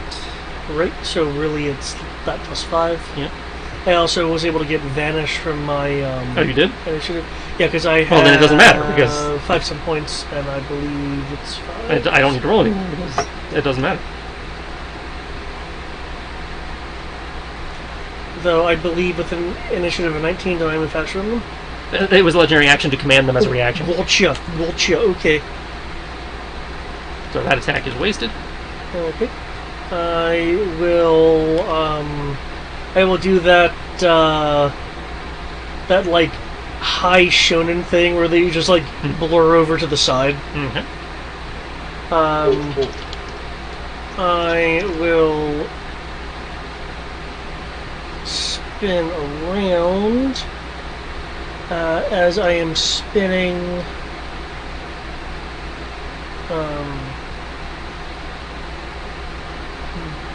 blue black-tipped flames will enshroud me as I use the power of the Clear Cloak, which I actually haven't used very Yeah, you don't use that very often. It doesn't say you emit light. Doesn't say what now? Some spells say whether you emit light or not, so the fact that it doesn't, when other spells do specify and this one doesn't specify, I'm not going to make you a light source.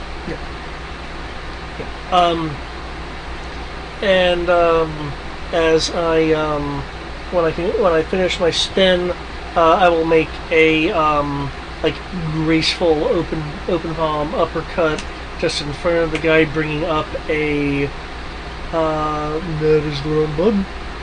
Bringing up, where the hell is it? There it is. Bringing up another Foxfire. This will be my bonus action. Unless that was a bonus action, that shouldn't have been a bonus action. Oh, yep, that's my action, so I need to spend my quick cast points for it. There we go. Okay. Oh, yay, decent damage this time. Any of it a 1? Nope. I rolled almost max, actually. Do I have any... I have stunt points. Magic stunt points, as a matter of fact. I will...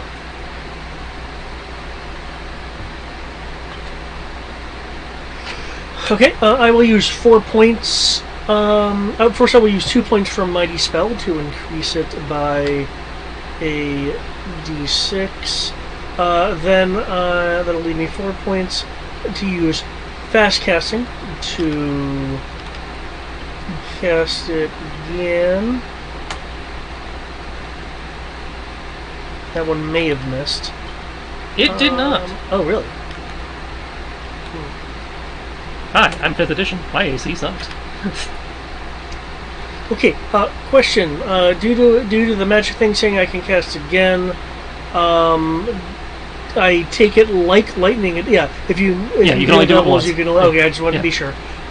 In addition, we need to make a dex roll since they were technically within 5 feet of the Foxfire to not become ablazed.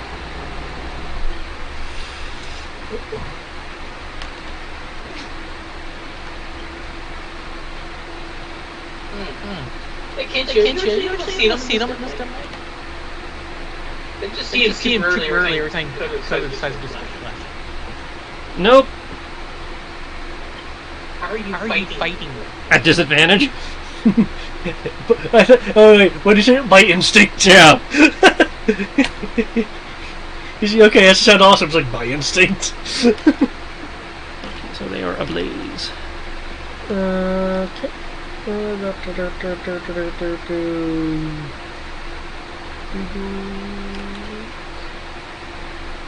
As an answer your question, not well.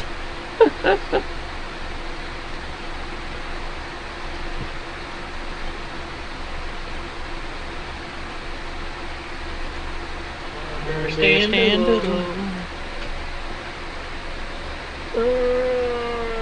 Yes, 18 level Foxfire is now permanently ablazed and under the careful surrounding enhancement. Any object creature you choose within 5 feet of your Foxfire must make a dexterity saving throw, be set aflame.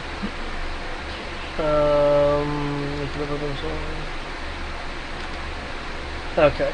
Because I don't have it perpetually around them and it was just there for an instant, if they take an action, they can put themselves out. Just to let you know.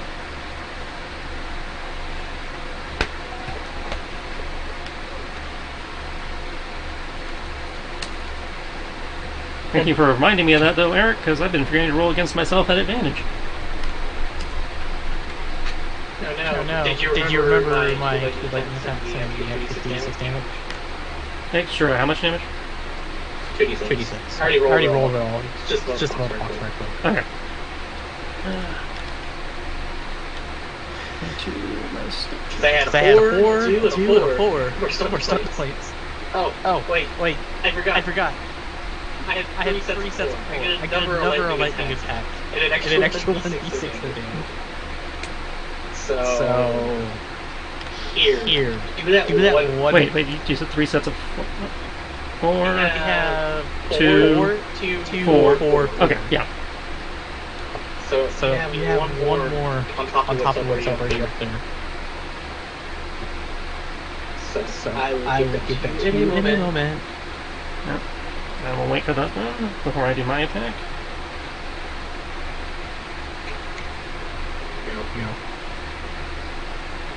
I assume 19 doesn't count. Nope, 19 hits. Where's that extra 1 coming from? Oh, The other other 2 point stuff, okay. which is Lightning Blow. It's Like an extra 1d6 damage. Alright. And Kimchi's AC is a 25, despite what it's displaying. Okay, so that's it. Okay, so Kodo just had his turn, so his shield is gone. Yep. So I had some closes on Kriv, and some closes on... Okay. But Kodo got hit by 1, Okay. so I need a con save. And I get to apply that sneak attack damage. sneak attack and poison. Okay, so you made the con save. So the 24 is halved, Okay. and then you take that extra 28 from sneak attack. So 13 plus 12 is 25 plus 28. 25 plus 28. So it would be 13 plus 12 plus 28 divided by 2 for my concentration check. Even still standing. You should be. That's 25. That's 53. So he should be in single digits, but he's still up. Oh, wow. So Okay. 53 becomes 27 for the purposes of your concentration? Yeah. Which means I just missed it. However, because he dared to even try to strike me, he gets hit by the Foxfire. Yep. One moment, I have a number of things to change. And he's on fire too, so you got that damage. Concentration. Right at the beginning of his turn, I can do my Ablaze, which is just 4.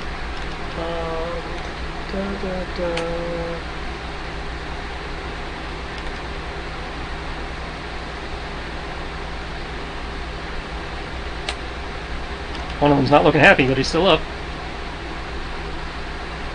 Okay, 14 damage. But he's on fire. It's light. Yeah, but not enough light to be counting as a light source.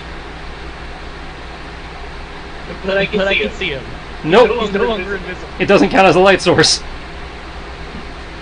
He's literally on fire. I understand that, but apparently it's not enough to count as a light source because they will specify whether, in the spell, it specifies whether you emit light usually.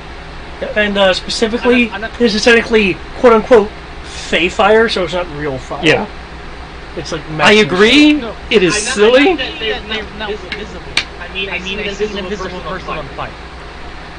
Considering where they're standing, they are they're on the other side of the cannon, so no. Talking about mechanically, when I do see them, they're still alive. If you get invisible person on fire. if you get down there and they are still up, yes. That's where I was going. Actually, let me double check invisibility because that may not be the case either. Does he know how if you're invisible and you do something to the invisible person? That doesn't always work. That depends on the rules of invisible. Oh, I know what these guys are now. Like taking litter on someone. Yeah, I know what you're talking about, and that doesn't always work. Like in Open D6 for the invisible superpower, whatever you dump on them or whatever also becomes invisible. Yeah, that is bullshit. Yeah. I mean, if you can leave trails if you walk along something, but yeah. Because yeah, they specifically mentioned like dumping a can of paint on them or something. It's like, yeah, no, that just becomes invisible too. Okay, because it's effectively online. It's now something that they're wearing. Yeah. So I am just confirming that 5e does not do that. Because if it does not do that, then you are correct. The burning fire would be visible.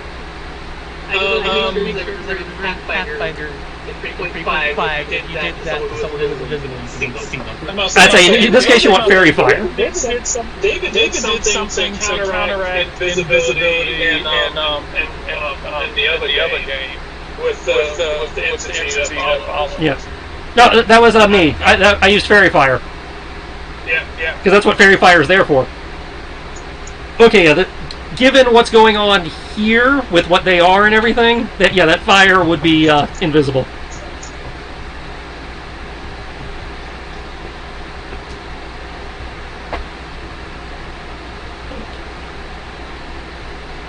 Welcome back. Oh. And I took my turn. So I like that. The fight went mostly well. You've been in mark mode. On my shoulder. Okay. And now I can't grab your paw. And Kodo is now in single digits. He decides to go fight daggers. Take attack. Actually, they're short swords, not daggers. So Kodo needs heals. I'm at like 75%. I actually can't see if he's blocked by the wall. Currently, he's at full. Okay. Are we still in a fight, or is the fight? You're in a separate fight. You went down to the next level. You are currently doing the defender's hallway, unless you want to screw that up by banishing everything again.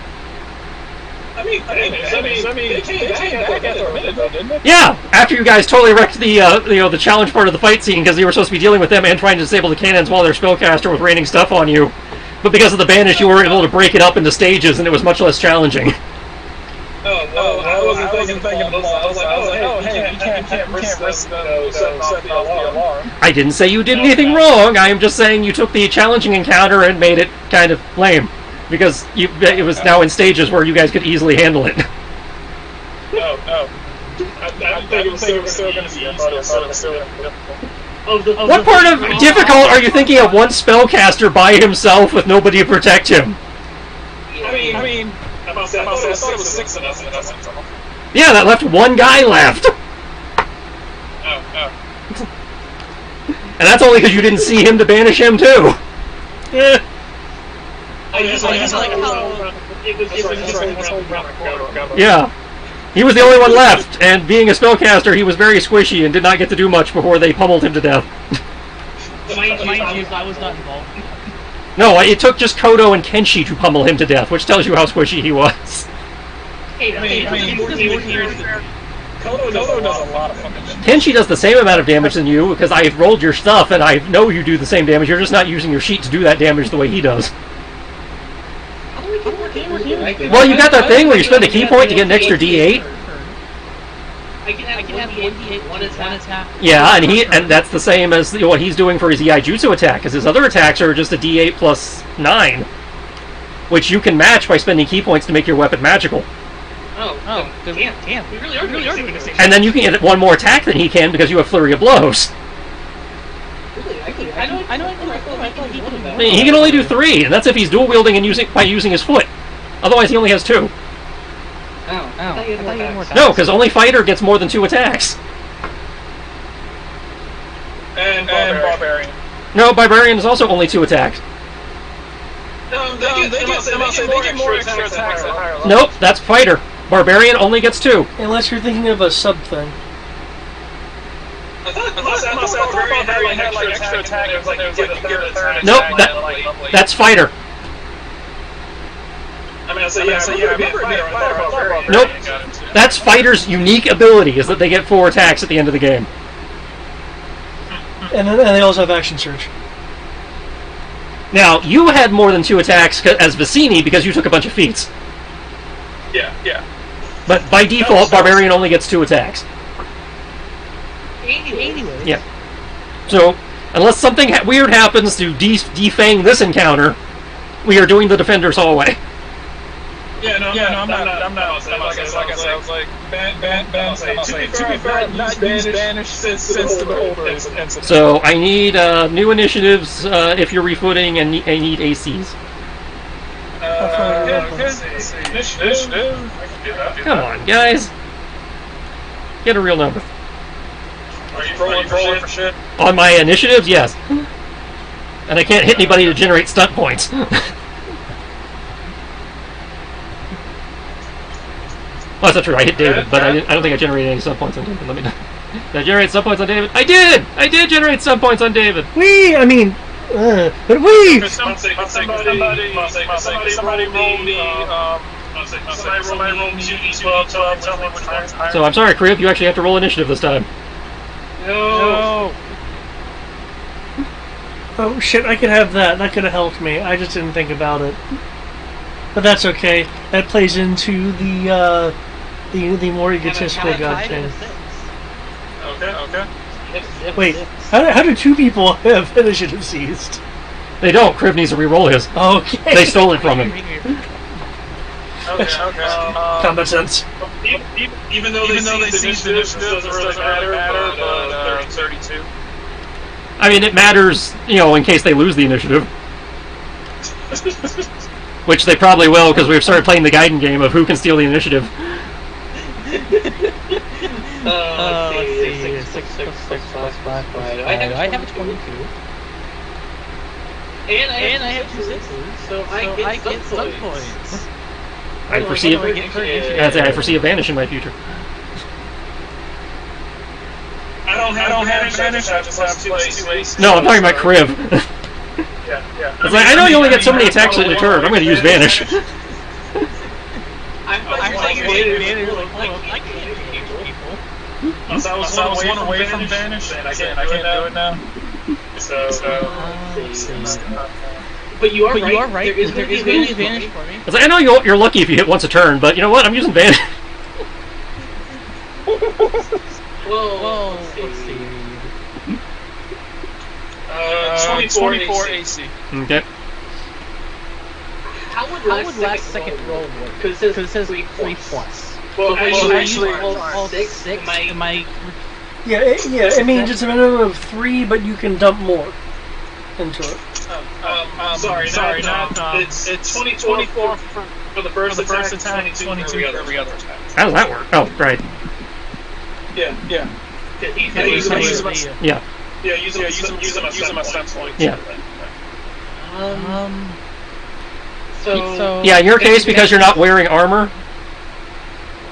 Because normally it's you use your armor bonus, so whatever it is above 10. But because you're not wearing armor, it's just +1 per stunt point, minimum 3. But I haven't technically a plus 12. No, Because not counting. It's the armor. Your monk doesn't. That's like because in 5th edition armor is like studded leather is 12 plus dex. That that makes sense. Because I don't have any points. Right, so it would just be the stunt, so stunt, whatever, all you get is the stunt points. So in your case, and again, minimum 3, because it costs 3 stunt points to use it. So, the one downside of not wearing armor. So in that case, that would be worthless to me. I will. I will remember you. I will use. I'm sorry, I am using it. Yep. And I also going to use evasive action. So that's +2. Plus two against the first attack, and I can choose to just avoid a single attack as well. Because, I can totally hit a 28. No, I literally physically cannot hit a 28. It is physically impossible for this guy. Wait, why not be a prisoner? I thought I could hit you with a 28. This is 5th edition! You've been hitting me before, Inquisitors. Different Inquisitors of higher CR that, Oh. I thought this was one of the higher ones. Sorry. I have to be an ancient fucking dragon to hit a 28. In terms of, canon, not homebrew stats. First attack will be against the 28. Yeah, this is just going to be a big whiff all around. Here we go. Assume if you beat a 25, you're probably invincible. I just 28 for the first attack, and then just don't. Yeah, so once again, the only one who gets hit is Kodo. And Kodo goes down. He does. Or do I? That's true, he could shield it. That is within shield range. Will he shield? Yes, I will shield. Okay. I mean, I had something else in mind, but I will shield. Alright. Here goes your reaction. Yep, there goes my reaction. Because I would like to remind folks that I have contingency on still. Yeah. Because that lasts for a long ass time. Yep. What is contingency? It lets me slot in a spell to kick in under certain conditions, and it lasts for 8 days. So, until it's triggered. What did you say? Save point, so he basically undoes this mission if you guys go down. No, that wasn't it. Oh, that wasn't save? No. I had made a save point before, but no, that would have expired by now. No, it was a cure spell on myself when my HP hits 1. And technically, because my HP does not jump numbers, it would tick to 1 and then I would heal. Okay, Tibbs, you're up. Okay. How bad must I say? So Kodo is at 3. Kodo is at 3. I think I have Dragon Age blood on me at this point. Oh, yeah. Okay. Oh no, they've cut my clothes. They're nice clothes. Fuck these guys. They're no longer nice. It's like Grip and Twin, I have to cast mending and shit. Even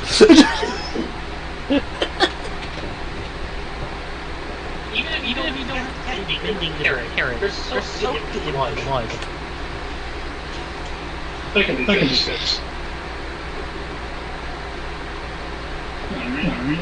Yeah, so that's going to be precipitation.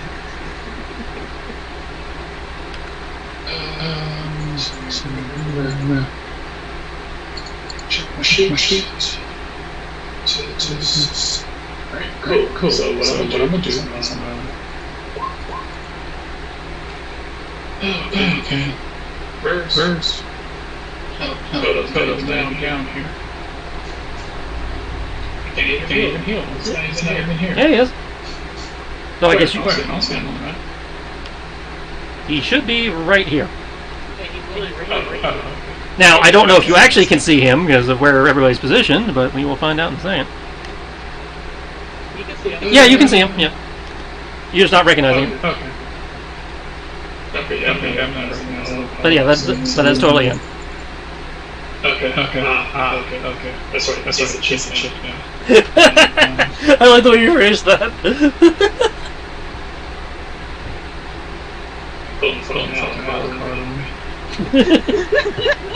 All I remember is I never watched Hellsing. I only watched you. It's the only way I can like Hellsing at this point. Oh, okay. I'll kind of yell out like, Kodo, do you plan on moving? Not really.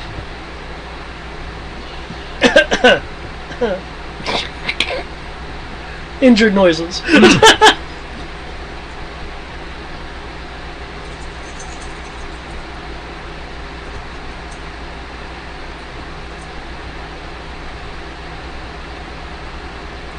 Okay.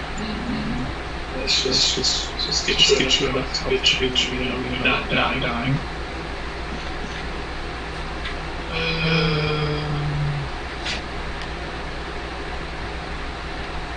Let's see. Pretty bad are you? You're at 75. 75%. That's it. I'm at 106 out of 200. Oh shit. Okay. Sorry. 160 out of 250. Yeah, Kenshi's barely been. Kenshi's at full. He has not been Just Kodo. Kodo was the only hurt person. significant.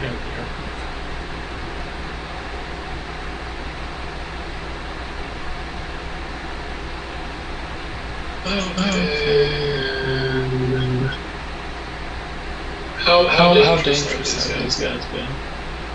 If they can ever hit you, they're pretty dangerous. The problem is they can't hit you. Okay. You're currently just seen as a tap on the shoulder, but not doing it. Cool, and that's going to continue the case because I'm not going to know what I'm doing. I'm going to subcast. I'm going to meow and healing word comes your way. Along with there's three people here. Three groups, total of 5 people. Okay. So if I do a group spell, I have to roll for all five, correct? You don't roll for it. Or do these cast clusters? What are you doing? Because remember, you don't roll anymore. I roll now. Yeah, sure. I was debating using Bane. Bane, they would count as 3 targets. Okay. Good. I'd say for targeting purposes, it's 3 people. Okay. Cool. Then must say Bane. So second level healing word. I can't get over there to I can't get over to Kodo to not. See, Bane is charisma, Just right? slap a band-aid on him. And so DC 19. That's charisma, I believe. Nope, still. Bane, I believe. Yeah, it is. Charisma. Oh, I thought. I believe actually it was charisma. I never used Bane. It's selected forever. I don't know why you never use it. It's fucking amazing. Because we have too many people to actually roll them all. That just means you need to pick your targets. I think you can upcast it. You can, because if you cast it at a higher level, it hits more targets. Yeah, but even at higher level, even if I cast it at maximum level, I can't get everyone who's on the map. 3, 6, 3, 4, 5, 6, 7, 8, 9. I never have 10 to 11 people as on targets.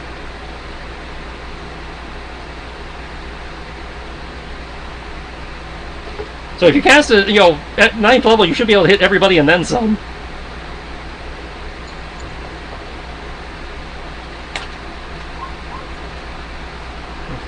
Okay, so only one person wins. And he's going to try and re-roll it. You really don't want to keep Bane. No, I do not want to take a D4 when it's impossible to hit already. He didn't do any better. Okay, so you baned the warlord. Oh, this guy? Yeah. Oh, hey, one guy was hoping for. The guy who couldn't hit the guy he was fighting already anyway. He looked the most dangerous, so... He's really not! Well, these guys act exactly like the twins. I didn't think were dangerous. This one, no, I'm legit was dangerous. Yeah, the twins are the ones who are doing all the damage. Oh. God damn it.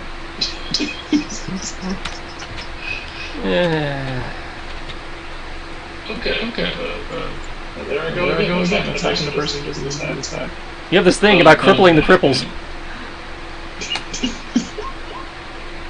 Says the Christian way. So David needs his healing. I think the healing could reach for... He did, yeah, healing word reaches you. Yeah, use some second level healing word. That's what you're doing. Yeah. Bonus action. One. What's a higher version of healing word? I thought your second spell. No, only one. When you cast 2 spells, only one of them can exceed second level. Doesn't matter which one. Yeah. Okay. Never mind. Which case, let's. Fuck. Yeah, we don't need to give just with level 2 right now.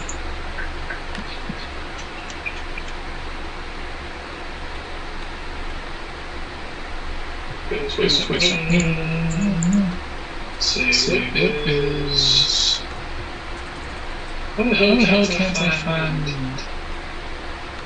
actual? No, let's cure wounds at the church. I don't have any range.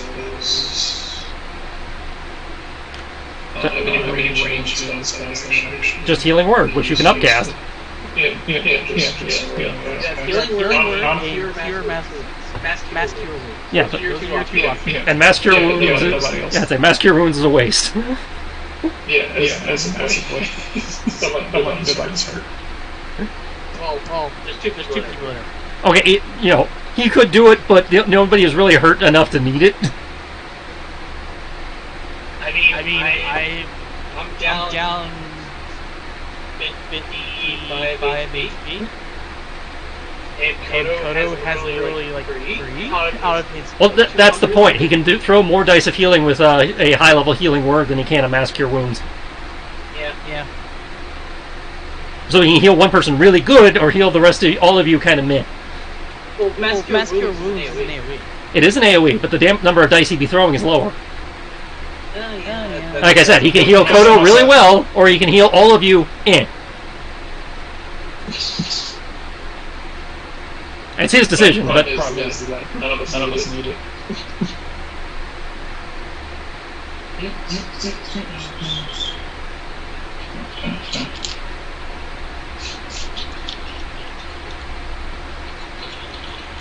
Okay. Oh, that's what's doing that. Okay.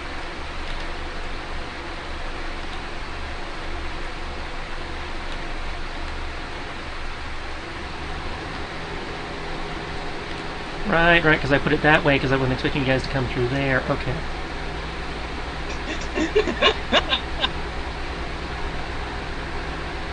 Bane only affects that. No, it also affects all saving throws. Yeah. Well, I'm not doing anything to saving throws. No, but I have 2 spellcasters. You have 3 spellcasters. Yes, but you're not fighting like a spellcaster right now. No. Going blood for the one guy. Yeah. Oh, that's right. They have initiative, so Yeah. They taken an action to remove the flame from them. Nope.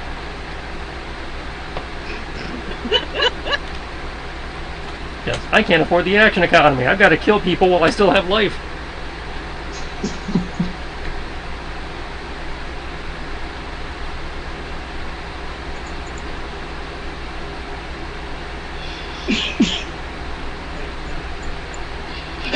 Okay, so Kodo gets 20 healing, and then gets a legendary action to try and hit Kodo, but does not. Okay, yep. Because of your shield. Holy the damage! Woo! Sneak attack. Woo! It's now Crib's turn.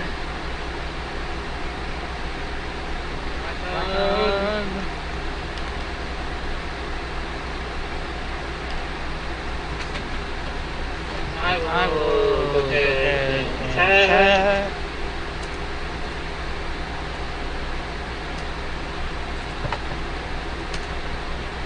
Does 17 hit. No, actually. Bane? Bane doesn't increase your to hit. Yeah. You're thinking bless. Bane only reduces. Yeah. I was thinking about bless. Yeah, that would have been just mean. I was like, I know I can't miss, but here's bless. I have 3 stun points, 3 stun points will let you use. Just because I really want to piss off the GM.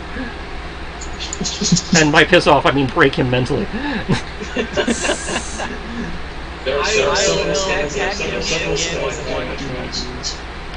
have 5 stun points, so please use the initiative.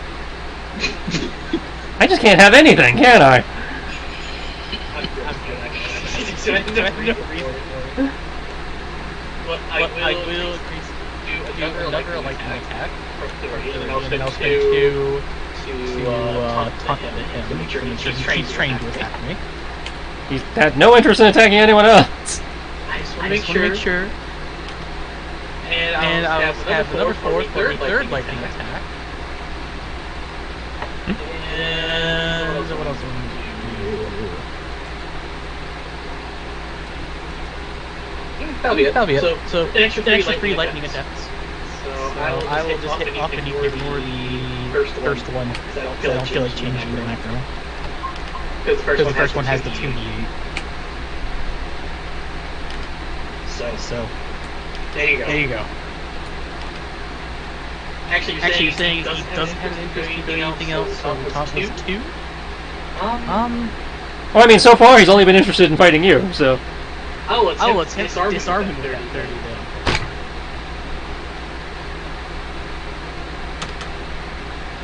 I'm sitting here with all of my domain spells, and so many of them have become useless now that I've hit level 20.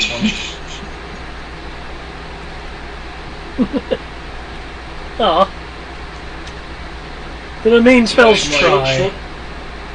Short of bringing people back from the dead, like Beacon of Hope effectively became useless. It's like Beacon of Hope, give maximum number. Roll a d6. Where do you want the weapon to go? So 1d6 strength direction I choose. Is it how tall is the ceiling? It's Kind of knock the sword into the ceiling. Yes. You know what? I'm just ending the session here, guys. We're done. The entire adventure's over. You win. There's no point in me continuing.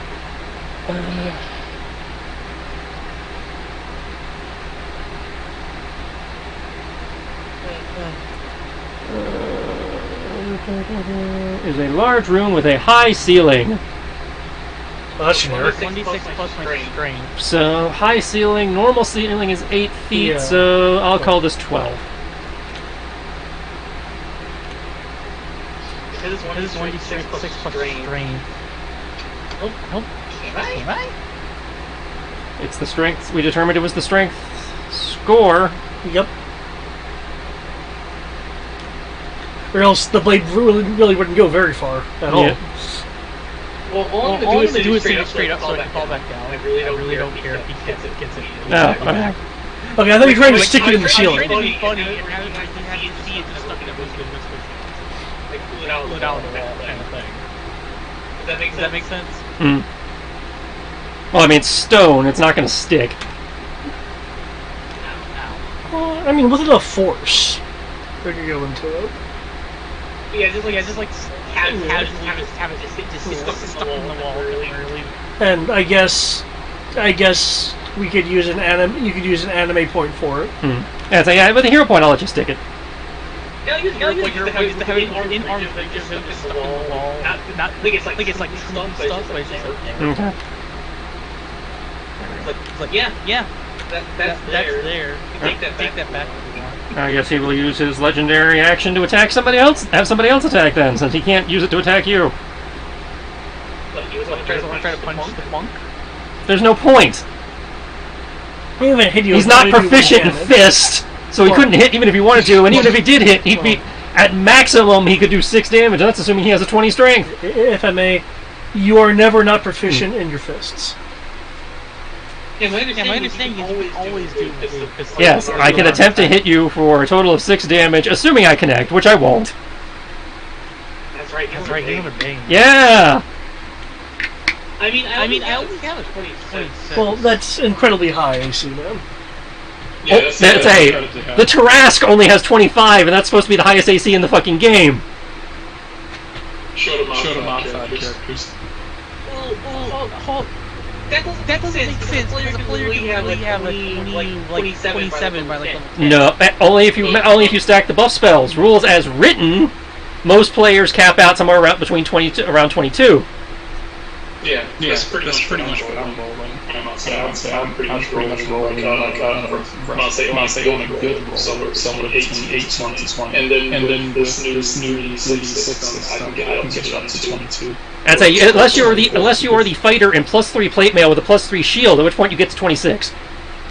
I You can be a player with War Domain, have plus the shield, plus the plus 3 shield, so 18 plus 5, that puts you at 23. And then +3 plate mail, so 26. Yeah, the max a player can in theory get, if you have every buff item in the game, is 28, and then they can get up to like 30 something if they start putting spells on top of that. But again, that is I am building for AC, buffing my ass out, out the yin yang.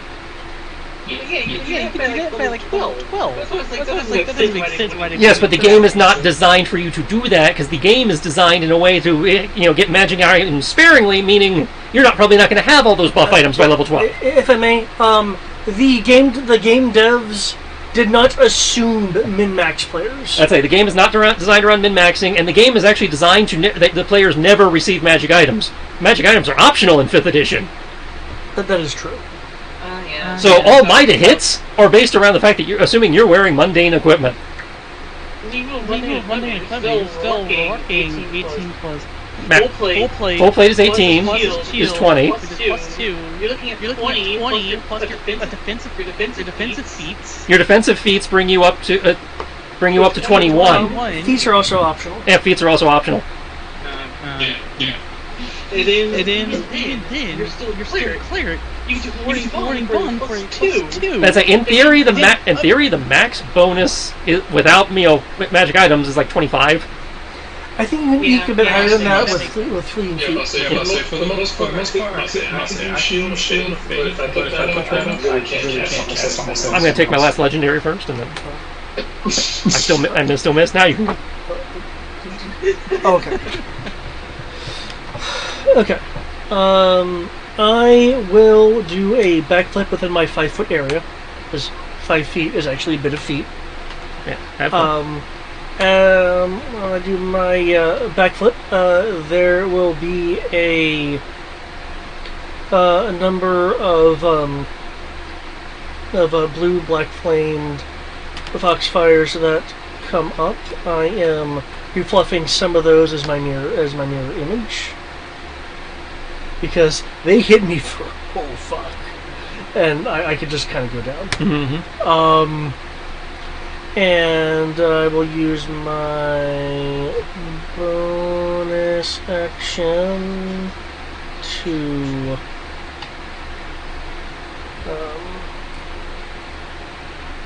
upcast the Greater Foxfire as an attack. Would that work?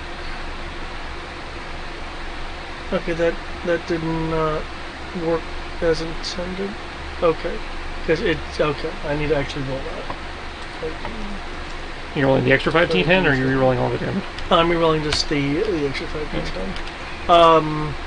They also need to make a dex save because technically I'm recasting the spell, meaning the ablaze goes away and the possibility to be instantly re-administered. Yeah. But I don't need to roll anything because you already know the save. Hey! Oh shit! Okay, they don't become a blade. I actually made something. All right. Awesome. I accomplished something.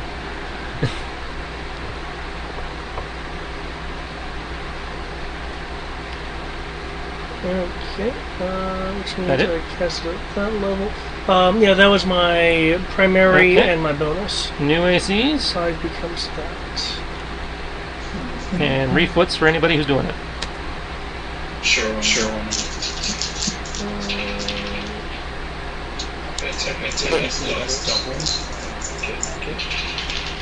The shittiest of ACs. See, why can't the rest of you roll like Kodo? Because my AC is 15. Roll 20? Give it a minute. This probably going to be That's first. Oh no, the guy not getting attacked rolled balls on the AC. Goes technically rolling balls on his AC. Yeah, but I don't count Kodo. I'm Krillin. That's a bit harsh. I was like, I'm impressed when Kodo rolls a good AC. I don't count him for the... I expect to hit Kodo. Hitting Kodo is not an accomplishment. Kodo is rolling numbers within the what the game is designed for. Okay. I should have so far about it. Let's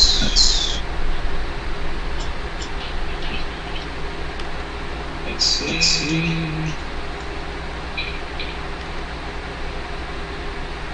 Or it's like 28. Oh, I just want to read this due to their word choice. The world's first ever international holographic teleportation has just been conducted. So, really it's a holographic transmission, but they're choosing to use the term teleportation. Alright. Come at me, Tibbs. I'm going. Oh wait. So their initiative. Crib stole it. No, I was joking. I said I didn't do it. I did actually say that. He did.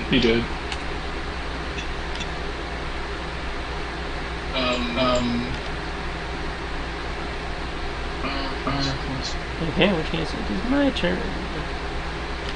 Okay. I'm just going to. You're gonna wait your turn, apparently. Oh! I'll say. I mean, no. For my initial. Oh.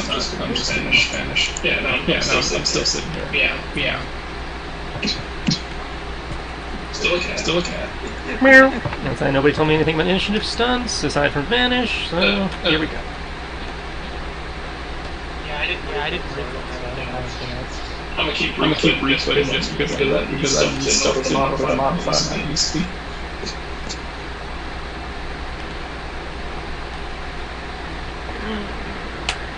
Kodo's just constantly trying to break 15. Okay, 2 foxes will jump in the way.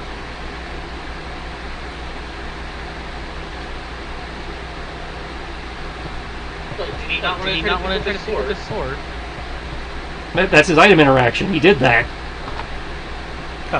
I think, you didn't say it, so... I'm sorry. I'm just seeing. Oh, it's because of the 1d4 actually sword plays. I was like, what the fuck? Even without the 1d4, he still wouldn't have hit you. In this case, yeah, but he was rolling it like 20, low 20s. I expected to get this time. I'm not allowed to have nice things. The guy, AC what? I didn't do anything. The D4 and you took a sword. Yeah, he took his sword back. He has back. His sword back. Okay, it's still sitting. I haven't had a chance to delete it yet. Yeah. Alright, Tibbs. I know what I've been known to do sometimes is just take a critter, bump up there to hit, and then up it by a CR or 2, depending on how much the pure to hit is just bumped up. Mm-hmm.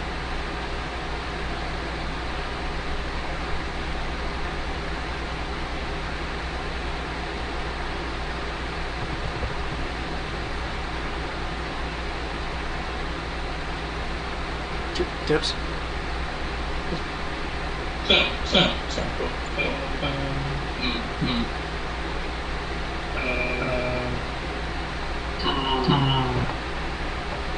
Let's see. Let's go for snipe.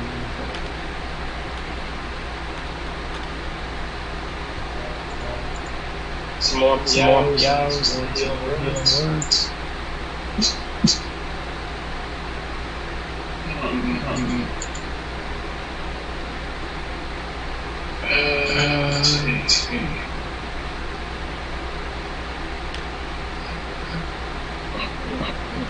Spin anymore.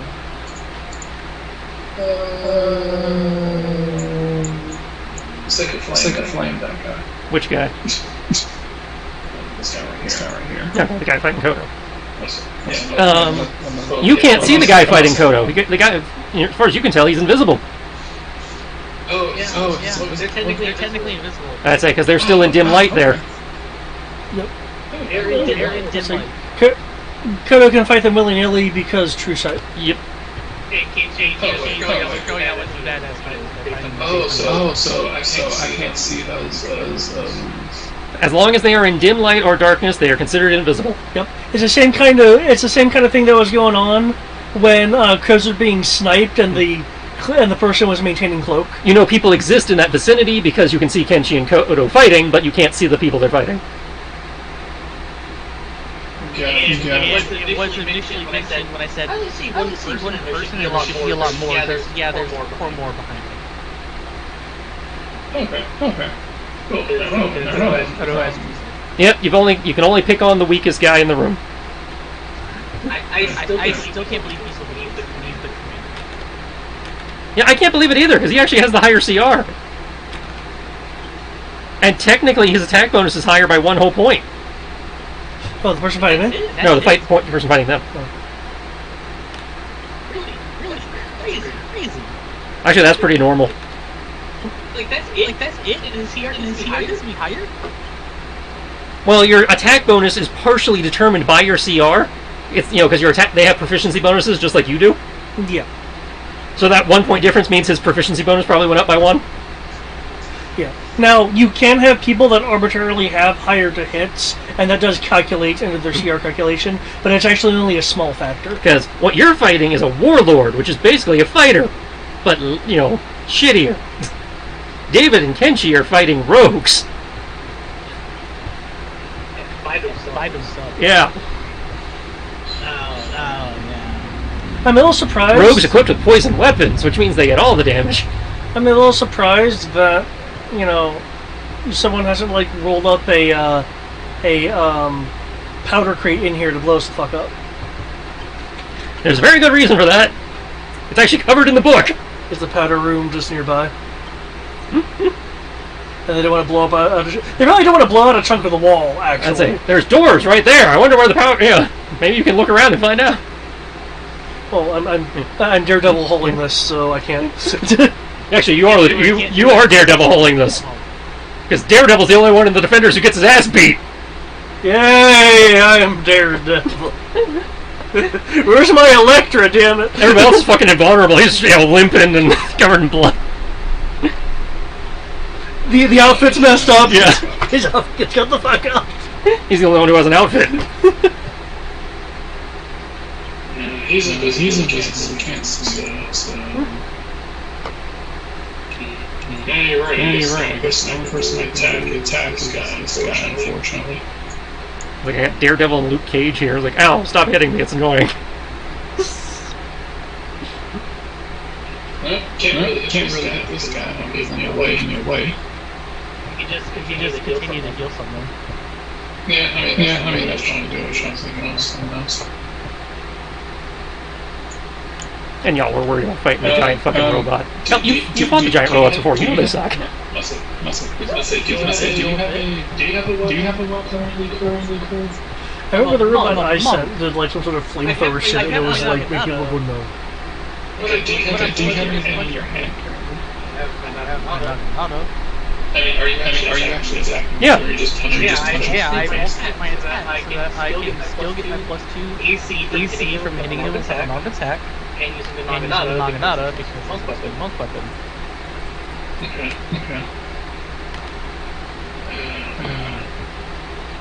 Yeah, despite this being a tight-ass hallway, he's been using a pole arm.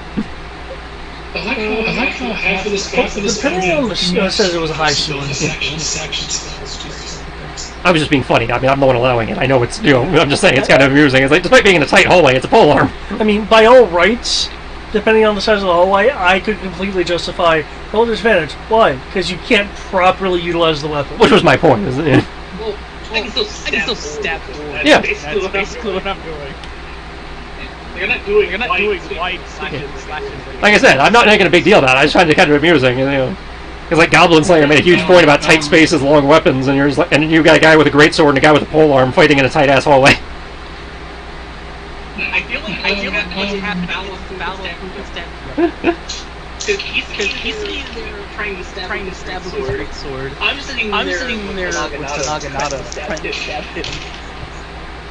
I'm a person trained in long great weapon training. This guy just has a great sword. I'm gonna do what I do.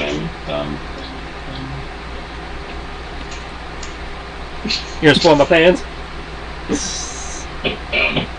More heals to come. Yeah. You spoiling my plans? I mean, you can heal them for more than 20. Cast it at a higher level, man. I could cast it at a higher level and give him an extra 7.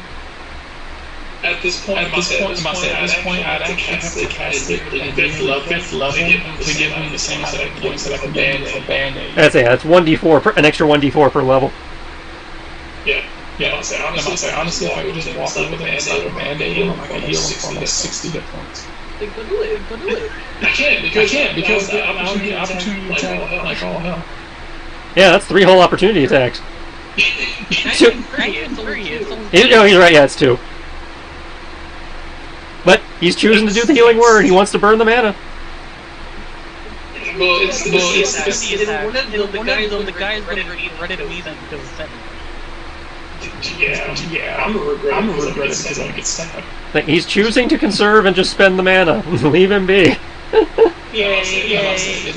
I'm not still this is a level 1 spell. It's not costing me that much mana. So thankfully, most of the healing that he's getting are just from those ridiculous buffs I get just because I play every day. Okay, I'm swinging at myself.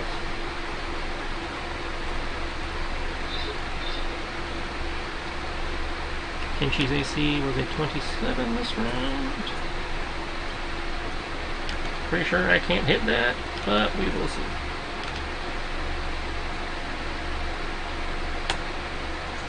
Oh look, I didn't hit that.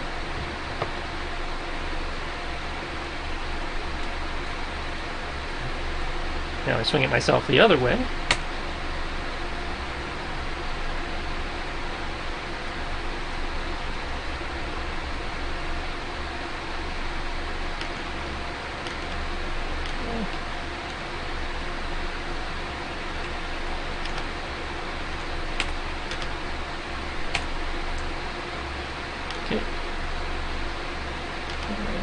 Swing at Kodo next, because that's how this works. In theory, there's enough opportunity attacks for everybody.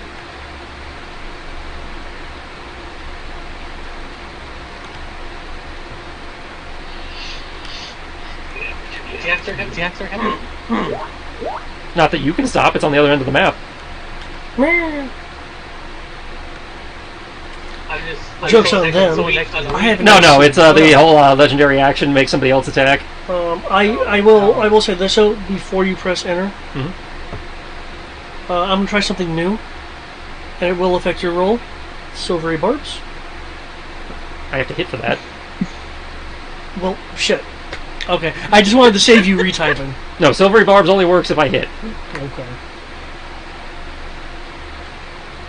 That blasted. Oh look, I hit. Now I can silvery barbs. Silvery barbs. The Bane of Friday. Oh look, I still hit. Okay. However, I don't get stun points this time, so there's that. Does my mirror... my last fox jumps in the way. That's 26 on them sixes.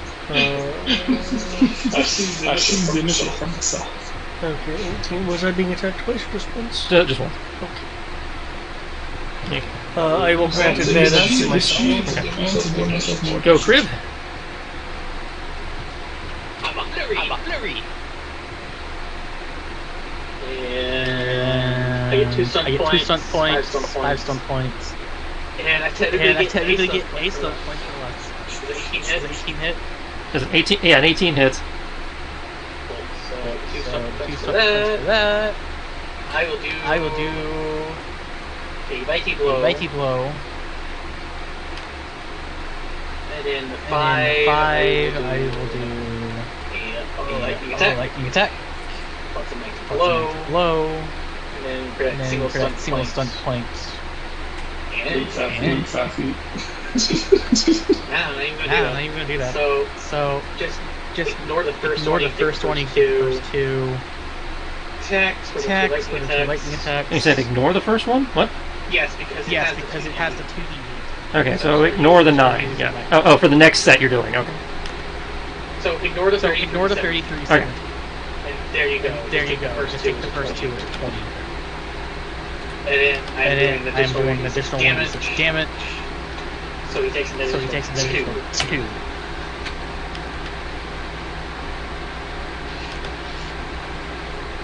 I like this roll. Why don't they have this roll? Oh, cool.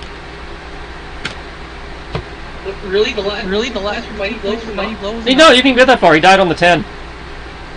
Wait, he died on... No, that last attack. You did 9, 11, 13, 11, 9, and an additional 2. Ignore the last 30. I only got 2 lightning. Okay, so 11, 9, and 2. Yeah. Okay, so he is barely still up, but he is up. Yes. Fight shall continue. I think you and I have very different definitions on what fights actually mean. I'm being sarcastic. Behold, my retribution. Legendary actions suck.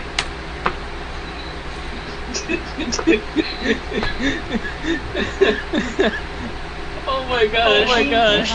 What is this? What is this? Just ones and twos. Alright, Kodo. Okay.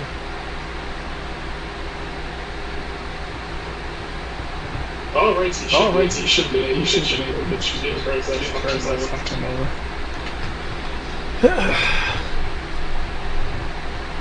Okay, I will go into a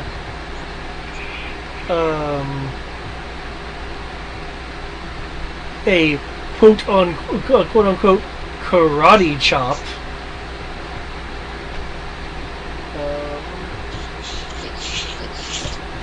I will add 1d10 damage.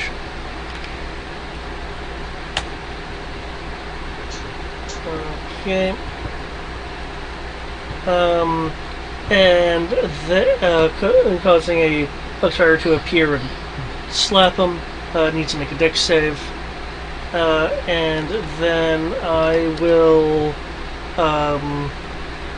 kinda hop to and fro on my feet,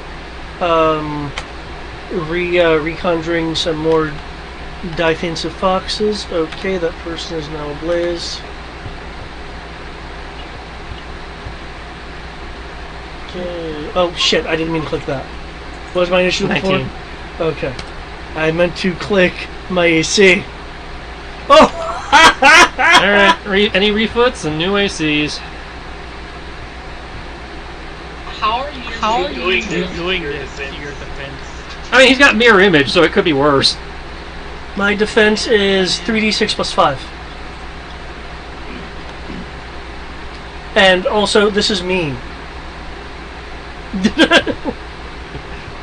Like I said, you have 5th edition AC, everybody else has 3.5 AC. Everything rolls shitty for me until it doesn't.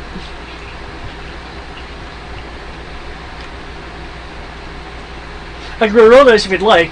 I almost guarantee that it will look good for a few rolls and then just start rolling like this. Oh, I rolled all ones. Yes, you did. Oh, I critically succeeded in GURPS.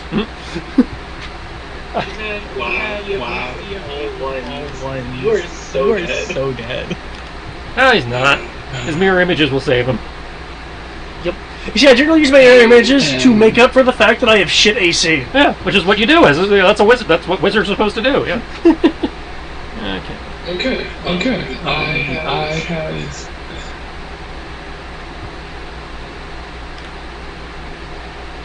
Plus, the other ways around it, because I think save versus doesn't work against it. Yeah. It only works against AC attacks. How does standing work? Do I have to actually be there, or do they have to be? They have to be within reach of you. Like within range or reach. You have to stand in. You have to be, in a position where you could plausibly stand in to take the hit. Gotcha. Okay, so it's not like I can make that's not movement. Okay. Now, if you could make it with your movement, then yes, that would plausibly work. Okay. Okay. I will use stand in and last second. Just be aware, stand in, does not let you evade. You are literally taking the hit. Yeah. Healing myself is a lot easier than healing Coda. Okay. Oh, is it? That's right. I've been healing you because I've been healing you. You've been healing yourself. Yeah. I'm back to max. You know what the funny thing is? I've been healing Coda and I've healed myself for more than I've healed Coda for.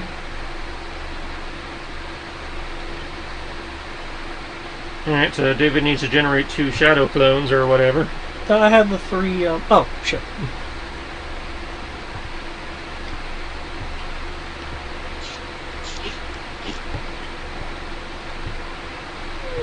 Well, they sacrifice themselves for a good cause.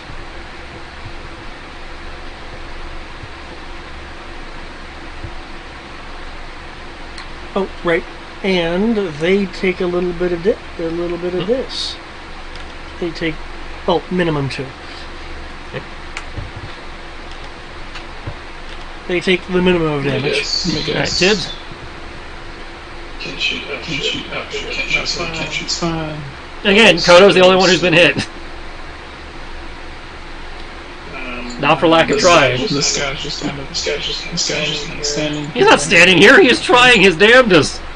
He's trying his damnedest to fight a monk. Well, I would have hit if it wasn't for Bane. Specifically, I think Riv in particular. Several times it wasn't for Bane. Because Farron is quite hittable. Yeah. That's it. This is not monks, this is Kriv. Sunday monk is no problem. My EC is literally be rolled by roll 20. Sunday monk. Sunday monk is also using normal AC. This guy. I want to fight, but I also don't want to be a stealing bastard. When you say Sunday monk, it makes me think like he's just dressed in like a simple robe, just walking around. He has no fighting ability. Just it's a Sunday. Like I want to hit this guy, but I can't hit him because the crib did all the work. So I just cast a spell and he dies. And I can't see either of these two. More heals. Oh, I can't skirmish with my spell. Nope. No, okay. Yeah, use your hook swords for that. This is legitimately roll 20. You can't even say it's roll 20. I can say it's Kriv for having such a high number in the first place, but yes, as usual, it's mostly roll 20.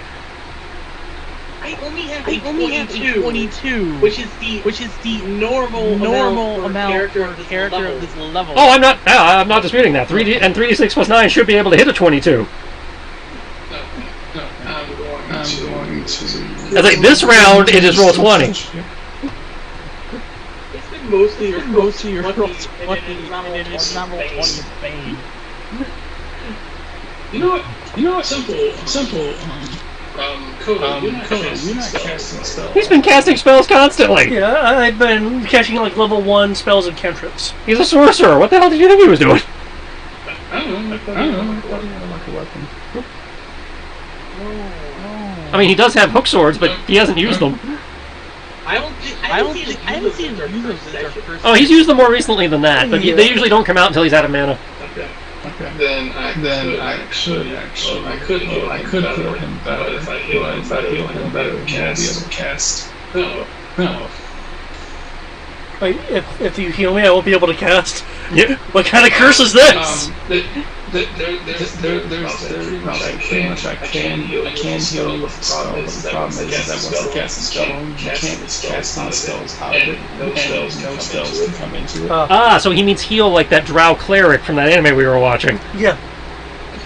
We gotta break a leg first. You pretty much just have to come out and stab them, but you can't use any magic, and they can't use any magic against you.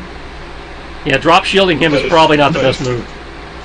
Yeah, I was like, that would be nice. That would be nice. Really have to worry about that anymore. Nope. I'm gonna continue slowly chewing through your mana, so that's all I can do. He's hurt David. All I can do is stab David, so you spend mana to heal him. That. Once this guy's dead, I will over there. Because at the moment, like I said, this guy's in the way. He might not be able to. He might not be able to. I'm pretty sure he can still hit me. Really? Because you two are rolling very similar AC, and you can see what he's been rolling to hit. I have just 21. And that's roughly about less than 15. Until it comes to me. I fall for that shit. Must say, Tibbs got fucked up last time. Hell, you can see how much damage he's doing too. He's not, Not even that much. It's a normal greatsword. Yeah, I'm a normal cat. Never take a normal anything. You have 156 health. Yeah, that shit goes away real quick. He would have done damage to me. Oh Lord. The most he can do is 17 Will you just do something so I can advance the turn? I did. Okay. Heal.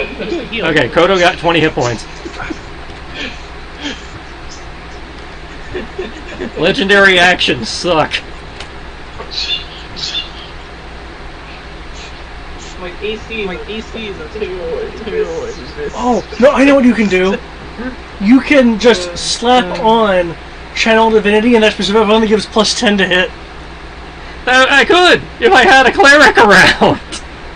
No, you can just slap it on their sheet. Oh, just God. God is just like, the GM is tired of your shit, they just randomly get plus 10 from the GM. Oh, no. Here's how you justify it in game. One of the quote-unquote evil gods is like, I'm tired of... I'm tired of this shit.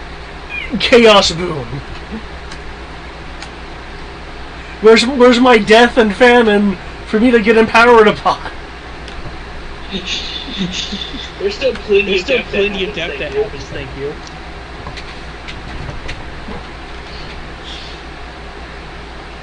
This guy's wearing I am not sparing him. Plus, as an Inquisitor, I expect them to have like one or two things. I mean, when he was an Inquisitor, I was expecting to be literally just trading blows. Okay, do you remember Hammer Dude that had the lightning vials? I don't know what you were expecting, because this is usually what trading blows means when I'm behind the screen. No, I mean... Unless we're in a boss fight. I kind of was expecting I hit him, he hits me for 20. Yeah, and it just goes back and forth. Yeah, I don't know why you're expecting that. That usually doesn't happen when I'm, unless it's a boss.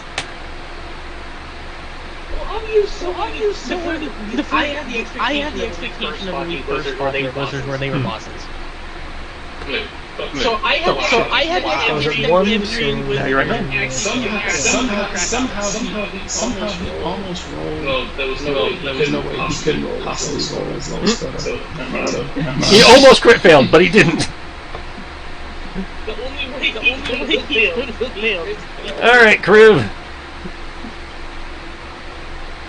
I have taken what is probably my last legendary action. Yep, I'm dead. No, the leader can't lead. You've taken out the commander. Yeah, pretty much. That was the first hit. Yeah, that was the first hit. I will proceed to go forward. I can't see him. I know he's You can attack an invisible target at disadvantage. I am not attacking him, but I'm going into a position to assist Definitely. Hitchy. Okay. Basically restrict his movement. And by providing flanking, he is no longer at disadvantage. And I got some points from that attack, so I would like to taunt this opponent. Make him try to go after me for a moment. Which is you must roll an opposed test of your deception versus target's insight. Okay, so roll me a deception. Okay. So whoever made this stat block is an idiot. Okay. If it makes you feel better, I only have a plus so you might actually beat me. I'm a Shadow Fae. Guess what I don't have? Social skills. What? Wow. What? Like the person who's supposed to be the rogue, the assassin, the snarky bastard, And who's a Fae who are known for manipulation. has no social skills. What the fuck? This is so. I got a plus 12 to stealth. just like. I hate my life. You have one of those non-charismatic, non-attractive, non-sociable elves. Oh no, he's FMLing all over the place. Okay. So, let's see. Insight is intelligence.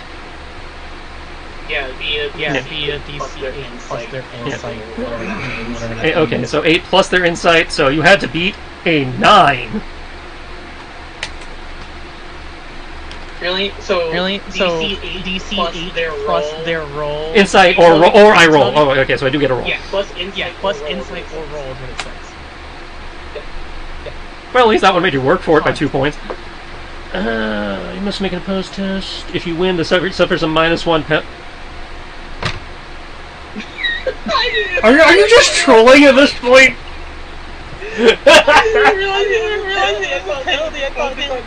You need to read!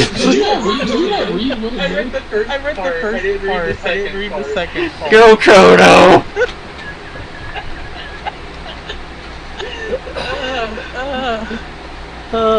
It's the only thing that would be even applicable. How, man.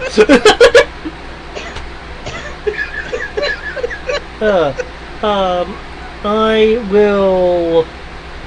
At least F side. I don't have Bane. I can't actually tell off from these guys since I can't see them. I will bow, kind of shifting my front and back legs, crossing a little bit.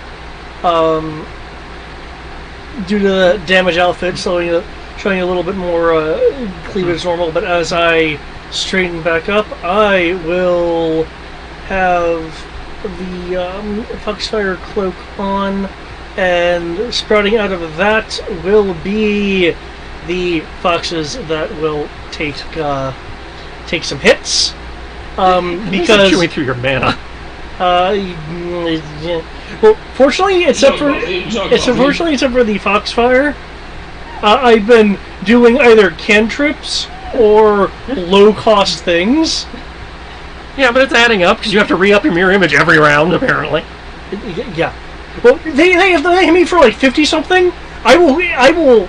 Well, actually, no. My consistency will go off. I have no problem with you re-upping your mirror image. I know why you're doing it, and the fact that they've lost their legendary reactions now will help with that significantly. And I will finish off. And you guys have still been very good about not making explosions. With the kung fu, come at me gesture. And I. Oh, now you're rubbing it in too.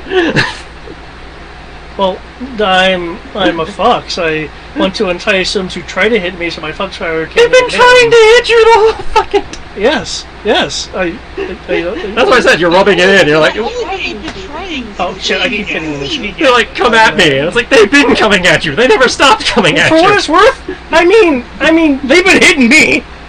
That's my point. You're like, come at me. It's like, what the fuck do you think they've been doing? Like, guy is just staring at you like, from your head. It's like, why do these foxes keep showing up? Okay. New ACs, any refoots?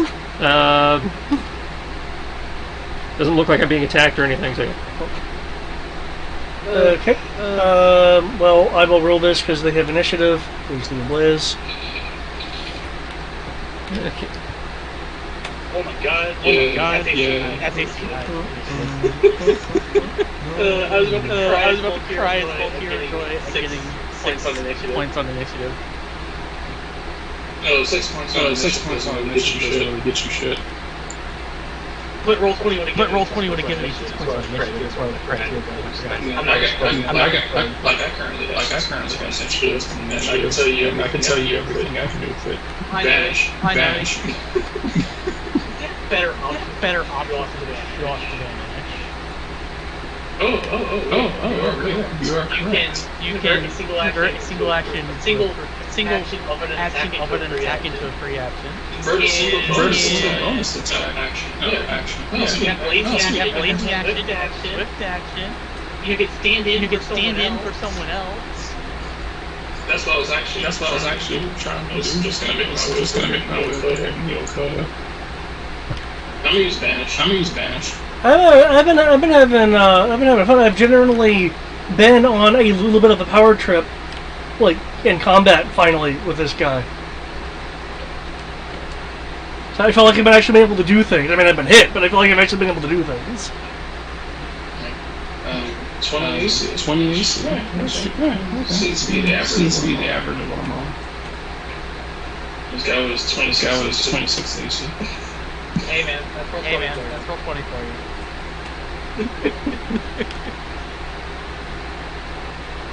Maybe give me some Koto AC. You I can't get literally hit Koto levels of AC. no one can reach my level of AC of an 8. Nobody can reach my level of suck. Like the worst I can do is average. That would be my The worst I can do is 13. Yeah, the worst I can do is 13. The worst I can do is 15. The best I can do is 18 plus 12, so 30? Best I can do is 28. Worst 13. That's okay. I'm just gonna stick with my thing to do Vanish. Also, I still apologize. I thought Air Force to attack me. I think that's another thing. I think that's threatened. That might be what I'm thinking. Same anyways. Yeah, you're thinking of threatened. Yeah. I was thinking of threatened, not so you can ignore what I said. Nope. It's still the same roll. He's like, it's canon now. Already have it back. Don't know why I said threatened instead of threatened. It's only a minus one for a single turn. You have not been paying attention to how close my hit margins have been, have you? I don't know what's been going on with Kenshin, so no. And also on 3d6 plus, 3d6 plus 8, short of a nat 20, I can't hit you anyway. So that -1 basically again locks me. Oh, I thought you were just fighting him. You moved in range. He's splitting his 2 attacks between you now. Oh. I was just trying to give you advantage. To negate the disadvantage. Okay, so that's a miss except on everybody except David. Big shock there. And David's going to throw his little fox in the way, probably. Yep, there it is. Yeah. 12 feet to 6. Yeah. I don't. And they tried attacking me twice. Yep. Okay. But only one of them hit, so they have to attempt the attack. Oh, I know. I'm just saying you only lost 1 image. Was my point. Nope. I'm talking about this. An extra 15. An extra. They take 11 and 15 because they attack twice. And I'm going to make that image go away because that takes up a whole lot of real estate. All right, Tibbs. Yes, it does. Okay. You are going for the wall. Going for the wall. Okay, that's one attack of opportunity. Vanish. Vanish. Fuck you.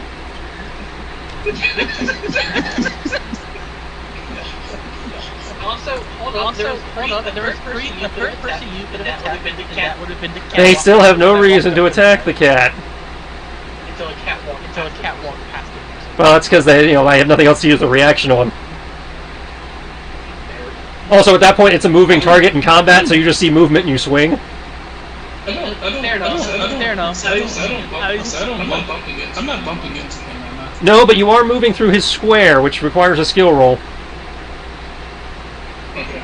Because moving through an opponent's square takes an action. Oh, really? Oh, really? Yep, moving through an opponent's space requires you to take a action or a bonus action to tumble, or an action or a bonus action to shove your way through. Okay, so I do bump into him. As that you pass through his square, yes. So you can use a bonus action or an action to make an acrobatics check to try and get through, or an athletics check to try and get through. Okay, so I'm like, hey, Code, I'm on the front. Ah, what the fuck? And so you can't see him, but you have to move through his square. So you will have to roll an acrobatics check or an athletics check to see if you can actually get through to get to Coda. I'm sick of the fact of that. Okay, so he gets to roll acrobatics as well then. Plus your athletics. This should be much less wasted. And Crib, you get your reaction attack if you want it. I'm just trying to get Okay. Weapons with ties. In this case, you are defender, so it goes to you. Okay. Scamper through his legs. I'll look up at Coda. And he was like, he's invisible, and you have breasts. Both are You true. would have known about this for a while. It's like both are true. As he had breasts before you entered the building. I was just paying attention. Yes, they usually aren't this unveiled. I see. You're trying to. He might be invisible. His lust is not incredible. Precisely. I must say, I'll look for a piece of exposed thigh, slap a band-aid on it. There you go, 36. Yay, now I can survive a hit from one of these guys. That's about the most I can do. Please don't die, because if you die, I'm just gonna take over this fight. I don't want to do.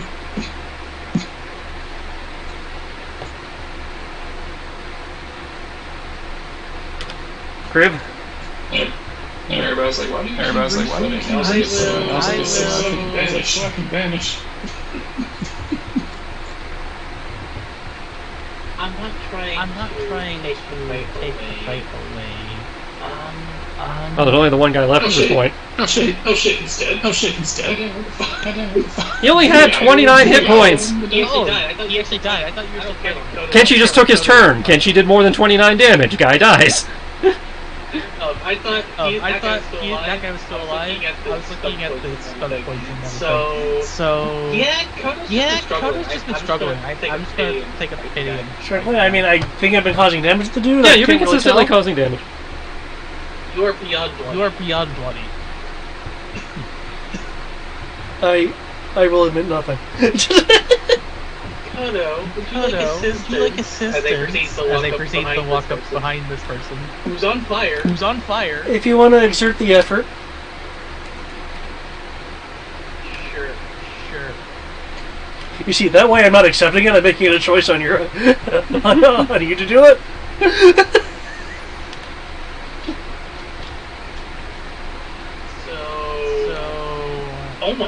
Oh my god. Look at that 35. That is terrifying. Okay, 13. Remember, you're rolling it. Yeah, you're rolling flat because he's invisible, but then you negate the disadvantage by. Okay. And he's on fire. And he's on Well, fire. being on fire doesn't mean anything. Well, you determined earlier. I said it does not make him visible. No, but you said that I can't physically see him, but I can see that there's something on fire. You can see that. No, you could. I didn't even say that. But you did. No. I mean, either way, your third attack killed him because you had double flanking, so it negated it. But they know, there was no light source, there was no fire. It's total. I didn't remember because I asked this when Yeah, and I looked it up and it was like, yeah, based on what's going on here, yeah, you would not see the fire. I heard that. I didn't get the texture part. Fair enough. Yeah, either way, problem solved. He is down. He's down. You should probably check the side of this. Well, yeah, see, okay, you want to check the door? We can do that.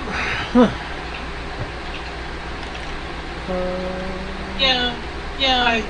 I only used the bonus action. Instead of by the third attack. The third attack, the 29 is what killed him. So you have just the 19 left. Yeah, I would open the door. Well, I mean, you bet. Opening the door with the item interaction, I guess. Yeah. Okay, so give me a minute because I have to zoom in. And this is where I'm going to call it after reading what's on the other side of the door. Yeah, I was noting the time. Because I can only take my ass beat for so long, and it is late. Okay, opening the door. As you swing open the heavy iron door, a strong and distinct smell assaults you. Its meaning is clear to anyone with combat experience. Elven powder, and lots of it. A flash of light suddenly punctuates the darkness in the room when someone sparks up a torch. In the yellow light, you see an old man dressed in a watch uniform. Piles of powder sacks are all about him. "Hold it right there," he says, "or I blow us all, kingdom come." And Really? that's where I'm calling it. That's. And it's like old man, cop uniform, threatening to blow up the powder room. LS. Nice. The funny thing is, we can stay here and stay this for an entire hour. We'll still do our job. Well, you also have the lookout post to deal with still. And I think him setting this off, blowing out the wall, would be a pretty good sign. Yeah.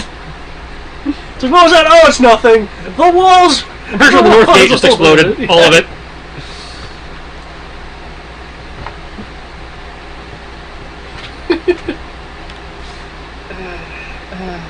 This is a nice spot. To end it on. But I was like, really? Really? The old man is suicidal. I actually immediately have a way to deal with it. The question is, do I care to? Given that he'll be stuck in the explosion, I would say Well, yes. the question is, and you have 2 weeks to figure this out, is he suicidal? Is he incredibly loyal? Or is he just determined? Or is he just scared? Answer yes. I say, because it could just be any of these. Because, like, Kono at times has chosen not to do anything just to see what everyone else is going to do. Because if he was suicidal, considering he could very easily have heard you guys in the hallway, I'm pretty sure he could have just blown the room when you guys were fighting. Or the scene could have read as, boom, huh? Drops torch. Yeah, or he could have blown it when you opened the door, yeah. It's a... But again, you got 2 weeks to think on that and figure out how you want to handle him. Well, thank you so much. It was great fun. I understand that. Kind of funny. I'm glad you guys had fun. That's usually how this goes, is you guys have fun and I'm sitting here beating my head on my keyboard. To me, anyway, this falls under the players feel powerful moment, considering the last place we were at, like, hit us hard. Yeah.